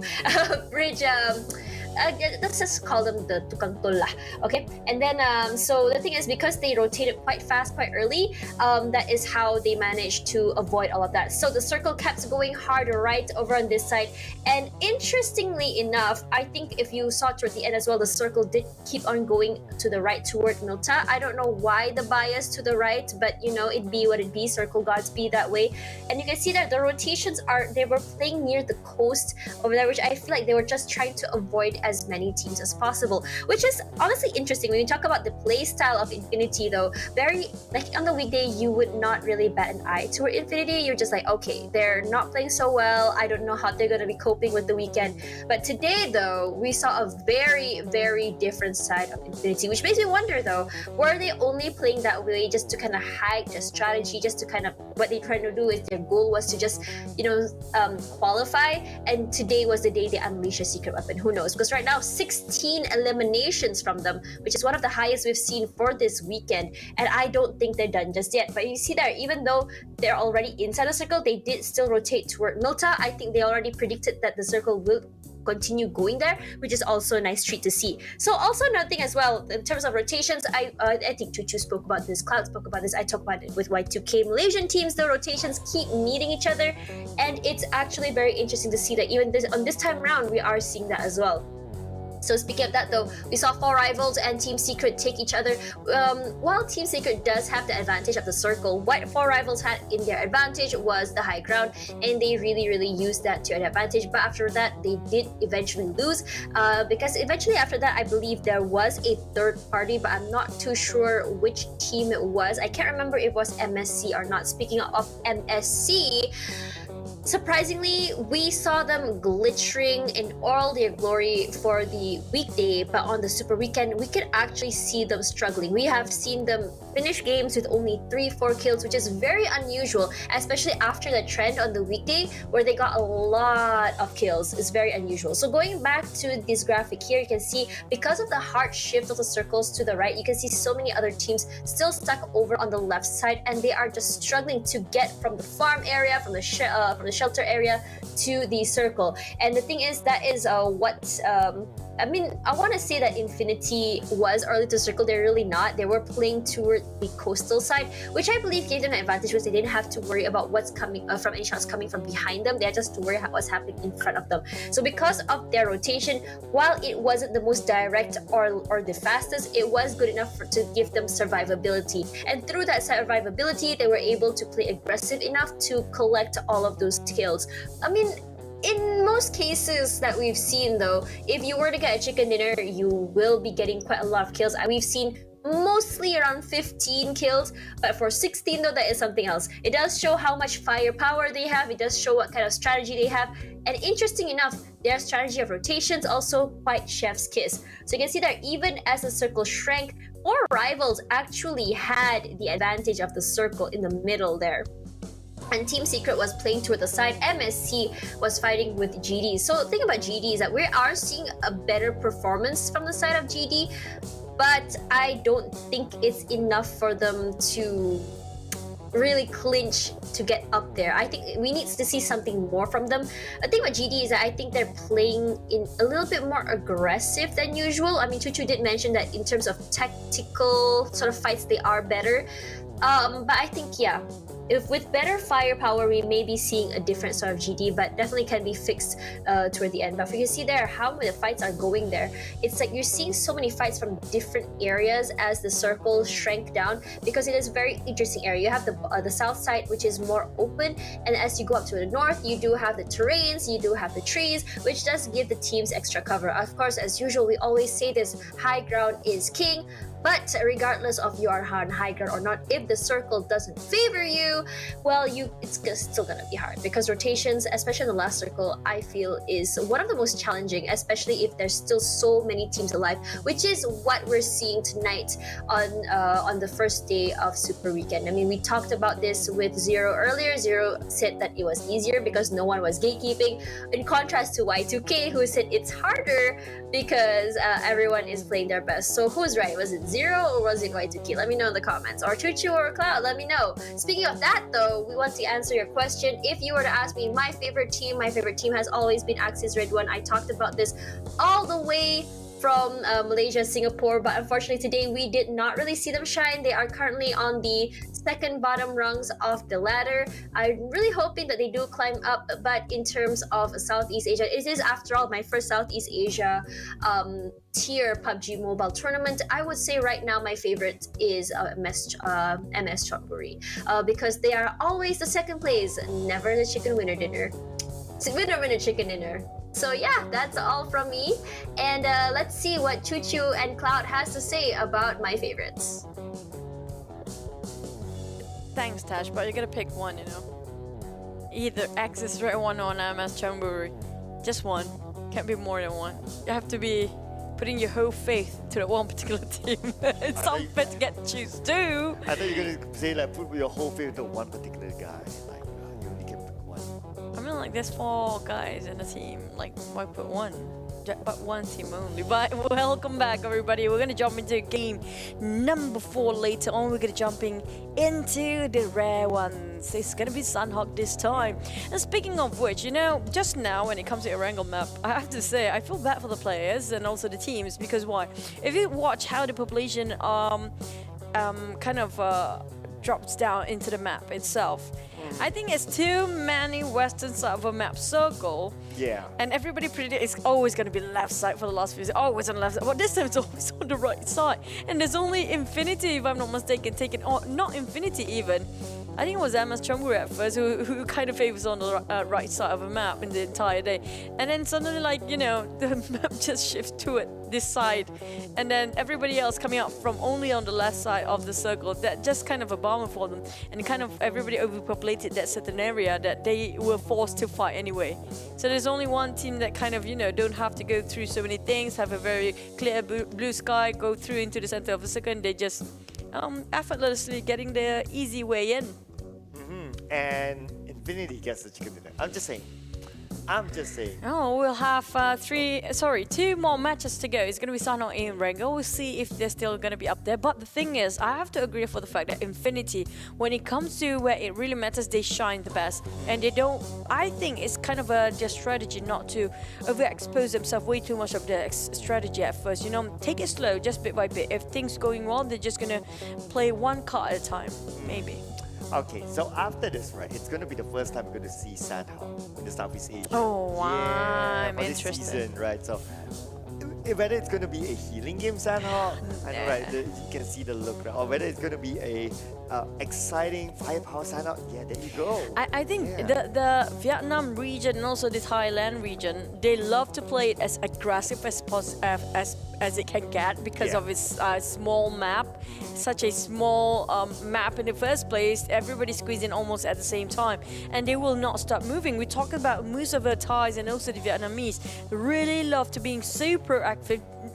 They don't even put healing into the equation unless it's needed to be. So the teams that love to heal, good luck hiding, because a lot of people will find you and hunt you down. And I want to see if Kacang Susu pulls off another healing game again. Like, he was the master of healing games, especially when it comes to Axis RedONE, which happens to be one of Tash's choice as well. So let's see how far he can go to, and will he even play the healing game? I don't think anybody can play the healing game at this point, because they'll be forced to engage in the fight. Because it's all down to their survivability. Yes, they can play the healing game. Condition is that under the certain condition or terms that nobody is actually looking over them. So if there's some teams are forcing them to get out from there and just take up the fight, they have to fight. Oh yeah, they definitely have to. Because you know the downside of a team that plays healing game is that so one person will be playing the healing game behind. That means that 3 of them go front. So if they... With 20 med kits, you mean? Yeah, one person behind with 20 first aids or something like that, or even 30 first aids. So 3 of them will go in front, and if they bump into another team that's playing regularly, it's going to be always a 3v4. Man, I do hope we don't see that kind of strat, please. It's still a strategy, yes, definitely is, but I don't think those guys gonna be, off the hook easily by some of the really high firepower team. But here comes Sanhok. We're gonna be live on Sanhok, first ever in the South Asia PMPL South Asia Season 4. First Sanhok ever we're looking at. Yeah. What to expect? I expect gunfire. Please, no healing game, guys. I'm looking at you, Kanchang-susu. No healing game. I know you have that in mind. No. What if they actually do play healing game though? And that, if they do, then I will convince Tash somehow to put them not in the list anymore. Like, no, play it like yeah, how it should be. If it's too much healing game, maybe we won't be seeing Sanhok anytime soon. This is going to be the only Sanhok, and the Sanhok is commencing as we are flying over the mainland. So it's going to be a very tricky circle. But look at that flight path itself, already hard to reach for some players or even some team because it's towards on the right side. Those who actually take Camp Alpha as their drop spot gonna have a long way to go. But the circle might be, there's not much option for circle when it comes to something. It's such a small map in the first place. So usually it's kind of like a centralizing at first, right? It's tricky, right? So if we see the circle towards Camp Alpha, then it's going to be disastrous for all these teams. By the way, now that we actually mentioned it's kind of a first Sanhok we play here in South Asia Season 4, there will be a lot of teams might bump into each other, including in Paradise Resort, because this is the first time they actually go into head-to-head in this tournament in this map. So they haven't quite marked up their territory yet when it comes to this map itself. So this is going to be the first one as this Xavier fighting against, I think that was GD. Was it GD? Yeah, definitely GD. So GD, when we know when it comes to CQC or gunfight, they have a bit of a problem to execute things. Yeah, and they're going up against DX, which is the runaway winners in the PMPL Vietnam. So it's going to be a big challenge. But not only them, so EVOS Reborn and Yangon Galacticos, the two teams that got chicken dinners today, this is an interesting matchup as well. Well, what happens when the first map ever been dropped here by the tournament itself for the players to, mark up their territories once a week during this. No, maybe 3 times a week as it's going to be during only the Super Weekend. And Frankie got himself a couple of arsenals to work with, saying it's for Lamborghini. So Lamborghini, if you have anything to talk about between Lamborghini and Rabies, who do you prefer more between these two players? Oh, maybe Sata. Let's see if we can get it. And yes, it's Sata and takes on Lamborghini. So I think that's the answer now. Thank you, Sata. You helped me answer the question. It was between Rabies and Lamborghini, but you chose the other one. Okay, great. Back to Duke with the UMP. Now, he heard about the footsteps, but he is not sure and not very clear about the positions. Has to be extra careful. Now he's hoping for the windows or the doors to open. There you go, he knows. And can he actually connect the dot here? Both 4 teams, both compound will be starting to fight, trying to take over the dominance over this particular area. For Daybot, on the other hand, is going to be just around the corner. Now, if he walks in, I don't think he's spoiled Duke yet. Nope. It's really at the corner. Yeah, it doesn't seem like they know that Dirk is waiting there. Rabbis is on the outside, so everyone's playing the patient game. The good news is that this place is within the circle, so it's going to be okay. But knowing these teams, they won't stay too neutral. Rabbis is actually getting away. Oh, is he getting away or he repositioned himself? Because I think Frankie and the rest of the team are feeding him a lot of information. Oh, with a DBS, there you go. Right in the face, boom's gonna go boom the moment he overpick, and Dirk knows it. Now, all about timing, not panicking at all. They have to pick at the same time. There you go. Oh, one goes down. Another one goes double down. Will be a triple knockdown here. Dirk waited with such perseverance, and now the rest of the cavalry has arrived. They're gonna clean up the mess. And what just happened, GD? He got one more. Oh my goodness. And he got 3 from GD. Okay. Remember we always talk about when GD's problem is that they cannot close up games? This is one of it. Like they had the advantage. They had like what? 4v3, but they couldn't close up the game. So again, it's the same problem with GD it's the same problem with GD haunting them. They are a bit hesitant about their own skills. Now Sato, the only person that actually managed to shoot something, runs away. And that just, at the end of it, that's it. He's just gonna cover himself in that house for quite some time, I guess. The only person survived. Whilst on the side of Geek Fam, is gonna be a boat trip for them. Ah, okay, interesting. So they're gonna take the boat trip. I believe it's gonna be up north. We've seen them do this in the country PMPLs before, and it was a 50-50 for them. But being the first Sanhok and you immediately use a boat, I think that's still okay. Hopefully they find another one, because it's never...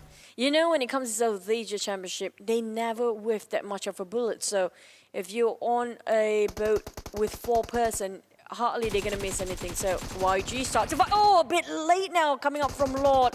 Liza managed to actually hop himself into the compound. And Liza tried to scout things out for AK in 1 second. Oh, grenade chunk quite a lot of Lord's HP. YG, they need to tread on the thin ice very cautiously. They are very closely next to each other. Well, we have Micro Uzi, Red FaZe, EVOS. They've known for their firepower. We've seen it today.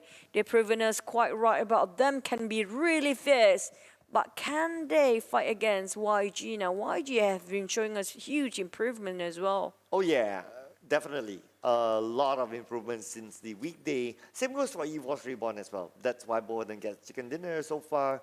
Let's see who will win. This is the battle of the chicken dinner winners. And Faceless, he knows where one of team member from YG is at. Still a 4v4. He's a bit hesitant to toss the nade just now. He might just, you know, get one down, but he's taking too much time to cook up the nade.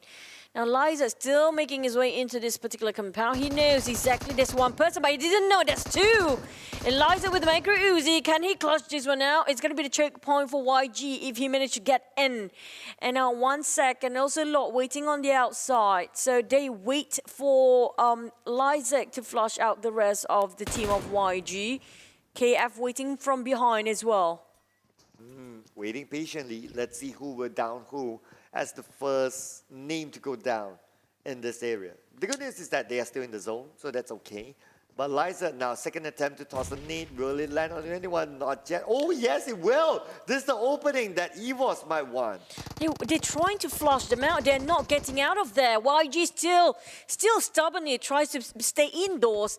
And the rest of EVOS having a hard time to spot them out. Now, Liza finish off Law instantaneous. And we have one more AK at the back. They get all the back line. KF is there as well. The whole team of YG almost being obliterated down to Tamyo.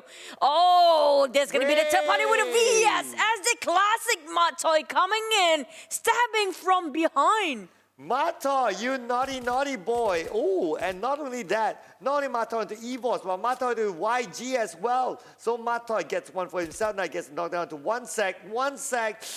Not too sure if Tamyo can actually pick him up, but Matoy, may he want to finish this off? Yes, he will. Yep, he is one of the best VSS player down there.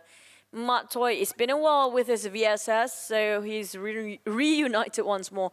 Now down to Tamyo, he's been kind of cornered every single way possible. Tamyo try. Oh, he got 1, he got 2, but still can he get 3? Liza, he's struggling. Finish of the one. Whole team decimated. The first team to be out. It's going to be YG with 0 elimination point. YG. Team Secret is taking the advantage here. Oh yeah. You'll be the housekeepers. Third party. Let's go. So Kid is right at the forefront. YG found the high highs and now they're feeling the low lows. Unfortunately for YG, but Tamyo confirmed finish up by Liza and Liza finished up by Jumper. So that is a elimination still away. Kid coming in for the left. Kid, guess what? EVOS Reborn. What are they going to do here? What a timing for Team Secret coming in for the housekeeping, and now they try to clean up the mess, but Jumper being punished first. They try to get the second, another team bowing out. It's going to be back-to-back at the same compound. EVOS Reborn, they just wanted to celebrate a bit, but Team Secret, the timing was just perfect. It was remarkable. They came in at the right time, finished off one team, taking advantage of kills to another, and they got themselves quite huge elimination points in the back. And it's already 6 eliminations for Team Secret. Yeah, because they took advantage of the two teams just now. Yeah, I know, right? So 9 minutes, 6 elimination points. That is a lot when it comes to the ratio of getting the elimination points in. So what a good start here for Team Secret. And while maintaining all 4 their team members, definitely the perfect start for them. Now we move over to Paradise Resort. Bigetron Red Aliens is in the house. DX is still somewhat in there. We might or might not see a fight. Well, we might see a fight very soon, definitely, but who will be first? Now, BN United tried to scout things out, making sure they're having the coast clear. Same goes for FaZe. They got themselves quite a number of buildings to work with. They got themselves 4 walls to take covers from. Their defense will be very strong, but if they were to rotate, can they make it on time? Vampires, on the other hand, prefers to run on their feet, and also Fluket will be the scouter for the team. But this circle, oh my goodness, look at the water ratio, comprises 30% out of it, so little land, and imagine if a circle just hard shift towards the left side. Everybody play at the edge of the Camp Alpha Island. Oh my god, which circle? I mean, like, if the circle just ended up north all the way, it's fine. Oh, it shifted, hard shift to the southern, really south, or really on the western side. It's going to be a big problem for most of these teams. Oh, hang on a second. Team Secret is not done yet. So they got silence from BN United somewhere. Are they going to get to their elimination point? Not confirmed yet. What I'm interested in is that Axis Red 1. If you look at this, they are still at their drop spot. And they kind of open up so big. Axis Red 1 confirmed, I can tell you, just by looking at their position, they're going to play the healing game. Oh, man.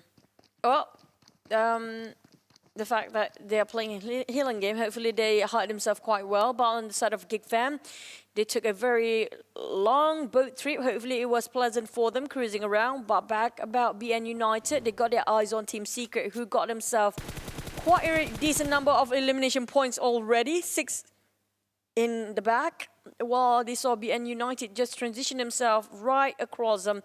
They couldn't do anything much because it's too far. There's just so many structures in between. Yeah, so it's quite a gap here. Plus, the bad news is that Team Secret, they are on the outside of the zone, and the zone will close in at this moment. Kid will be gunned down by White Cat, but Kid is still alive, 60% of health. Kid will toss out a smoke for himself. He knows exactly where BN United is at. Counterfire on the White Cat, but Kid, ooh, that's a headshot onto him. He's kind of stuck for now. Hopefully they can cover fires for the sort of Kid for him to get out from there. For BN United on the other end, they will reposition themselves to get into a different ground or even get into the center of the circle. They don't want to waste any more time. They did kind of make a couple of mistakes previously where they were way into the blue and kind of late when it comes to rotation, so they don't want to make same mistake a couple of times here today. APG and Vampires are very close by each other, and Vampires will they start to fight because it's a bit quiet for Vampires these days. For today specifically, they're not as aggressive as before. They've been tamed down if you compare it with the first day of weekdays. Yeah, if you have like holy water and everything else around you. So I mean, like, if like we were talking about, they need a boost of werewolf, maybe, possibly, as their friend. Actually, werewolf is the enemy of vampires. I mean, but in a different movie, they are kind of friends. Which movie is that? Okay, I need to find that out. Like, we both owe each other movies right now. For some reason. Okay, so Volky, okay, now Volky only has 1 first aid. Meaning that the first aids are at maybe, okay, Kacang Susu is playing, so it's likely to be Kacang Susu.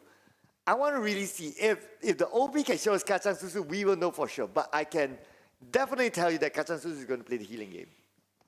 I wish that it will be different, but sometimes we don't have a say here as a caster since we're not playing. Now back to Infinity, they got themselves a good run just now. So can they be aggressive again? We haven't seen a lot of Bigetron so far. They have been very quiet. FaZe as well. So there's not much of a movement except for Team Secret and DX as we speak. On the side of Zane, he got one. He finished it off straight away. Logan, Damroot finished the job. They got themselves 1 point so far. So it's going to be worthwhile. But can they finish off the rest of Infinity as they spread out quite thin? Yeah, Infinity's strategy is always like, okay, we open up big enough, we cover enough areas, so this is what they are used to do, especially in the early stage of the game. So if one goes down, unfortunately, there's no way for them to pick up. That's the downside of opening big. BN United, on the other hand, just now, one of them, White Can, knocked down by Matoy, recovers himself, and now they're going to make that rotation. We're going to focus on placement or positioning in the next phase. Well, we're still waiting for the circle. Will it be any hard shift? Because it's still kind of tricky to play with.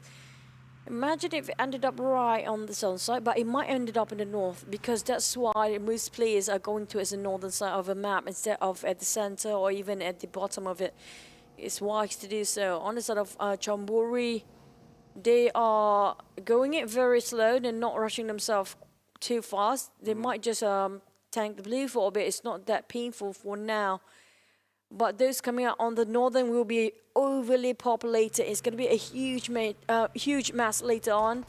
And a lot of slaughter moment. It's going to be Infinity News. He started to fire straight away. That's a beautiful straight line of sight, but he got reprimanded.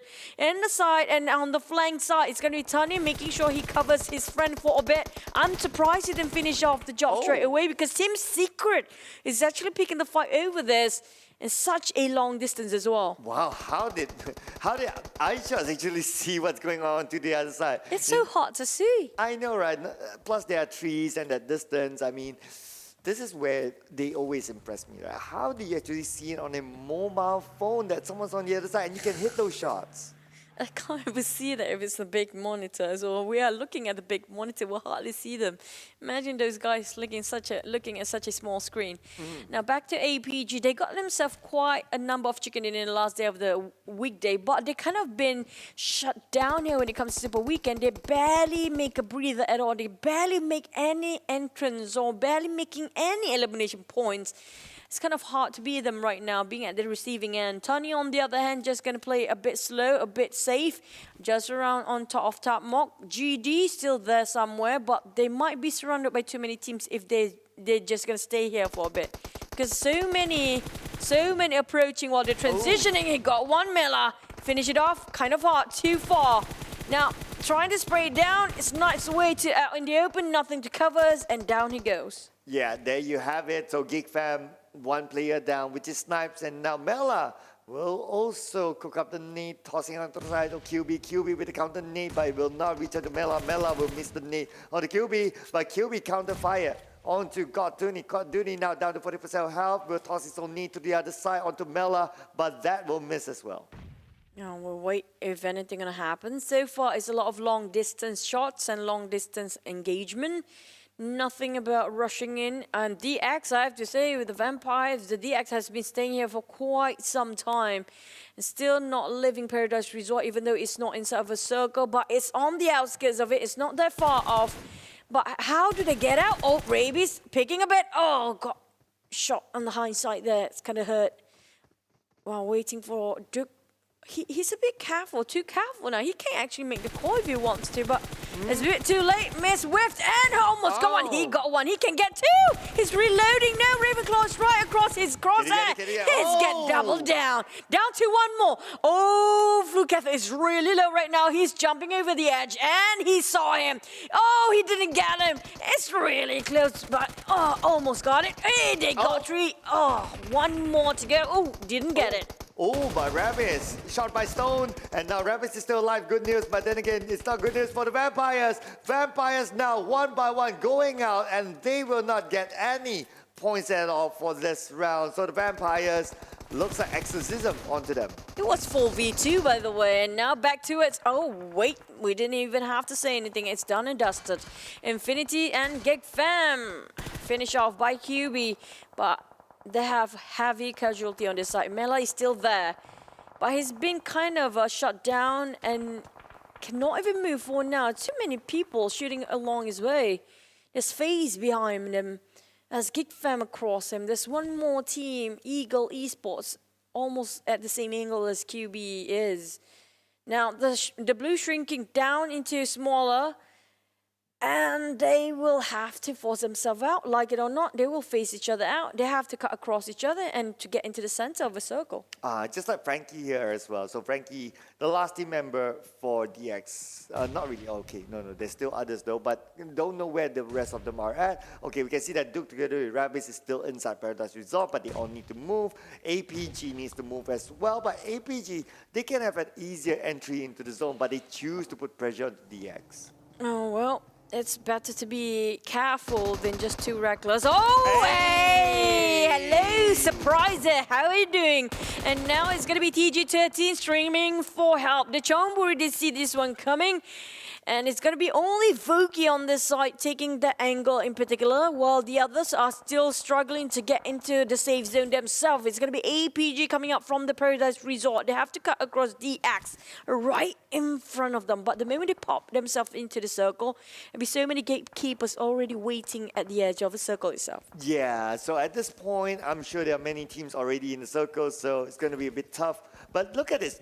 Duke himself getting 7 elimination points, and he's actually holding all the elimination points for DX. So his team gets 7, he gets 7, so that's the math there. But then again, Kid will be knocked down by Tony K. Mata is in trouble. Mata, ooh, just making it. Oh, Tony K still wants it. Tony K gets it, then Tony K finishes it. Tony K almost bowing down. He managed to survive. That's the power of Tony K coming out for FaZe Clan. Didn't lose any man. The whole team secret gone, remaining as a secret.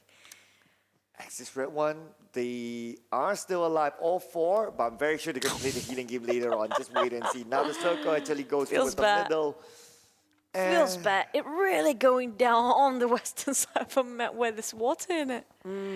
Yeah, there's a little bit of water there, but it's going to be mostly land. But DX, Duke, oh, hang on. Oh, he's actually taking out the zone, so he goes down. DX, 1 more member left active. 4 rivals start to move against Eagle Esports. We have 27. Most of them are taking the blue because they are way too far in the south right now. They need to start to move. They need to run, or they have to get some vehicles, or they can play the healing game if they want to. It's the 8 bandit. I don't think it's working. It will be working as good as the first 8, but that can't start to get on one. Ventoris FaZe is not happy about this. They try to find him. But will it be too late? A bit too late if the blue closing away too much. This blue gonna hurt a lot because it's gonna be the first circle. And now MR5 getting himself into the center of it first. Can they be there? Because APG is right across. Zaxi is there as well. Bigetron RA Aliens start to move. Wow, with 1 magazine. Zaxi actually gets 2. So that means APG, they are out 12 place, 1 elimination point for them. Bigetron RA Aliens, we need to move forward. FaZe Clan is waiting for the FaZe Clan, want to clear the flanks at the same time, but the zone moves in towards the southern side, so these teams will need to continue on. Such a mess for the players. They are very, very confused with the circle right now, but eliminated at 11th place. It's going to be the Infinity. Bad for you, too bad for you, Cloud. Now back to Bigetron RA Aliens. He got the highs out of MR5. His legs a bit sticking out there. And Rise is still not happy. He wants to get it. He's really committed to this fight. Geek Fam in 9th place. 4 rivals. Found out by Dakcon. Sane finish off by the play zone. So many players finish off by the play zone himself. We're down to 7 teams only in such a short time. Oh yeah, in just a blink of an eye, and teams, they go down. So Axis Red One, still a full squad together with Bigetron RA Aliens. BN United goes down 7th place. 1 elimination point. Kacang Susu is actually already playing a healing game. Liquid now 1v1 against Voki. Voki behind the stone, but Liquid doesn't know. But Liquid, he's not going to put attention to Voki too much. Voki now taking out the zone. Zaxi will be knocked out by Voki. What a nade coming in by Voki. Now Voki is tanking in the blue. He wants to toss another nade, but way too long and exposing themselves. He tried to shut them down, finish off execution. Namchi taking advantage now of time's ticking.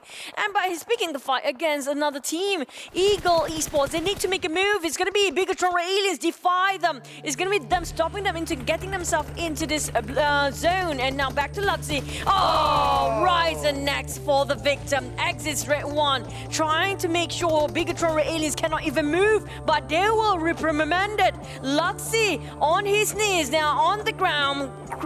crawling to make the execution done, but Eagle Esports tried to snatch it away. Oh, okay. So now look at this. We are only down to 4 teams, 6 more players left, and it's almost a 1-1-1 except for the Eagles with 2 still active. And Sata spots on Namshin. He will have something to say about that. And GD, only 1 team member left, and Sata managed to get a knockdown out of Namshin. That con, not too sure if he can pick up Namshin. Will there be enough time? Because it's about 18 more seconds. Luxy takes out Access, Fares, and Kachak Susu is surely playing the healing game still. It's a wars of 4 men and 4 men only. 1v1, v1v1. Eagle Esports, can they actually have a better odd when they revive Namshin? Possibly true, but will they actually manage to clutch this?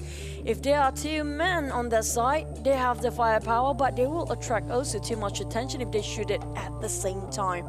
Kachang Suzu playing the healing game for now, hoping somebody will bow down quite earlier than he will. While they start to shoot on Luxy. Luxy is a 1-man, it's 2v1 here. Oh, we have GD on the other side. They got 1!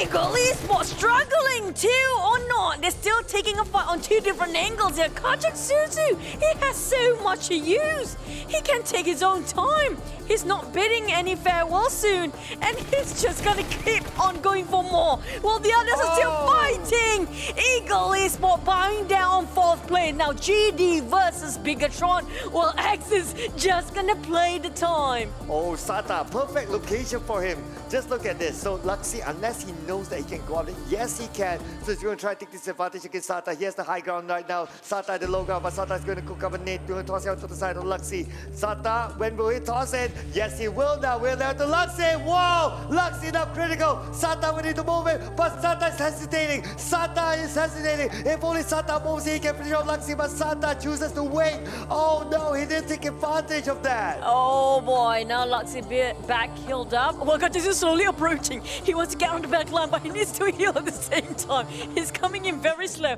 While Sata being super cautious because he knows the other side is somebody he is taking in very huge respect. Very formidable player. It's going to be Luxy, one of the best in the world. Now, Bigetron RA aliens, they only have 1 man. Luxy, they're really in the need of 1 chicken dinner to boost up their morale.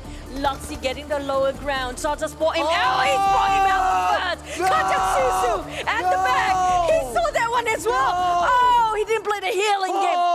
Bigetron RA aliens, they waited and waited for such a long time for their debut of chicken dinner. They got it. It will boost them a lot. They needed it. I can hear the fans cheering at finally something is happening for them with 11 elimination points. No, Kachak Susu, that... Why? For Kachak Susu. I mean, like, no, because he saw. I mean, like, I get what Kachak Susu was doing. He wants to play the healing game. Yes, definitely true. And he was trying to get into the fight because he saw both men were standing on one edge on the other, and he wants to be the third party. But he forgot that he has to be healing all the time. Okay, he has used all his first aid, so he has no more healing. He tried to get more in the loot around him, but there's none. Yeah, okay, there's either none or there's no more time because at that zone you need to press the heal. He did press it, but the moment he's a bit eager to get that last hit of, you know, stealing it away from underneath one of these guys, he just bowed down to the fact that he won't be playing the last healing game. I don't think he has enough to play at the end. We have to see his highlight later. Okay, so I can tell you for sure he doesn't have any more first aids at that time. The funny part, he was trying to find it so hard, he couldn't find any. Yeah, I mean, you would try your luck, right? You see a few boxes in front of you, it's fine. He literally went to all the boxes, he couldn't find any. My God, I feel bad for him. Okay, so calm down. Calm down. I know you feel bad for him, but he doesn't have any more first aids, that's for sure. That's number 1.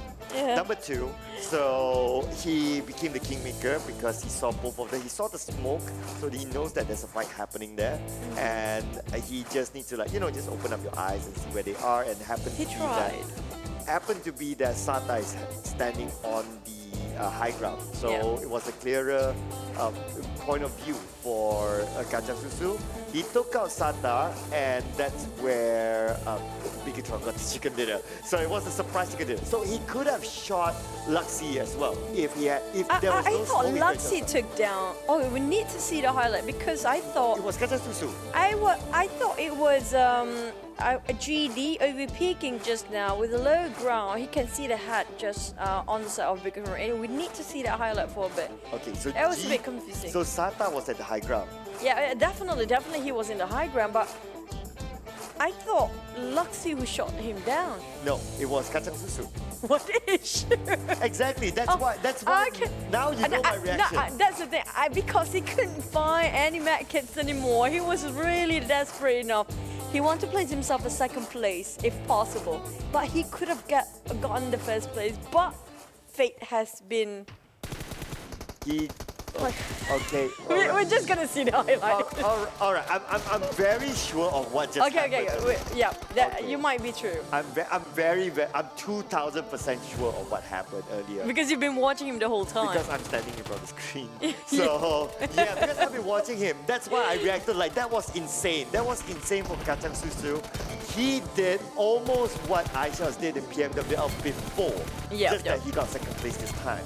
Now, he could have chosen to shoot either Luxy or Sata, kind of like a choice, but also partly because of who he sees. So he sees Sata clearly, and that's why he picks up Sata, and Luxy was like, hey, I got chicken dinner. Okay, from nothing.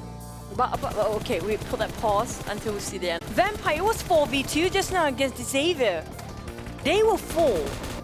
They were 4 for the Vampires. They have been very, very passive. I'm very disappointed with their performance today. But back to it. Okay, we're gonna see almost there. We're almost there. Here you go. Okay, we're gonna skip the Xavier. we want to see at the end. Just want to get to that, so that I'm sorry. These guys deserve the highlight. Okay, it has been a great run. It has been a bit quiet sometime. There have been a quiet moment. But okay, here comes Chonburi trying to take down on 4 they stacked up. That was not really smart. Now, Voki. That was a nice nade. Axis did well. They got a lot of Bigetron RA aliens, but there's so many teams around here. Here comes. Okay. Not the next, probably the next one. This is a Sata getting the. Okay, this is the one. You see? Okay. Yeah. He shot. Thanks, highlight. I told you. I definitely. I'm just not sure. I first thought it was Luxy knock him down because he's overpeaking. But you know what? That is very. How many med kits he got himself just now? So he got 20.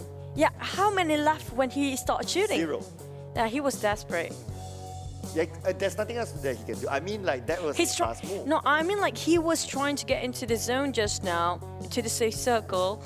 The moment he knows that he won't be having enough med kit because he was trying to search for all the deck boxes laying around, he couldn't find any. So he started to move forward when doing this. Yeah, You know? It's like doing this, but I think like he's like, I'm just trying to do my best.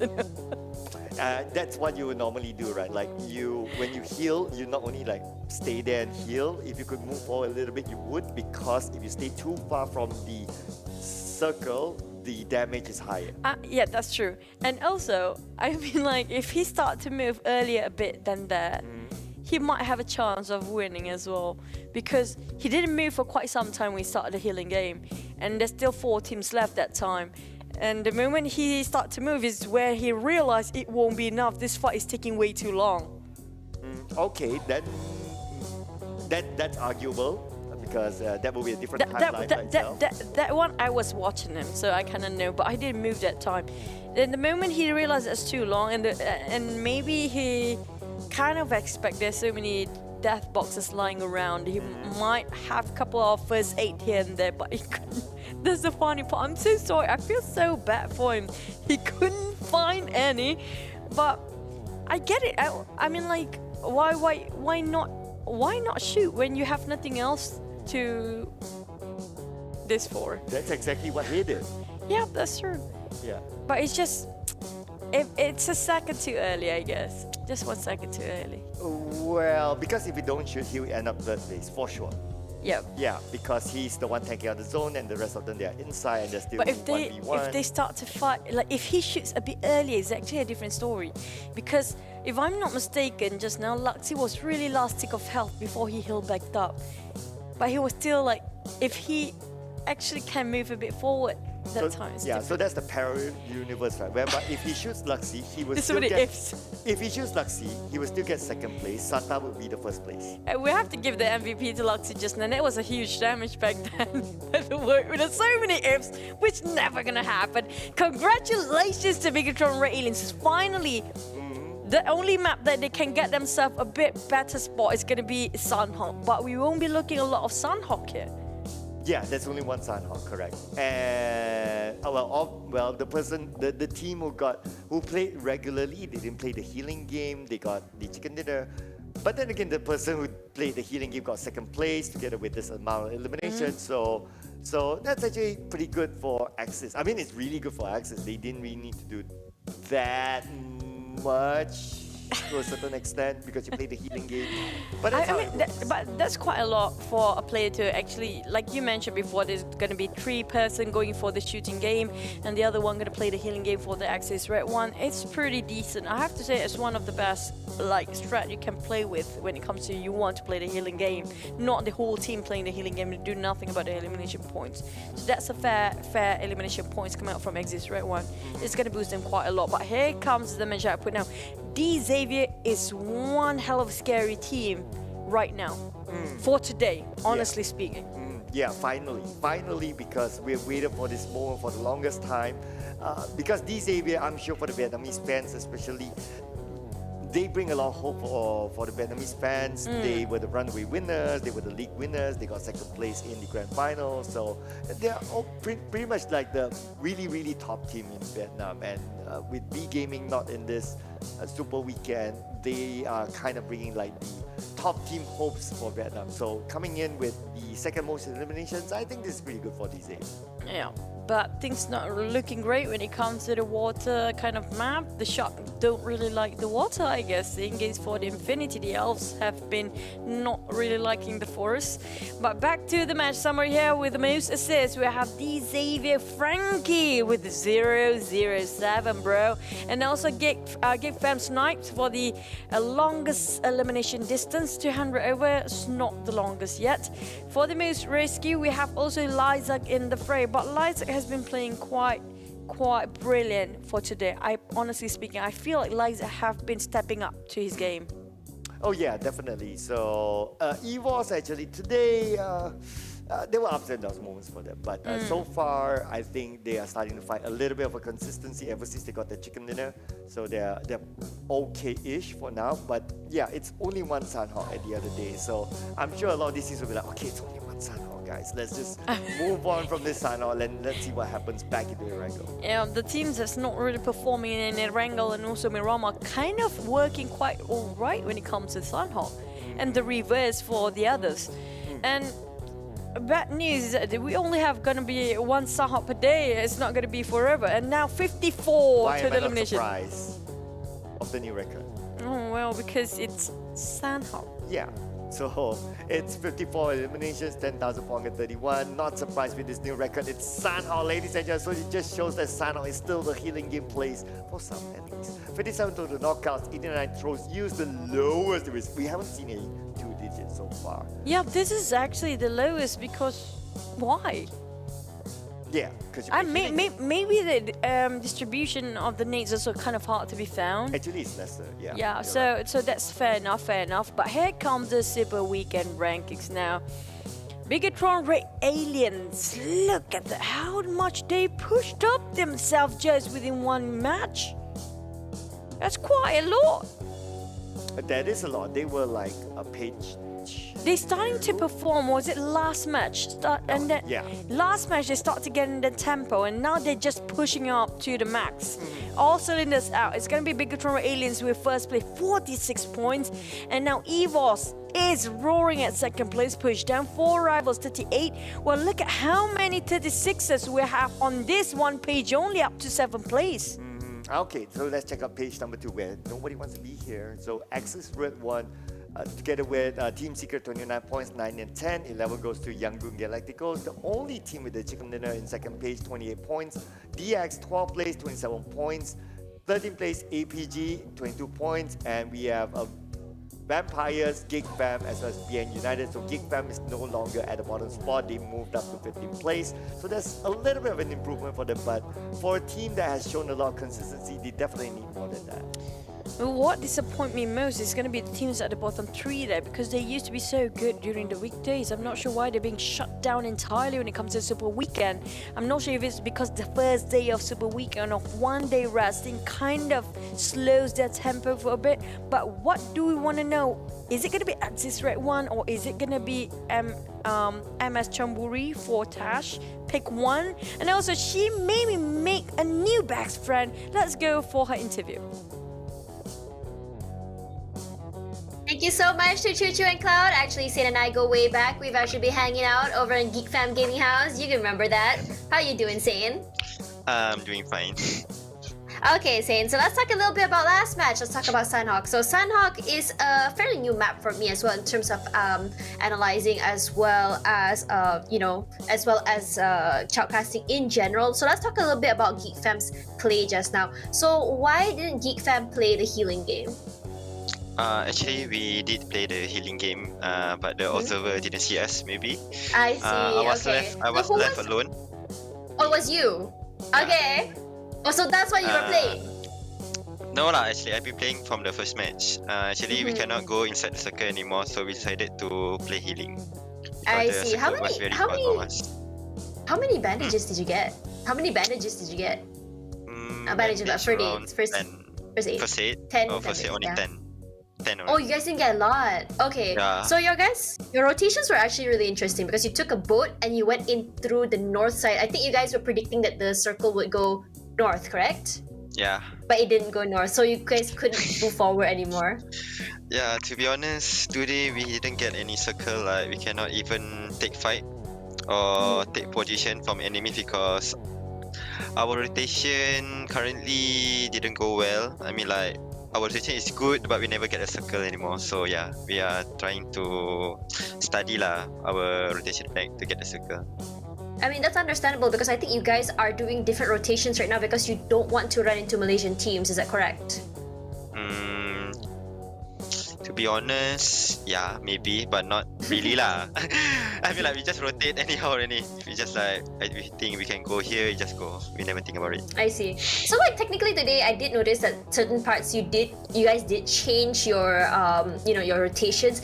Is it because that you guys are trying out something new, or is it because like you guys have a different sort of playstyle in mind? Because right now I'm seeing a different playstyle for the Super Weekend. To be honest, we didn't change anything. I mean, like, only from the drop spot, because in Liga there's always like grouping, so we can mix up our drop spot. But in Super Weekend, like, permanent drop spot. So I don't know. I think what we do is already good, but there is like no luck for us because we couldn't even have the chance to take fight for ourselves. Like, we cannot even have a 4v4 fight with any team because we always beside the circle. So yeah. You guys are always like in the middle of so many teams as well. I did notice that as well. So right now, let's my final question for you is: which is harder, the Super Weekend or the weekday? Of course, Super Weekend, because I think people will give 100% for Super Weekend because it counts the grand final points. So yeah, I think Super Weekend. Okay, fair enough. Okay, so before I go though, I really hope that Geek Fam will be able to push themselves up. You guys still have another one match later as well as the whole weekend. So looking forward to see what you guys can cook up. So I'll see you later, Sane. Bye-bye. Alright, bye-bye. Alright guys, so just now is my first time. This is gonna be my first time solo analyzing Sanhok. So let's let Choo Choo and Cloud judge my skills, shall we? So it's a very interesting map. The thing about it is that I don't know why, but we're seeing a lot of really annoying circles. So this time around went straight up north where 20% of it is water. And if you guys saw the flight path just now as well, it was more to the left side, I believe, or was it the right side? And because of that, it was a very interesting sort of circle, if you want to say. So right now, BTR today, this is possibly the BTR that everyone talks about in PUBG Mobile. So I'm very new here to the scene. So when it comes to hearing things, I've heard like, oh, okay, this team is very big, this team. So when you look at the BTR over the weekday, you're like, is this really the BTR people are talking about? But throughout today as well as just now, though, they're really showing me, okay, this is the BTR of looking for. They came in through the Paradise Resort. They came in from the bottom side there, and they moved up to Paradise Resort, and I think they moved away from it eventually, which is honestly a good call because that is where the circle ended up going, which is very interesting compared to Geek Fam, who kind of like put all their eggs into thinking that the circle would be going up straight north. They decided to just wait somewhere in the middle where it's easier for them to rotate, which is honestly very interesting. So speaking of that, here you go. The flight path just now was from the dock all the way to the east side of Khao, I believe is how you want to pronounce it. So the thing is like, okay, so when I see Sanhok in Malaysia, Singapore server, every time we go there, everyone says, oh, this is a healing map. Oh, this is a healing map. So part of me was kind of expecting more teams to be doing healing. From what I heard was that healing started all the way from Indonesia's strat. So it was actually very interesting to see not many teams did it. I was expecting more. I'm not saying there was not a lot, but there were a few teams doing it. But clearly, the only team we really saw was Axis, thanks to the OB. Geek Fam, I just found out they were playing it too. So it's very interesting to see. I want to know like which teams were actually playing it, how many teams in general. But so far though, starting off, we saw some really interesting fights. Team Secret started off really strong, 6 kills I believe just in the beginning because of their third party against EVOS. After they watched the fight between YG as well as EVOS just now, Reborn, I feel a bit bad for EVOS because it was a very hard fight to win, and especially because of that, EVOS, TS just waiting for the right time. The time is now came in as the cleanup crew cleaned that up, and that was it for them. Also, another interesting moment that I really want to highlight is also Duke. Duke has been a different type of monster this week. I believe he is something different with the shotgun. Very interesting as well. But toward the final circle, though, where the circle was going was super hard to the west side. It's I wouldn't call it a ping pong circle, but it definitely doesn't make it a lot easier for circle prediction. If you saw toward this side here, not many teams are already inside. 4 Rivals was one of the teams inside, FaZe, BTR, and you look at that, Axis, they decided to play outside the circle and it came in a bit later. Even their rotations were a bit slower than usual, even toward the beginning. If you saw that earlier as well, they were still inside of the circle outside of the circle quite early. They were already taking blue quite some time. So in terms of firepower though, we saw some really interesting, some really good fights, especially from Woki's grenade. I really like seeing that. But it's just so unfortunate as the other 2 members did get caught out after that and they weren't able to do anything.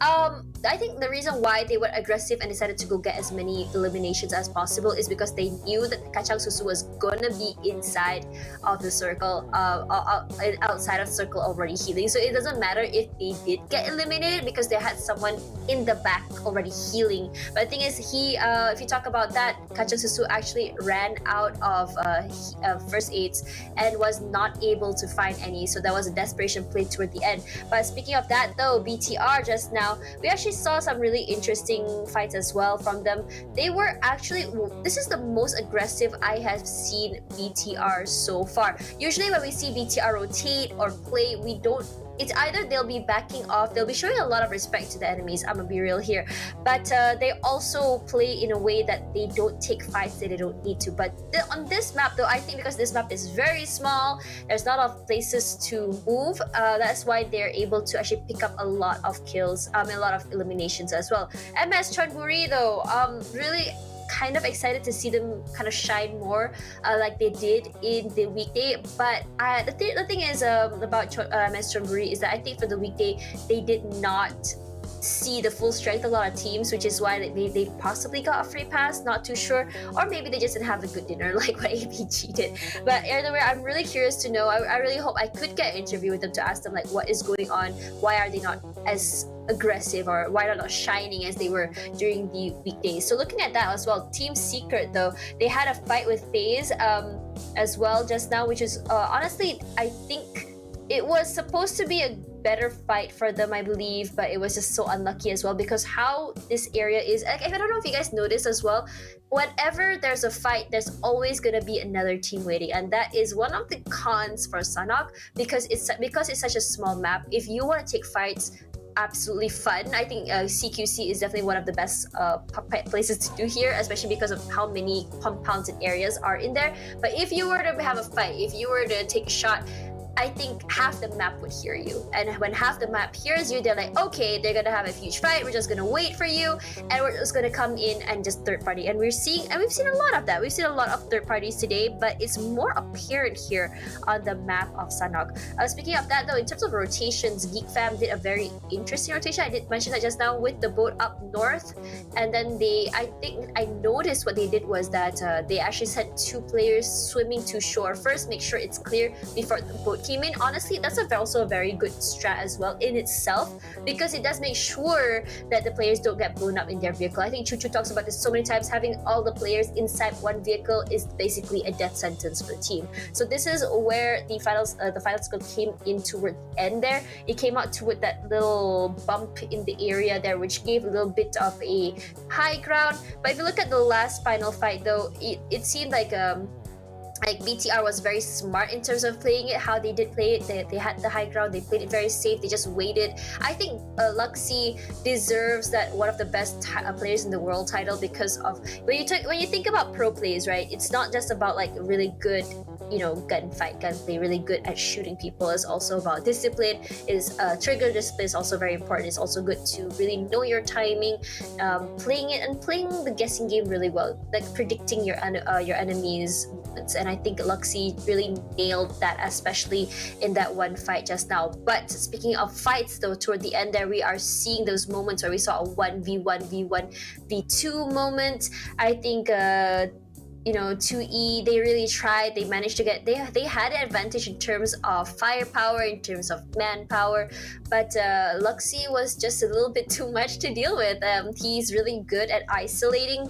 Just honestly, I always mention this in terms of isolating. I think in moments where you're in a 1v3 situation, moments you are in a 1-2 situation, it's always good to have the players separated from each other, have them not able to look at you at the same time to shoot you from 2 different directions. That's always really good. We saw YG play the double peaks really well as well just now as well. They want to make sure that no one actually gets knocked down in the process. But Luxy, though, he knows how to isolate. He knows how to play with the gun, and honestly, I think well deserved by him. And honestly, it could have been Kacang Susu's moment, but I think because he was so desperate, he didn't move as fast as he needed to. He was just way too far away from the final circle, and he wasn't able to clinch it.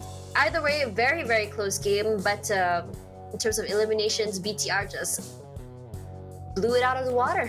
And I think that's all that I can say about Sanhok just now. Very interesting match. And after this, we'll be going to our next match, our 5th match, I believe. And it's going to be a very interesting one. So after this, guys, back to Chuchu and Cloud. Let's see what they have to say about my analyzing of Sanhok. Thank you, Tash. It's always on point. That's what I'm gonna say anyway. And welcome back. We're jumping to the last match.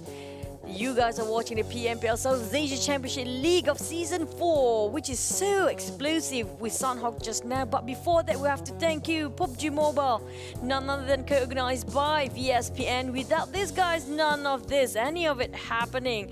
And also thank you for our official smartphone partner, which is going to be Redmi Note 10 series. Always challenge your boundary. Other than that, we saw a huge fight just now. So just join in the Esports Fight Club, where you can actually earn yourself exclusive rewards just by watching live on that platform. And definitely sign up for free, because right now is the time for you to claim marvelous items, especially when it's exclusive towards this PMPL. So we will be your casters here today. I'm Chu and also Sir Cloud. That was really an explosive match where I think most of us are kind of a big fan for Sanhok for now, based on that performance only. Well, but there are still teams that play the healing game. Looking at you, at Red One, but yeah. hey, but the way they play the healing game, they still got quite a number of elimination points. 7. Yeah. Yeah. So So yeah, I mean, I'm just going to leave it as that, right? It's okay. But anyway, yeah, can tell that I'm not a fan of healing game. But points is points. Gotta give it props to them. Points are points. But here we have it. We have a Vikendi that's already launched on the 8th of October, and then we have Runic Power that is going to be launched soon or already launching, and Survive Till Dawn, Payload 2.0, as well as Infection Mode coming back into the PUBG Mobile game. So do log on and check out these new game modes coming soon. Yep, I wish one day, right, like a random bomb being dropped for the players, like suddenly Vikendi have to be played without them being prepared. And everybody's like lost. Oh my god, Vikendi, it was once upon a time story. Like suddenly suddenly the last game is not Erangel. It's like, hey, we're jumping to Vikendi. And even we don't know it. I don't know, that's because I kind of miss the maze. Oh yeah, the maze. You remember the maze? The Dino Park. Yeah, Dino Park. Yeah, we yeah. have the maze at the edge of it. It was crazy. We've seen only one fight there before, and it's so confusing for the players. Like, oh, yeah. And then they're trying to find their way out. Sometimes they're lost in the maze itself. It was hilarious. I kind of miss that kind of play sometimes. Yeah, I remember that one back in season 2 where Yeah. it was the last time we saw Vikendi. So yeah, that was really entertaining. You mean the top of the boat? It's not even like on top of port where the circle ended up on top of a boat, not even a land to start with. Yeah, that one as well. That one was fun. I still remember that one. I think it was like Net Brotherhood or RSG. Oh yeah, it was Net Brotherhood. Yeah, and RSG got second at the time. Yeah, so that was entertaining as well. So we missed that. Well, maybe now that Vikendi is back in the game, maybe in tournaments, season 5. Maybe make it harder for the circle. Okay, we're gonna drop into Erangel next. We haven't seen Sanhok military base circle. Yeah, Ever. we haven't. Ever. Not in The South Asia, yeah. Because Southeast Asia is either the left or the right, and that's about it. And mostly on the left side though. I know, right? It's left or center, once in a while like on the right side, and never on the southern side. So I'm hoping for us to see like bridge trolls. We're loving the bridge troll. Yeah, let's just call it bridge trolls for now. Yeah. Like those who camp at bridges, we call them bridge trolls. I like that. Yeah, I like that, Tash. Yeah, let's keep that. That's great because they are trolling there. The fact that they have been squatting there, camping there, they are the trolls for sure. But can we actually get to see it? I don't think so. That's not that generous of a circle to give us such a hard circle story, and Tash is not a big fan of that. Of bridge trolls? Of hard circles, you know. Oh, yeah. So we're the evil ones then. Yeah, definitely. She's a nice person. She is the nicest here. So she's the nice one? Yeah. But she likes bridge trolls, so... I don't know. Maybe she's having her self-conflict inside, so yeah. Yeah, that's how you offset, right? Like sometimes people have the evil side, sometimes people have the good side, so that's her evil side. But I do want to know, the fans and the viewers watching down there, what are your predictions for the next circle? Which circle you think it will be? Because what type of circle you haven't seen in Erangel? Would you be part of us, the evil squad here on Sanhok military base or not? Or the nice squad, like... Where like would the Tash. nice squad? Where would nice squad want it to be? Well, someone attached with like a middle circle, like Pachinki? Nice Pachinki, and then it shrinks right in the middle, like it's very predictable, right? Like it doesn't go like starting Pachinki and it goes way left or way right. It goes nicely in the middle. It's always the middle. Yeah, it's always in the middle. So that's predictable and that's nice. I'm sure Tash likes that kind of circle. Oh, that's like once upon a time, the ancient times of PUBG Mobile. Maybe that would happen. But just look at how ping pong it is for the circle. It's just hard shift all the way. We can tell that, the pandemic, you can't play outdoor sports, so the circle learns a new sport that's indoors to play ping pong. Yeah. And I know. I went all here we the go way again. there. Yeah. I don't know how your brain works sometimes now. It's just so random. It's such a far-fetched. There's no even link in between. Like, how is it? How? There is. Okay, if you want to connect it that way, the circle means it's playing outdoors instead of indoors because of the hard shift is way beyond the outside of its norm. Well, if they go hard shift like to the right and then it goes back to the left, that means they've been playing ping pong. So if you notice, it's not that heart shape all the way. Sometimes it's like clockwise and anti-clockwise. If you notice. Then they haven't been doing anything except for staring at the clock. That's what we've been doing because we've been counting the time. The clock's ticking, and we're taking the clock into the Erangel soon, which is gonna be the last match of Super Week 1, Day 1. Where would the circle be? We've seen Yasnaya, right? That one was weekday. Ross Hog as well. Outside of Yasnaya, yes, we've seen outside of Lipovka, we've seen a lot of Gaka. And also a couple of shelter, priest, and farm milta area as well. And that's about it. Like, come on, give us a variety. We want a different circle. I'll take a military base circle. No, I wouldn't mind a Zaki circle, just saying. Something like the first circle to be hot shift since the start of the game. Like Stauber all the way. Like the top of Stauber. Let's go. Yeah, why not? Why not? I still want to see a Son of Skull military base really bad because it really is something unpredictable for the players if that happens. Because they have to cross the bridge no matter what. Okay, if you want to go down the evil route, right? So let it be a middle circle, but he has a little bit of military base. And then at first it looks like he's going to go in the middle, but then it goes all the way to the military base. Bam! Is there any word beyond evil at this point? That is a Choo-Choo Gaming. No, it's cloud all the way. That's the only word. I'm the nice one. Come on, Tad. That's why everybody you just drop splat coming up from clouds, you know, because it's just that evil. But here comes Wrangle, stop it! You're just evil. I'm like, that's pretty cool, but that's really evil. We've seen that before. That happened before, but not in South Asia tournament. Hang on. In one of the country finals, I think. Yeah, there finals. was. There was. So I mean, it's a circle. It's never kind. So, but yeah. But let the circle decide what the story is going to be like. So it's going to definitely start from. So it's going to be a right to left. So it's going to be Lipovka to Jolopol, and it's going to be a high up circle. Okay, the thing is, if the circle ended up on top of the flight path, yes, it will be on. I hope it won't be there. But if this flight path just contradicts the circle later on, it's going to be a long journey coming out into Sanhok military base.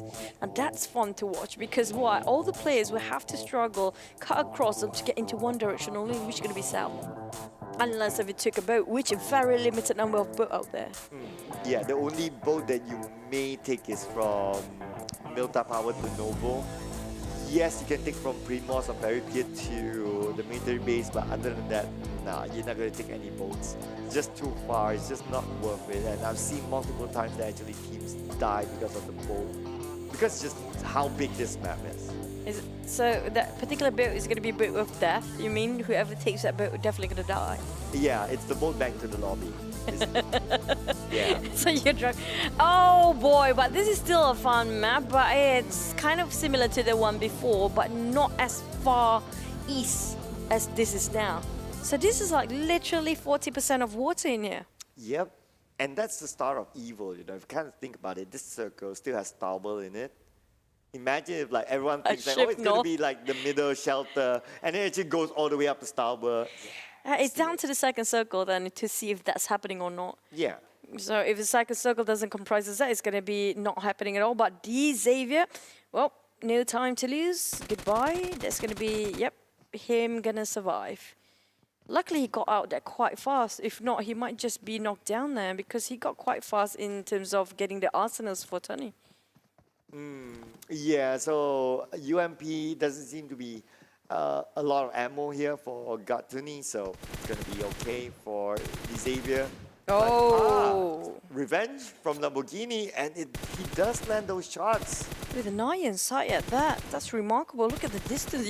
I can't even see a thing. He can actually knock one down. We cannot even see a thing on the screen. Imagine how small it is on this guy's screen. Yeah, that's why it always amazes me. Right? How do you see it on the phone? But now this is a closer one, and Lamborghini has a high ground advantage over Gatuni. He will knock him down. Gatuni, Logan. Yeah, that's a bit ambitious. That's too ambitious, honestly speaking. But Mela actually got himself a sniper rifle. Rabies is still there. Now, Logan doesn't have any utilities to heal himself. This is a nice time for Rabies and the rest of DX going in. They crushing in now. This is going to be really hard to watch for Infinity. They got themselves one chicken today. Is it the end of it? Okay, let's hope not, but it might be the case. And now DX gets one more. Logan is still alive though. Wow, okay, but only about like what, 10% health? He got a pistol. And he has a pistol. Yeah, but he was really ambitious shooting up to the sky just now. Yeah, I mean, size doesn't matter, but then again, in this case, a pistol against a whole DX, nah, that's not gonna work. That's what he said. Back to Infinity. I don't know what that meant, but we have Lucy here, the last man standing for the Infinity, going to go up against Lamborghini. And Lucy, will he be snoozing? Yes, he will. Infinity for the second time today, 16th place. With 0 elimination points, they did a good run, one single run. After you had a bit of a break, then if it's continuous, it's just back to the unfortunate moments for them. So maybe they're a team that needs a break? Maybe they need to reassess stuff, you know. But the thing is it just going to be today or tomorrow? Hopefully they're going to perform better tomorrow because they are actually one of the titles. They won back then. I don't know what happened to them. It seems like they lose a bit of their footing. So I think that's the end of Infinity for today. As this is the last match for them. We still have 2 more Super Weekend to go. But back about Bigetron RA aliens. Now, we did kind of ask the same question multiple times. When is Yuhai going to play? But at this rate, I think they are doing okay.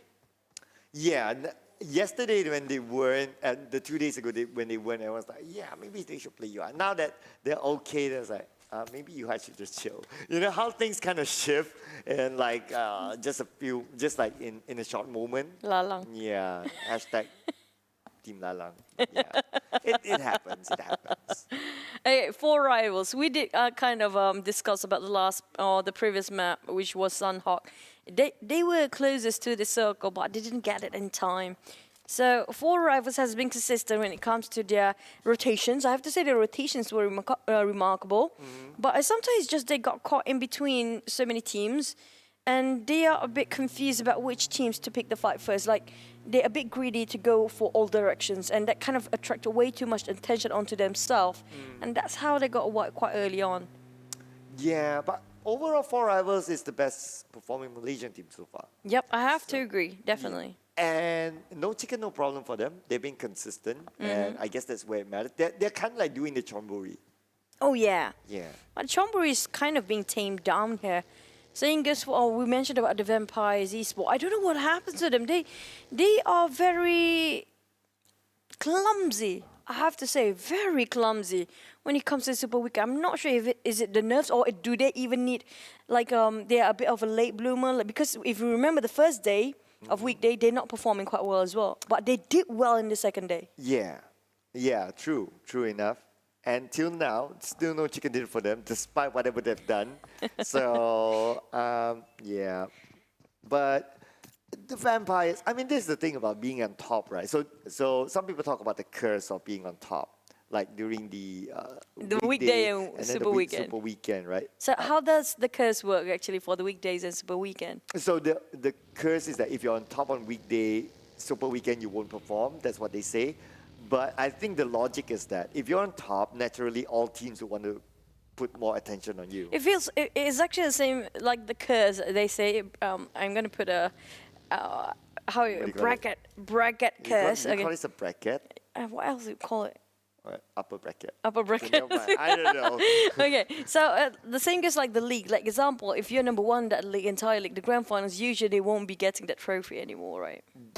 Yeah. But that's not the same for Infinity though. But pop, they need pop for Chonburi. They really need pop. Right. So but I don't think that they can. Oh, but hang on. Okay, the highlight came from Voki, while Voki been knocked out at the same time. So, I mean, it's timing, right? It's timing. Is that a compliment or something else? Now we have to question that. Voki, he was openly trying to harass the other team. he got himself knocked down here. Way too reckless sometimes, Voki, you know. He got the talent, he got the potential. He's really good IGL sometimes.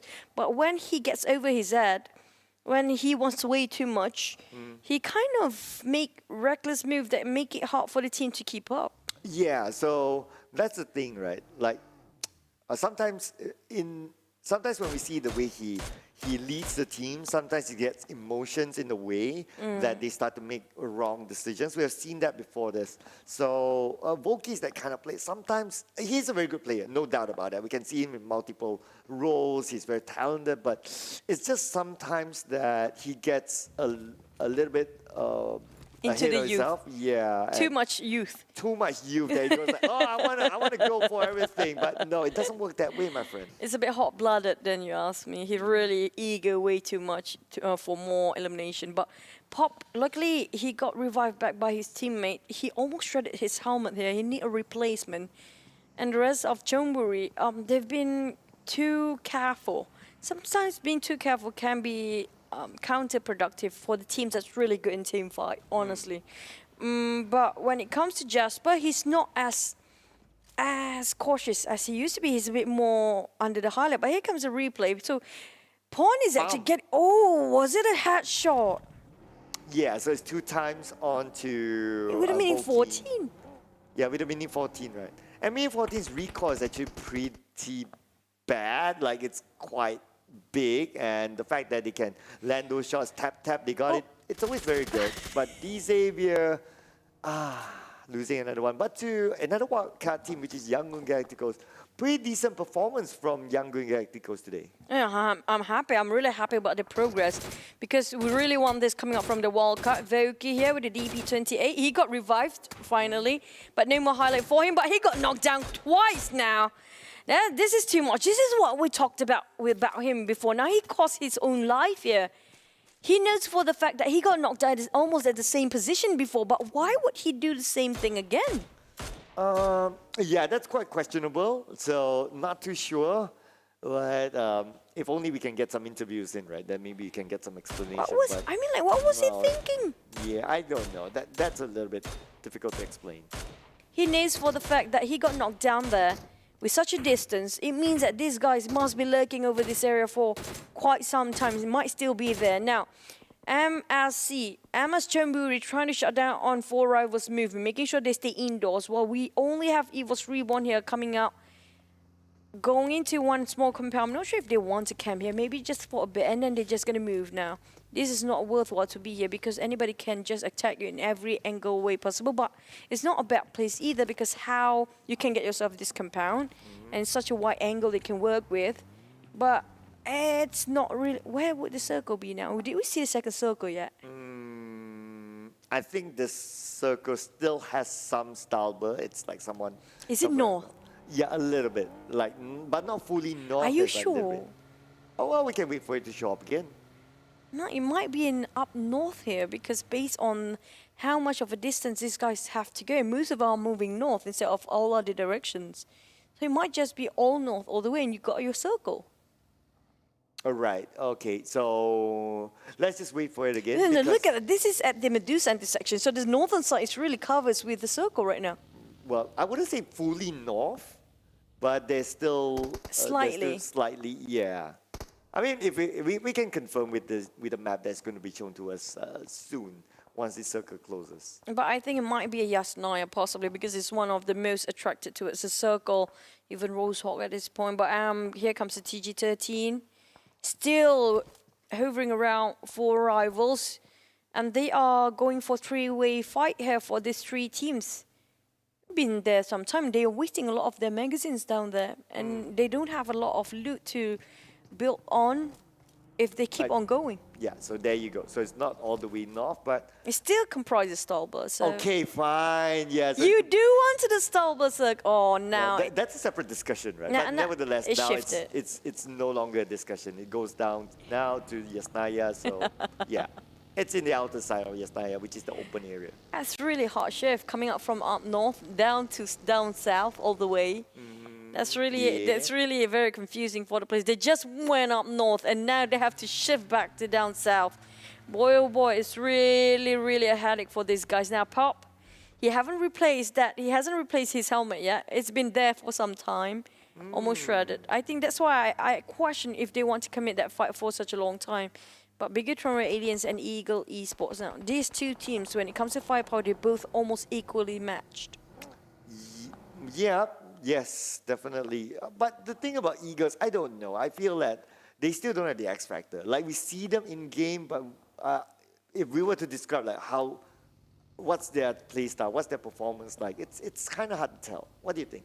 I mean, like, that can be a plus point if somebody is hard for them to read your tactics or even your rotation. Yeah. That can be their strength there because it's just too hard to reach and they're not under their radar.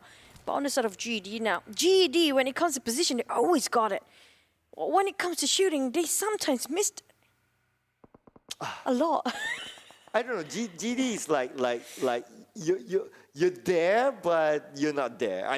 It's like they almost got it, but they almost don't get it. Like, they always let it slip.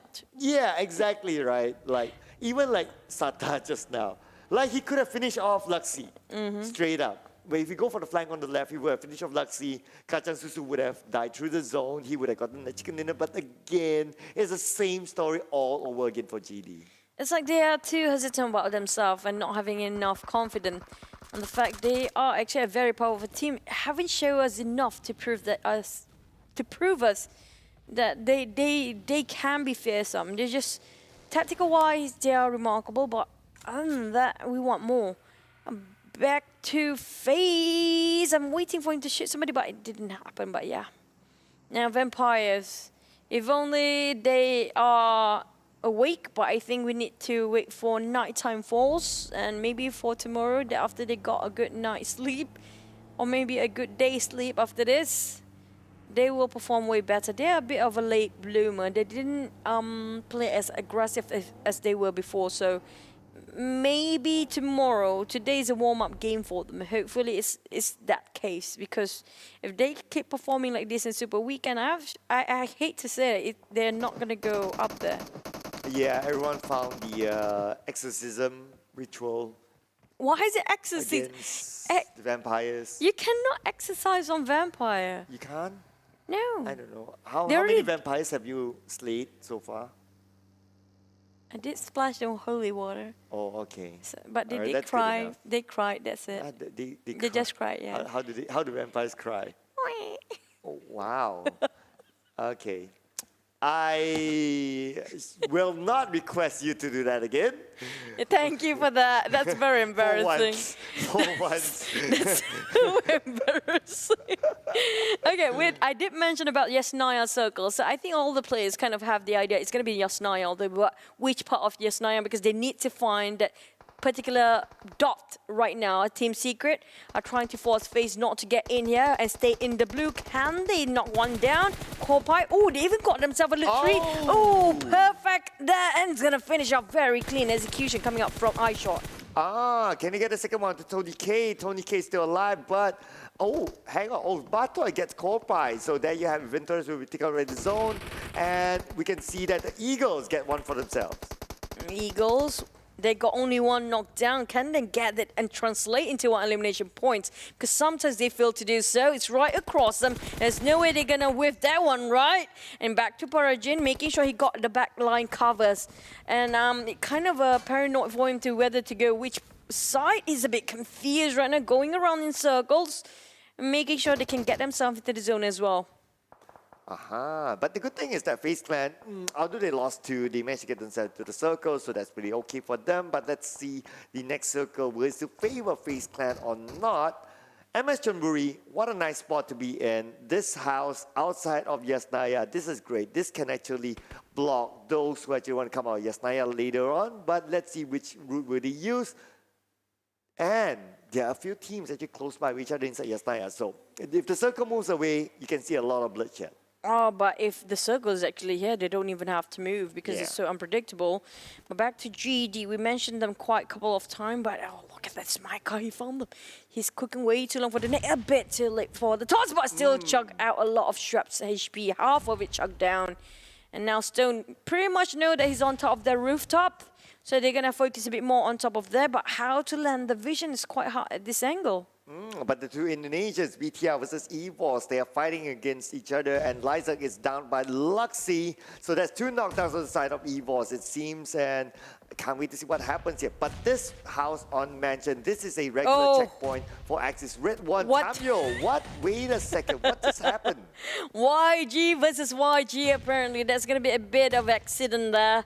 Hopefully they didn't get rushed in, but Chonburi starts to fight against Eagles, while Bigetron tossing a lot of nade against EVOS. What is this? Who needs weapon when you can just play grenades all night long? Look at EVOS. Two of them knocked down. Will they get bleed out? Will they be saved? They got one to be saved up. They still tossing up the nades towards Bigetron RA. Aliens. They're not giving or showing any mercy at all, while Microboy tried to find a different angle, but there's so many teams in front of him. Yeah, there's one more team actually gatekeeping, that's DX there. So, but they have no choice, they need to move right now. Unfortunately, Liza will be left behind. Lamborghini will take down Booms, but KF, oh no, he's been shot down. Now it's down to Microboy to be able to win. Red face, Bigetron RA, unless they still have a full squad. Oh, well, but this really close to the blue. They're nowhere nearby the circle. These Xavier keep on picking the fight against GD. They kind of clumped up and now nowhere to save themselves. Only few covers the structure, and Bigetron RA aliens. That was huge coming out. Frankie trying to toss another one. Duke as well, cooking up the nade. Oh, want to finish off, but wrong toss. You will actually take down Lamborghini, which already done. And there you have it. He's out. Duck is still alive though. But looking at the circle is actually a cruel circle. A lot of them are inside Yasnaya, and now the circle moves out. And it's like between roads. And oh man, this circle is just as bad as it can get in this area. So now, just looking at this, Liquid. Oh, wait, Luxy takes down Liquid and Ryzen. Wait a second, what just happened? But Redface takes out Luxy. That's okay. We need to see that in the highlight apparently, because kind of missed that. Because very questionable. I think it was a vehicle exploded just now. But the teams that are going to go out first is going to be APG and also Infinity. Two teams out. We're down to a couple of teams that might follow Pursue next, because so many of the teams have only one member left. GD will be one of them if they don't revive, but can they revive on time? The Xavier, surprisingly, they didn't rush in. Looks like they're going to focus on the rotation, because maybe they can see the other teams like moving in just like this. Zuxi is going to fight with Yangon Galacticos, and Bigetron RA sent back to space. 14th place, 2 elimination points for them. That's going to hit them quite hard when it comes to overall later, but still a good ranking points for them so far. Now the Xaviers versus 2v3 of Axis RedONE, while we have Vampires lurking around behind them, waiting to bite their neck. YG going to play the open field versus Team Secret. There's also EVOS Reborn, and also one more Xavier across them. It's quite far, but still reachable. Team Secret, they're going to split into 2v2 and trying to corner out the other side of YG. The nade now coming in from Team Secret to the left, and now YG, they are on the lower ground, but Team Secret, they are playing by the edge of the circle, mostly on the outer side of the circle. But they also need to be careful that GD is going to come in, so they need to be careful that GD may rush it onto them. GD doesn't have any more time. GD will start to pick up the vehicle, they start their engines, and they will start to move in. But where will GD go? That's the thing, nowhere. Entry point at all, so overpopulated, and there you go. They're going to go down for GD. Took so much time to contemplate. Team Secret making sure they cannot get out, but Team Secret now stuck in the same rut where they put GD at. YG on the other end, keep the pressure on. Such a huge hindrance for the sort of Team Secret, but there's so many teams around this corner. 4 teams playing around the edge, and the blue shrinking in. Yes, the blue shrinks in, and it shrinks onto the mansion area whereby Axis RedONE is there. They have a good chance of getting the chicken dinner, but before that, let's get focused on the Team Secret versus YG. They're still on the outside. The long range shot with the DP coming in from Lord, putting pressure on the Team Secret, and now Team Secret, 2 of them are down. They need to recover themselves, but is there enough time? There is time, but then again, YG, they're putting a lot of pressure on the Team Secret. YG need to rush in. Matoy reviving Kid, and there will be Kid to help Matoy. But I don't think they can survive it. Look at how many teams has their eyes on them, including Axis RedONE, who's right on top of the circle, but YG spraying it back down on their knees. Not even a breather, and they try to finish it off straight away. What a huge finish off by YG. 1 sec just now. That grenade And also Vampire butts in the last minute as well. Team Secret bombing out at 7th place. Now Vampire will need to move in forward, but then again they need to fight with DX first. Axis RedONE, they have this little bit of a high ground. They have the compound, they have the circle. So far it's a perfect location for Axis RedONE. It could be a winning condition location for them. But YG, they will move in, they'll play by the ledge. But on their left side, BN joins into the party. Oh boy, BN United Capone already saw the rest of YG. Lord is there, AK is there. We have Xavier joins in as well. Capone with the UMP tried to spot things out, but this terrain is just so hard to see on the other side. Yeah, it's hard. This one is whoever takes the mansion, whoever is the master of the mansion, they can actually win this round. This is a winning condition location. So now all of them want to fight for this location. 4 rivals still on the outside, and they need to find a way into the circle. That will be free shot by Wayron Claw. But look at how many eyes are looking over 4 rivals right now. Literally 3 teams aiming on the same team here. YG slowly climbing up. DX approaching. Appy have to be out. I don't think 4 rivals can make it out well and alive. They will have to really scratch themselves hard and really gonna have to suffer. Stone!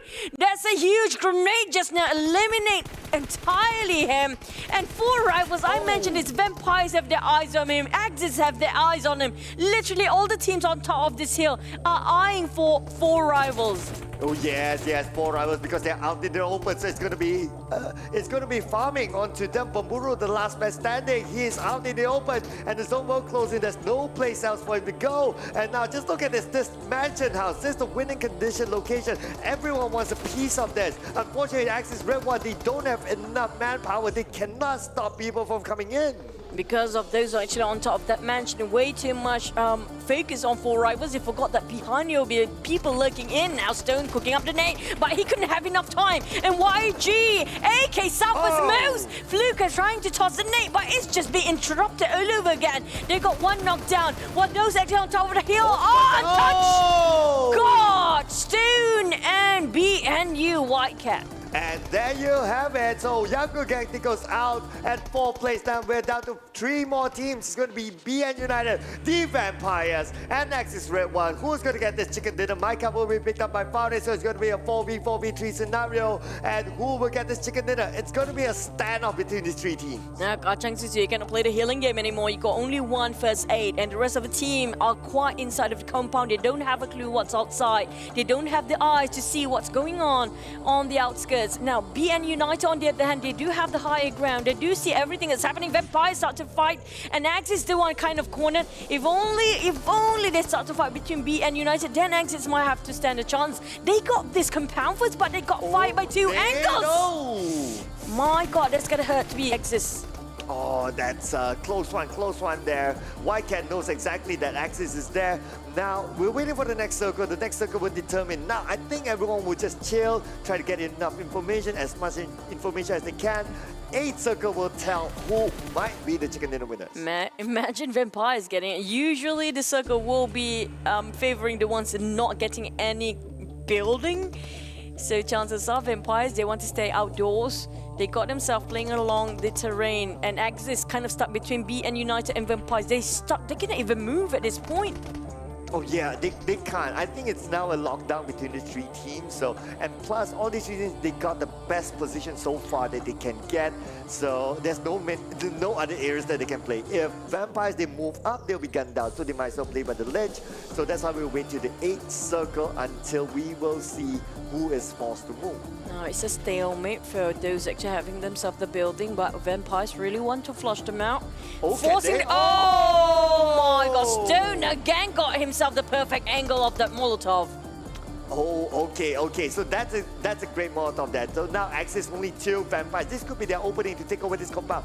They want this compound. You want to be at this top. You want to be in one of these buildings because this is a winning condition building. In fact, BN United, they have the best position possible. Now, 8 circles, just too small for us. We can't really see, but the players, I'm sure they can. Now, all we can wait is 30 more seconds, and we'll see who makes that move.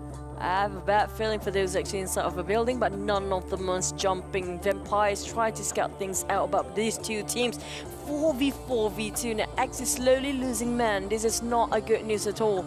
and the circle will shrink in 15 more seconds, and they have to figure out how to get things out. Hopefully they have enough smoke for them to actually just cloud the vision of their enemy to make an exit. That's it. That's the only way for Axis to get out. And it's interesting that the chicken dinner forecast favors vampires. Maybe the circle favors them a little bit more. That's why they got more percentage. Now, enough chatter. The zone is closing in. Whether it's BN, whether it's Axis, whether it's the vampires, somebody needs to move now. Wait for the circle. Everybody's a bit on edge here, and vampires start to move. They're putting man behind two, another two, and then one at the tree. Now they start to approach on exit side. The BN building is a bit too far from them, kind of being stopped down by BN themselves, got themselves that higher ground. They pop a couple of smoke for exits just to elude a bit for the visions, but they start closing on BN United side, so they are forced to climb down on your cloud. Vampire might just get themselves this chicken because it's just circle.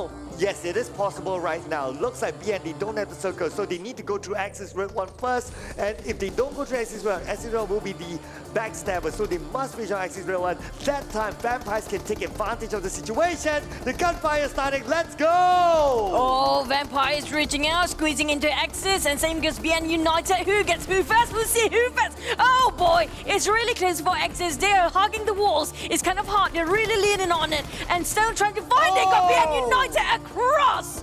Oh my god, what are the odds? Oh yes, they got two right now. So vampires, they have the highest advantage so far. They can get them up on BN United. They get one more. BN United, third place. And that's definitely going to be a second place finish for Access, Red 1, and Vampires. Finally, they're in this one. They need to finish on Micah first. Micah, can he get anyone? No, he cannot. The Vampires have awakened. It is nighttime here, ladies and gentlemen. And it is 14 elimination points for the Vampires. So they have to wait for nighttime to win. Yeah. I'm sorry, that's hilarious.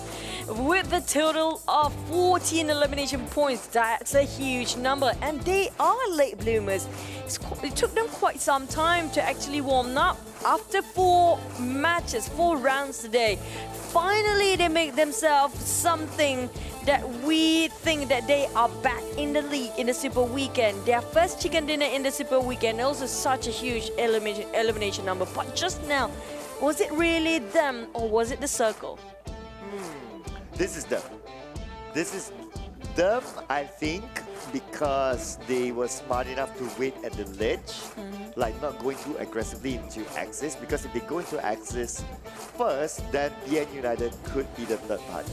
That's true, and the fact that I think everybody saw how the fact that I think itself that if you have building by yourself and the team that doesn't have the building usually favored by the last circle. And if they actually overpick themselves, BN United will shoot them down because I literally can see the moment they pick. Yeah, and in the case of where there's a 3-team standoff, right? Like the team who moves first loses.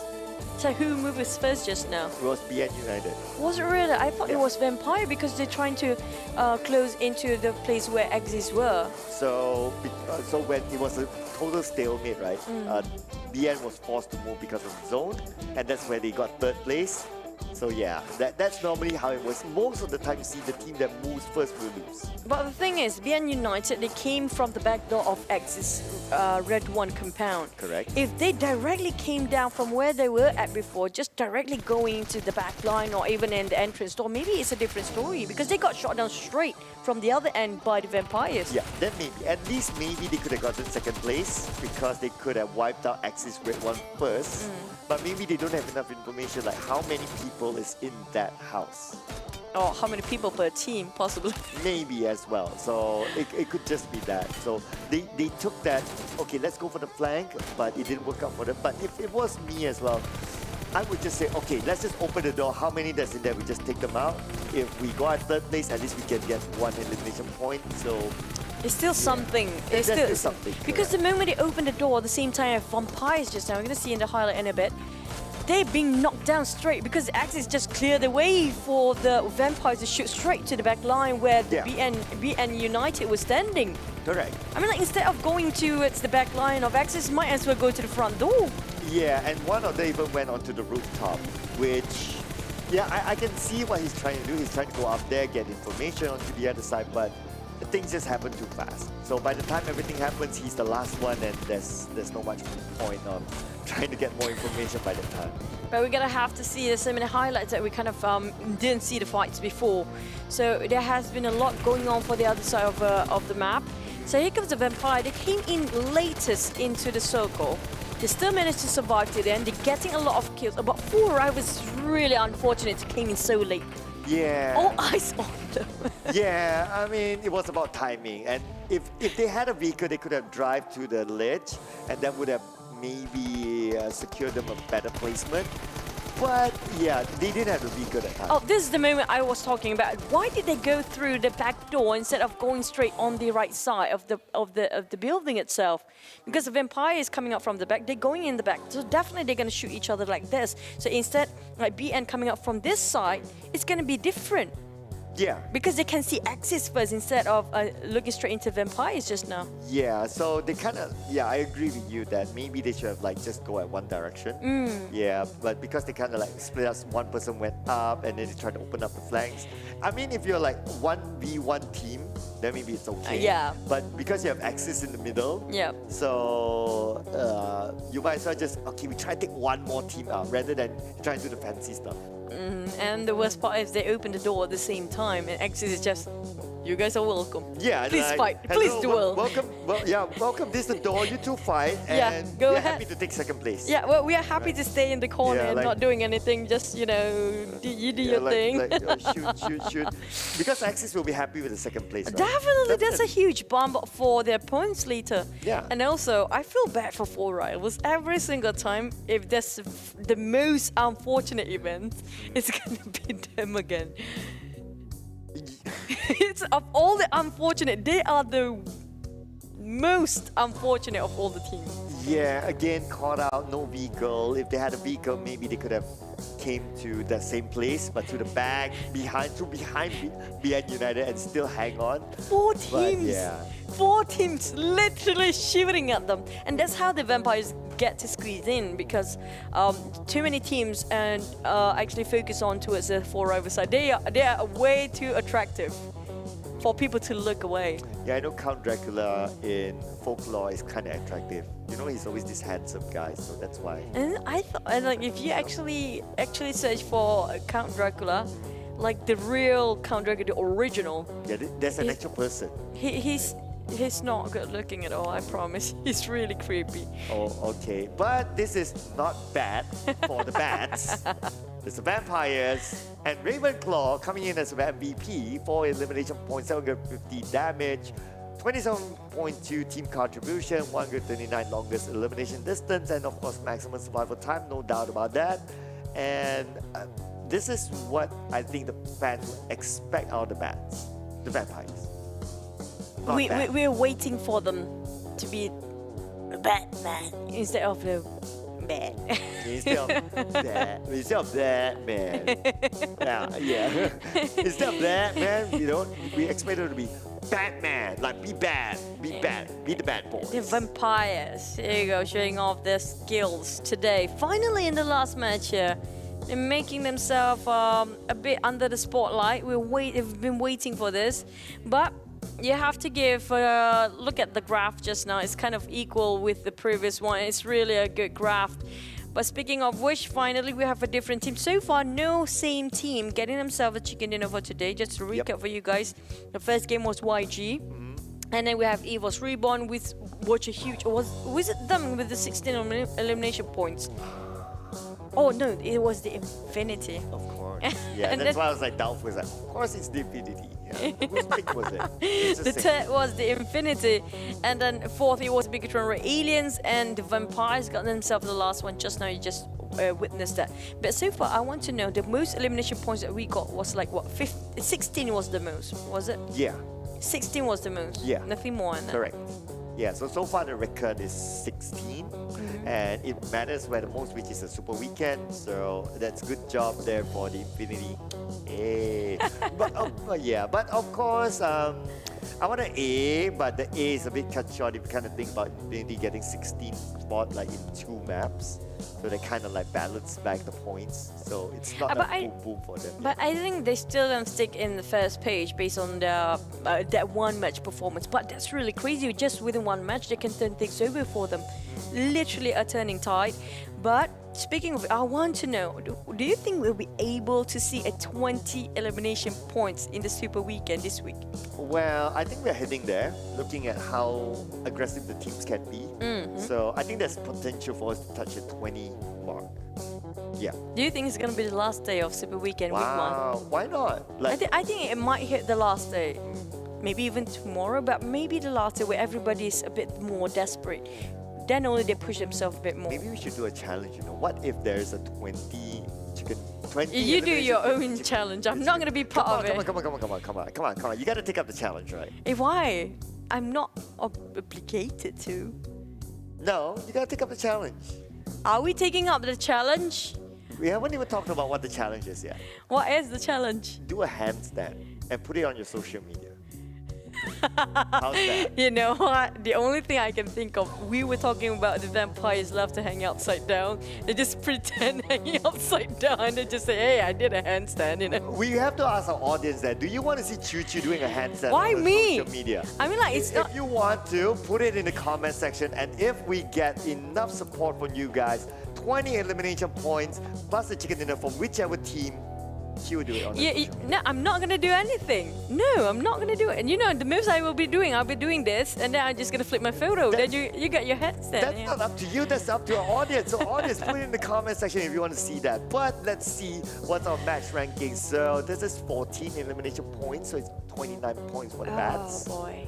Yeah, we're calling them from vampires to the bats now. You called it. Like me, how I call MS Chonburi to the Chonburi straight away. I know, right? We're going to I'm give them names as we go along the show. Well, we're sorry, guys. But look at how many teams eliminated at 0 elimination points. This is not a good sign.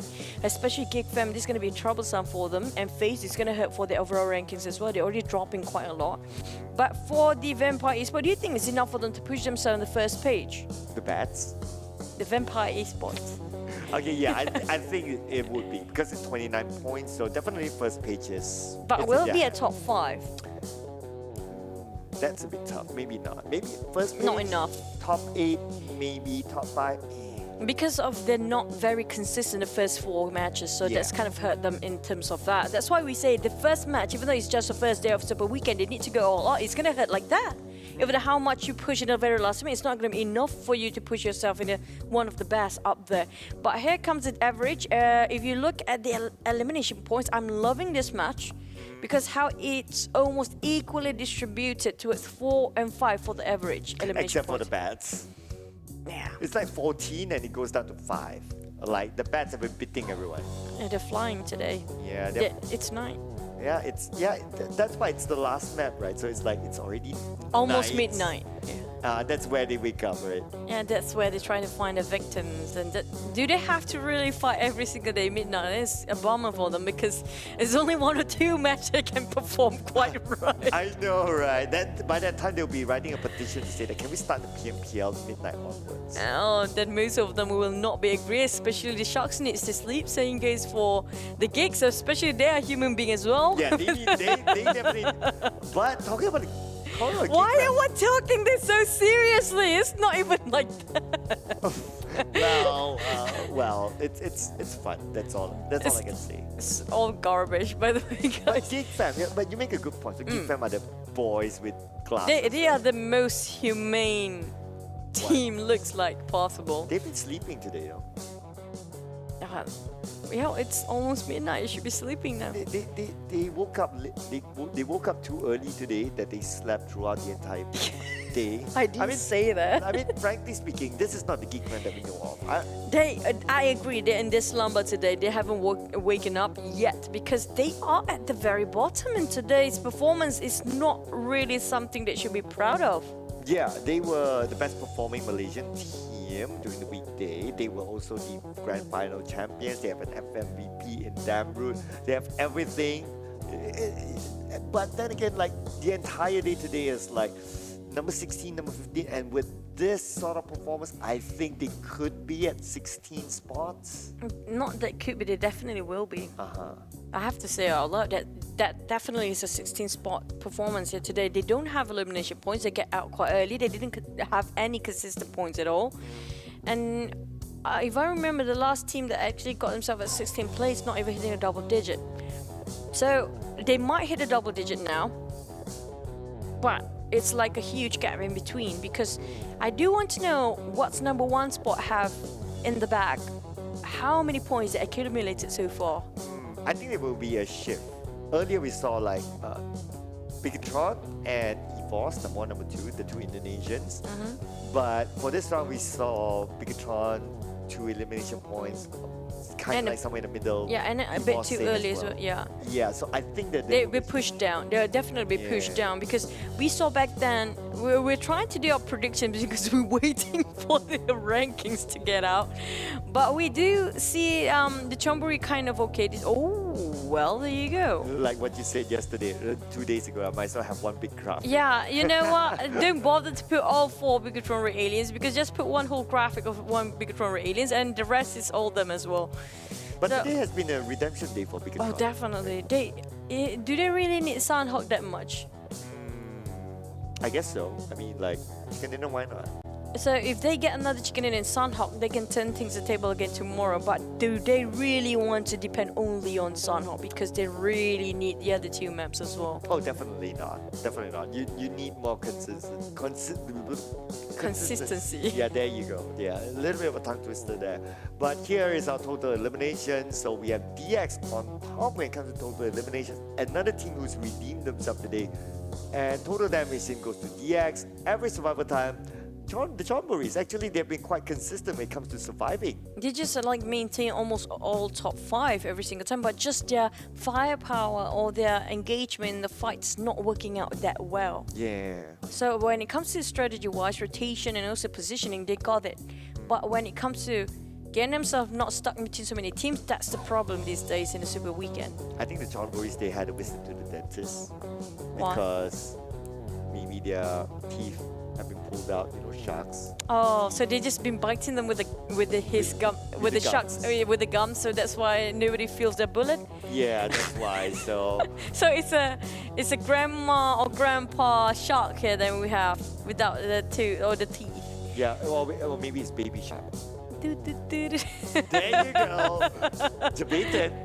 Thanks for that. But yep, here comes the eliminated rankings for today. We have to give a lot of credit for the Xavier. They performed very brilliantly today. Really an explosive performance overall. I have to give credit because every single match they didn't even,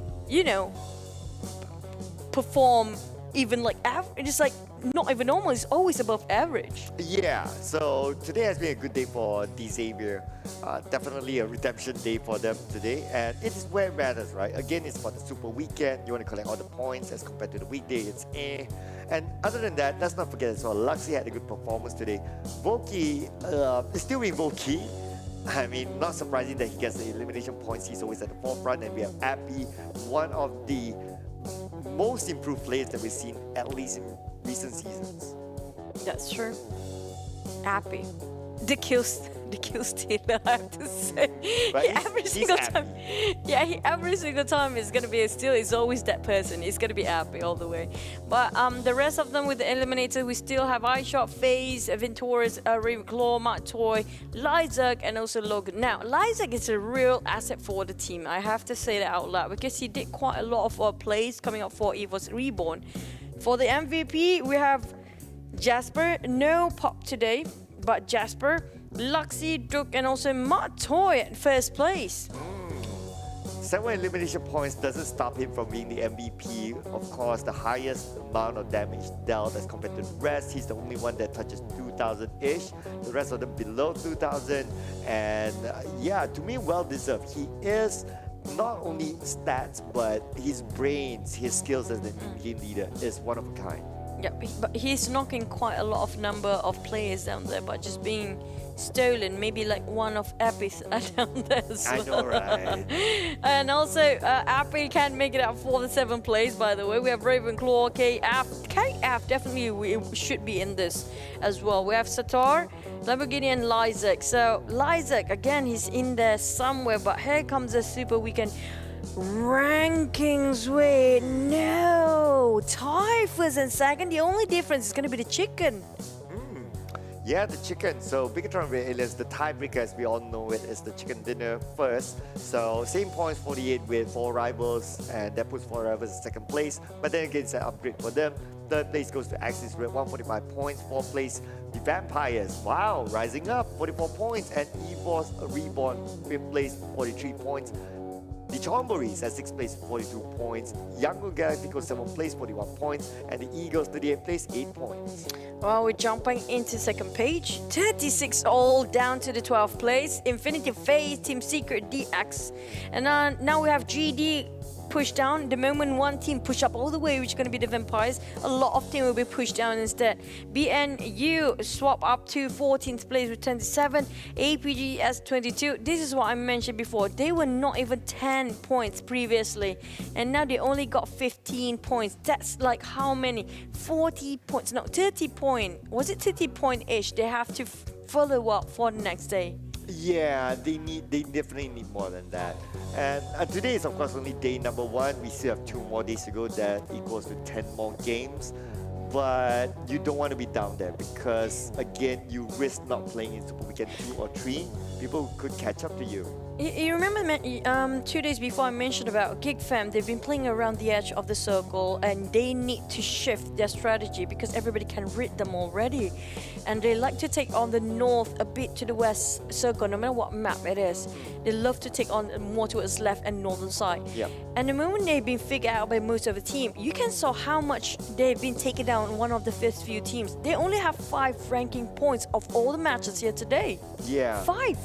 Yeah, only 5 placement points, so it's definitely not good for Geek Fam. I mean, they're known to be the team that I'll see you in the fighting circle, so naturally they will collect more placement points. So that's a bit surprising for me, really, for Geek Fam. I'm not surprised because they're showing way too much about what they're able to do with that kind of strat in the first 2 days or weekdays. That's why most teams are actually getting themselves Super Weekend. Other teams are unusual. We didn't see them that much during the weekdays because they have been saving it up during what's really critical and what's really important, which is going to be Super Weekend. Like even the Infinity, we saw how they are downplaying it a bit. We saw it's like, this is not the Infinity we know. We do know the Infinity kind of, you know, make a huge jump later on, like really aggressive. Like they got themselves the most elimination points by far, by 16. So they are saving it. They are keeping it for tomorrow and the 3rd day, maybe. Well, to be fair, their performance on the country Super Weekend is based on 3 days. So there's 2 more days here in the Southeast Asia Championship. So let's see if they can actually go up. But let's also ask Tash Bunny, do you want to see Chuchu do a challenge on the social media? Tell us, Tash Bunny. Tash Bunny, on to you. Take it away. Thank you so much to Chuchu and Sir Cloud. I would actually love to see Chuchu do that challenge, so please, by all means, do it. But for now, guys, let's put that aside because right now I have Didi from Team YG for our interview today for the final match. So we are seeing a huge jump from the Team YG from the weekday all the way to the weekend. How are you feeling about that, YG? Didi. We are satisfied with today's result. It's not bad at all. Okay, so right now you're pretty happy, and honestly, let's I think we may have a little bit of an interference here, but that's okay because we'll just hold on because we'll wait for them to actually reconnect. No problem at all because I do have a lot of things that I want to ask. But for now, guys, answering back what Chuchu and Cloud asked me about Chuchu having to do that challenge, 20 kills alongside of with a lot of kills, 20 kills alongside Chicken Dinner. Let's do that. Let's see that on Choo Choo's social media, Instagram perhaps. So for now, guys, let's have a look at the analyst side, where we will be talking about the final match of the day. This is match 5 of day 1 over in Erangel. Again, I'm not too sure why we're seeing a lot of cursed circles. Apparently, according to Choo Choo and Cloud, I am a nice person. I love cursed circles, but the thing is, it's not fun. It's not fun for the players, so I'm trying to be a little bit nice about it. For now though, look at where Team Vampires actually dropped down. It was actually to the north side of the Pubg, to the east side of Yasnaya Poliana. And if you guys don't know, the flight path was actually very interesting as well. Because it was actually from the side of the Povka all the way to Georgia Paul. So the thing is, despite going across the map favoring the top side, it still went to the most right side of the map. Not a great circle, honestly, for the teams, but because of their decision to drop down early, they actually just went down all the way to from the right side of North Esnaya, went to the Povka, made a little pit stop in Malta Power, and then went straight up near the Mansion area, because as we know, the final circle actually went to Mansion. So the thing is, we're actually seeing a lot of different I wouldn't say more aggressive sort of plays. I mean, even toward, I think it was phase 5, only 2 teams were actually knocked out, which was Infinity, and I don't really remember which team was the second one. And I mean, we did see a very interesting sort of fight earlier as well from the side of GD and Team Secret, YG, as well as Axis. We saw first we saw a two-way fight between Team Secret and YG, and then after that GD came from the back, Team Secret handled them, and then after that Axis came and, I don't know, third party, fourth party, what do you guys call this? And then after that, YG was on the side, and then suddenly DX was on the other side coming around. So because of how the circle shifted, we're seeing a lot of really interesting fights. We're seeing fights where we'll see some people get knocked, but not enough to finish them off, which only resulted in 2 teams getting knocked out early. And we are seeing some survivors toward the end as well. So speaking of that though, the prime location that everyone was looking at was all the way back in Mansion, if you guys were watching closely, where Axis, RedONE, as well as BN United managed to get. So looking at that, near the area of Yasnaya Poliana, up the north side there, we saw Geek Fam, MSC, as well as Team Secret were all in those compounds there. They were actually neighbors for quite a long time before they finally decided to call it quits. It's like, okay, we're not neighbors anymore, we're not happy neighbors anymore, we're gonna go through the purge and we're just gonna kill off each other, which is fine. So after that, from the right side though, we actually mentioned, we saw that 4 Rivals, we saw BN as well from that side.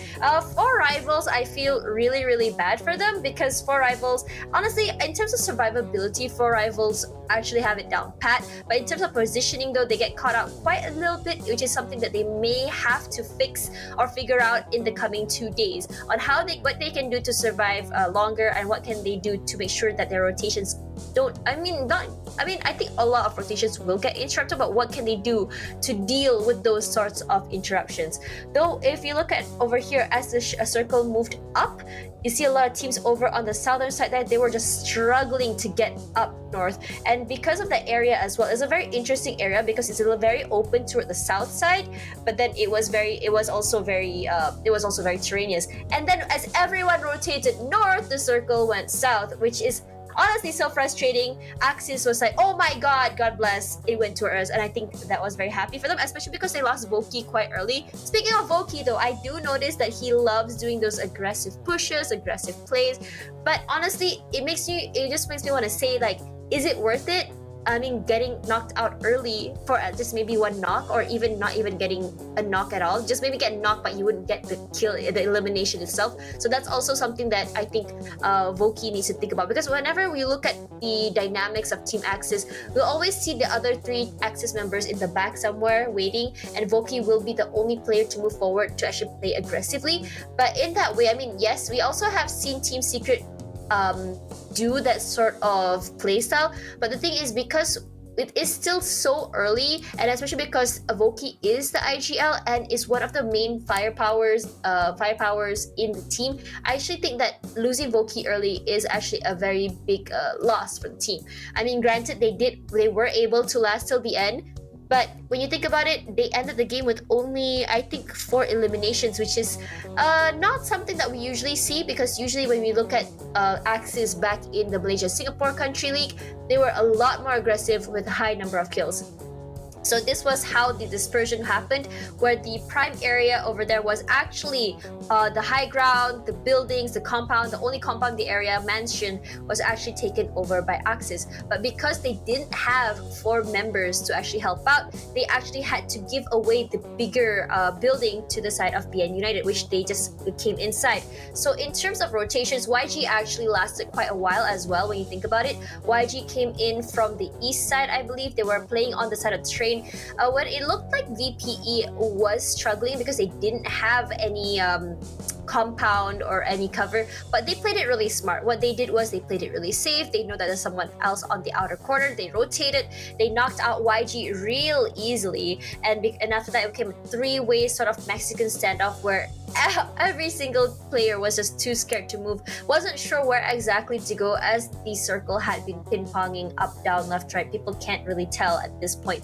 So after that, when it looked like that, you can see there YG is struggling over on this side of the terrain. And what's great about that terrain as well is because it gave them cover from the side of Axis RedONE as well as BN United, which means that they don't have to be worried too much they were going to get caught out or knocked out from that side. So what VPE did was, after that, is that I think in a way Axis RedONE kind of helped them, because they did kind of give them space to kind of move forward. And once they managed to get 1 knock on a member of BN United, that was the end for BN United. Axis RedONE, I think they really tried, but there was not really anything they can do because they were sandwiched between 2 really scary teams, BN United as well as VPE. So like it or not, they had to hug the wall. They had to wait for something to happen. They cannot initiate unless they want to be, knocked out from either the side of BN United or VPE, because as they say, when there's a 3-way sort of fight, you either find a way to have like a sort of fight where every team is fighting together, or one team will be acting as the third party waiting. So in this case, Axis RedONE did not